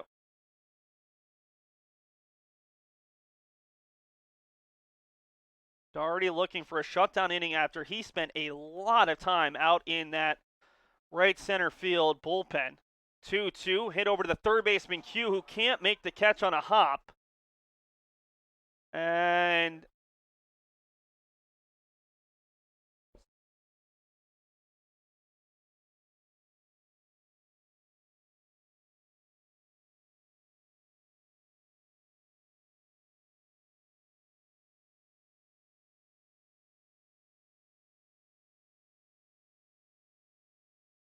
so it'll be a hit for Steven Shamnosky. Leadoff hit to boot. And they are going to replace him with a pinch runner over at first base. It's going to be Michael James Jr., the Norwood, Mass native, Quinnipiac transfer.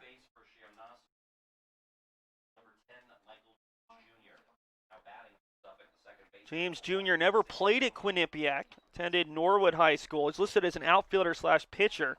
And realistically, maybe they trust Shamnosky's bat. And it come through. He's reached each of his last 2 times, as we will take a look at the replay on that play where Thomas Q wasn't able to keep it in front.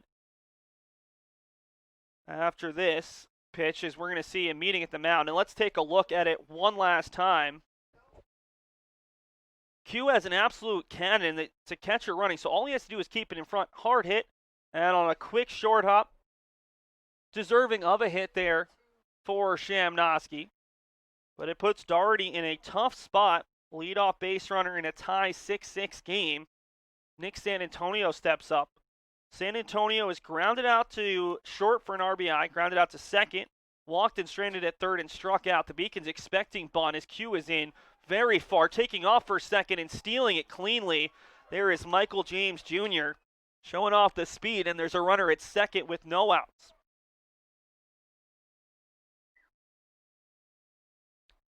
And again, the Beacons are struggling to control the running game. We saw it against Stevens. We see it again here. Nico Connies has a decent arm. Last season did not struggle to throw runners out, but for whatever reason, this Beacons team has really struggled to control the run game thus far. Showing bunt again is San Antonio, and why not? The last time it was a straight steal. This time not stealing, but it'll be a perfectly executed bunt. Kides comes out, throws down to Leung, and the go-ahead run is over at third base now with just one out on a perfectly executed 2-4 sack bunt.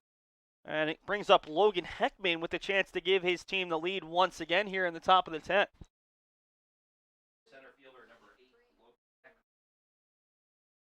8, Heckman today has struck out swinging, grounded out to third, walked and stole a bag, had an RBI single in the 6th, then struck out swinging in the 9th.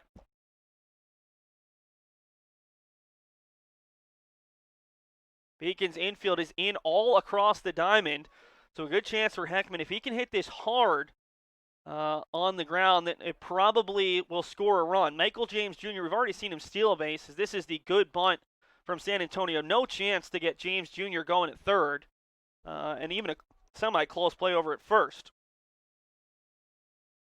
Heckman, one of those 3 new starters in the lineup for Suffolk after the graduation of 2 all-conference starters and the loss of Will Hopkins to transfer. 0-2 now. Can the Beacons dance the tightrope just like Suffolk did in the bottom of the 9th and keep this game even? Heckman to be followed by Brigham, who's the big bat in the Suffolk lineup. Never expected this game to go 4 hours, but neither of these teams wants to go down. The 0-2 bounces away from Kides, but easily no advance there. It only got as far as the left-hand batter's box. The Beacons are going to appeal, and neither umpire even bothers to put out the safe sign. The 1-2 to Heckman.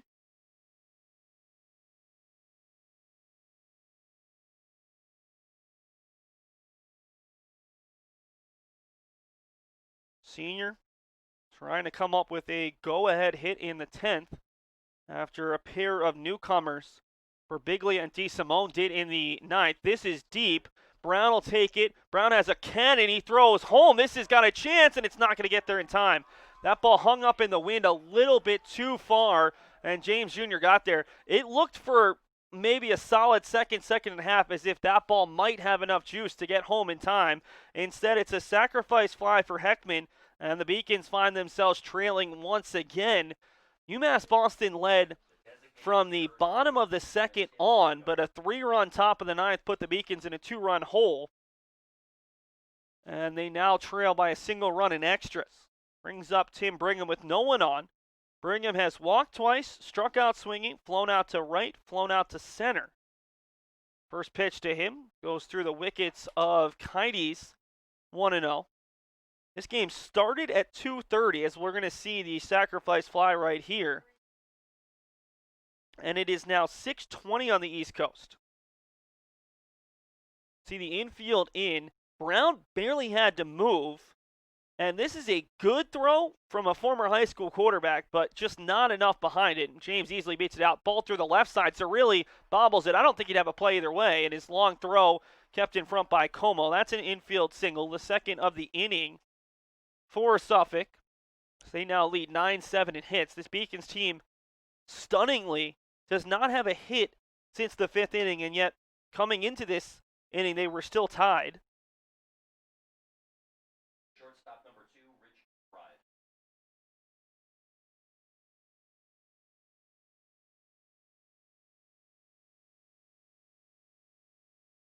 Brings up Rich Gilbride. Shortstop, who had a hit in his first at bat and is 0 for 3 with a walk since. Doherty throws it across. Doherty is the 7th pitcher for the Beacons of the day.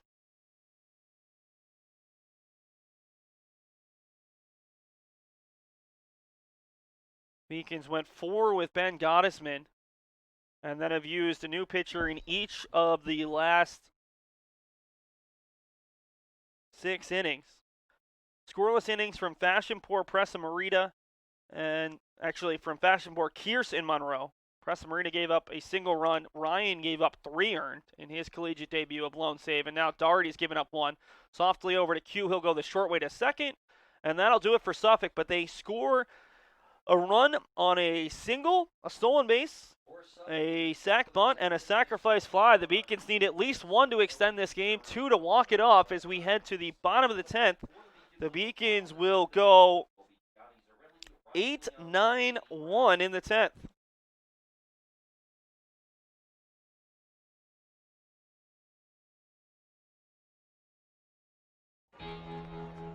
Cheer for the stumbles. The he shoulda had that's. And the tears that linger. For in those moments, greatness lies. There, you will find the provoked, the determined, the unified. It's in those moments that champions are born. Celebrate the soggy shoes and the slow starts. Celebrate the lessons learned along the way.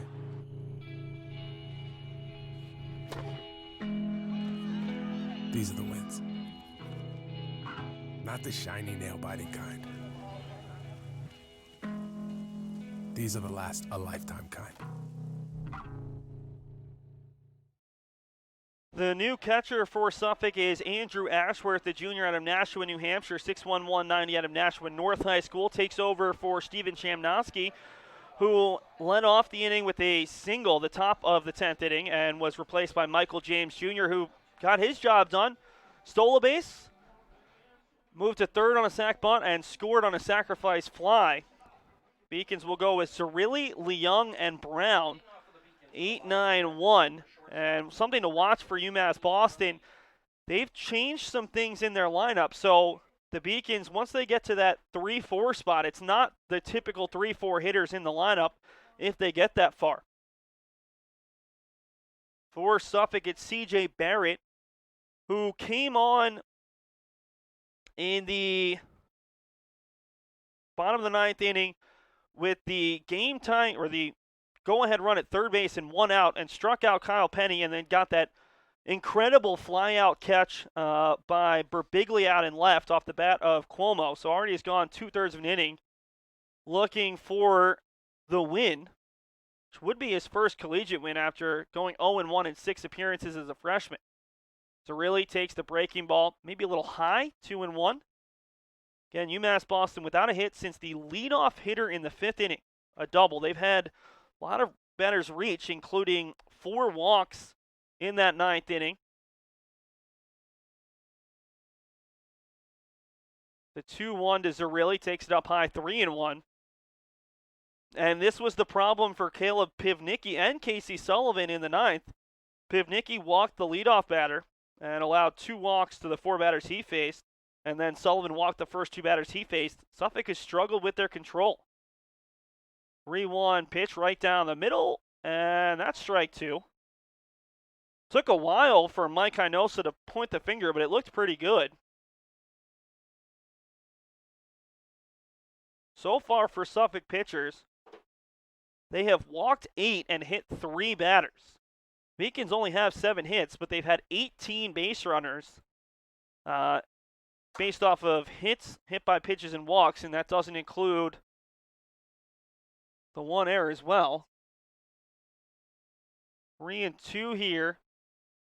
We're going to show a look at that last pitch after this one. 3-2 offering, and it's roped out to left, and the Beacons have a leadoff base run. And getting over quickly is Birbiglia. That'll hold Zarilli to one base. But Zarilli has his second consecutive two-hit game. He's got a pair of singles, 2 RBI, and a walk today. And the Beacons have a leadoff base runner for Ryan Leung, and you've got to think that the Beacons are likely bunting here. Leung has singled, grounded out to short, grounded out to third, and then walked and scored in the ninth as the leadoff hitter. Third baseman Ben Isaac is way in at third. The first baseman Cormier is holding the bag at first. Now Leung did fail to put down the suicide squeeze against Stevens and had the walk-off hit in the 10th the other day. Puts down the bunt towards the pitcher, not going to have a play except to first base, and a nice job this time by Leung on the 1-3 sack bunt. That looked like it might stay up in the air for a bit, but fortunately for the Beacons, a little bit of a dying quail, and it moves Zarilli up to second base for Danny Brown, who is looking to come through. Brown has not had a hit today. 0 for 3, has struck out twice, and he reaches for the third time. This is an intentional walk. Man, we are seeing a lot of intentional walks here at Monin Park. That was the first of the day, but Beacons had 2 intentional walks in the 9th inning the other day. So now 2 on with 1 out for Steve Brookwell, as Brown has walked twice and been hit by a pitch. Brookwell has doubled, lined into an inning-ending double play, walked, struck out, and reached on a fielder's choice. Ball over to the third baseman Isaac, tried to go the short way to second, threw it away, and allowed the Beacons to extend that inning. Brookwell scored the game-tying run. First pitch to Brookwell is inside 1-0.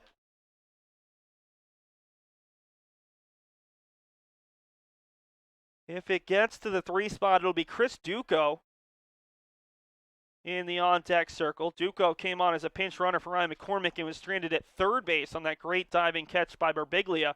Duco was also the player that didn't come home on that ball that got through the legs of Shamnosky and could have been a walk-off run, as that nearly catches Brookwell.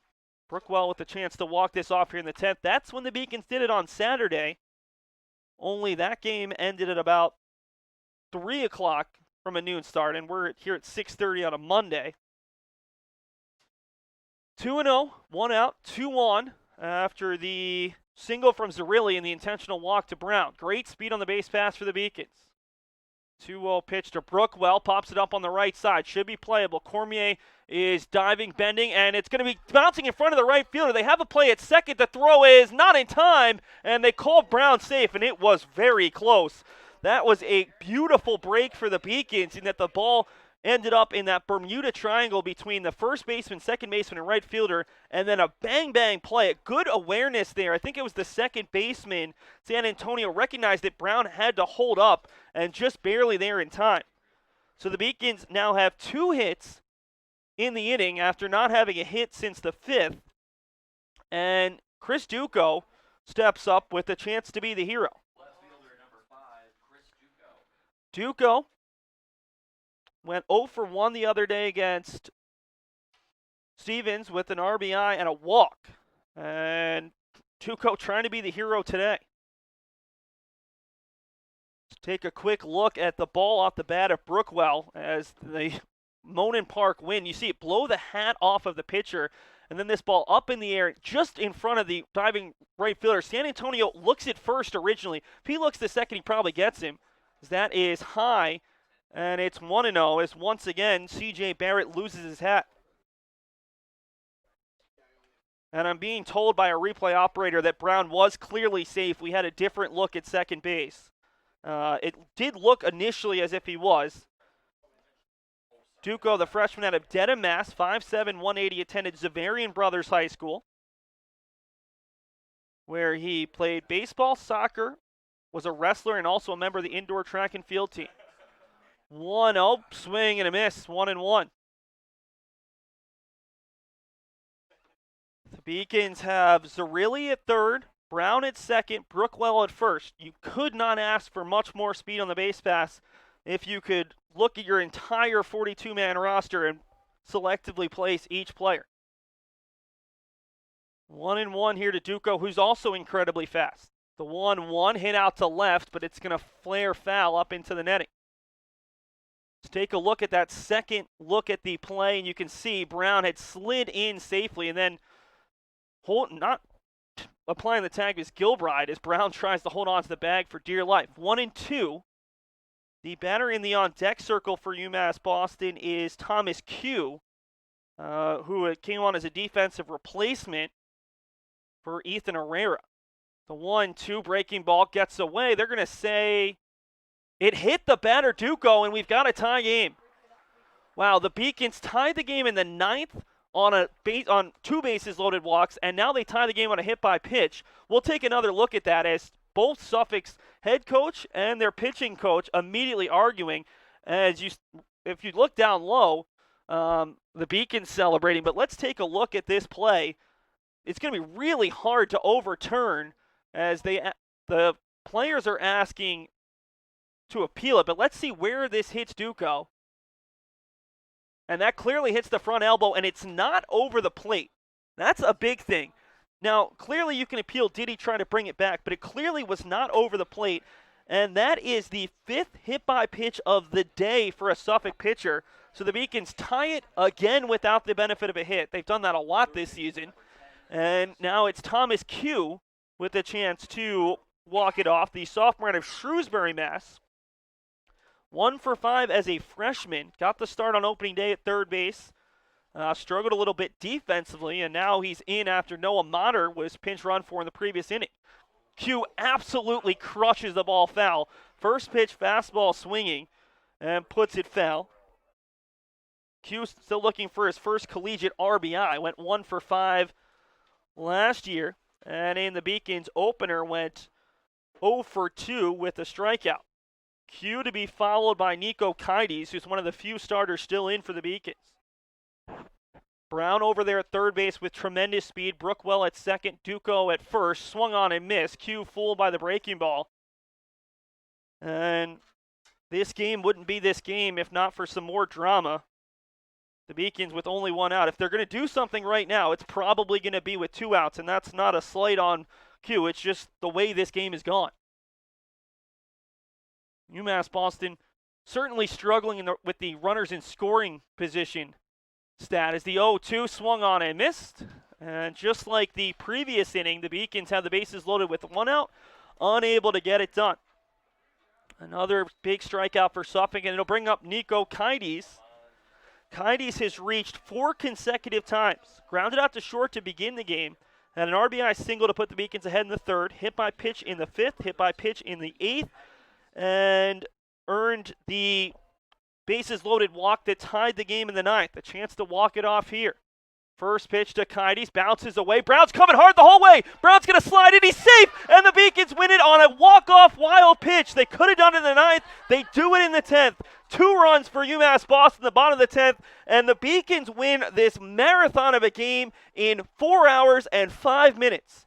Back-to-back 10-inning wins. It hasn't been the greatest of baseball, but it has been effective, and the Beacons are 2-0 for just the 3rd time since 2014, and the difference between the 9th and the 10th inning, the Beacons have a veteran base runner over at third base, and Danny Brown did not hesitate going hard the entire way. And let's take a look at the replay as soon as we have it, as UMass Boston defeats their crosstown rivals 8-7 in 10 innings. We're going to take a look at the replay right now. I'm being told in 1 second as we have our 4th replay operator of the day. Between class and the cold, we've had to change up our production crew several times.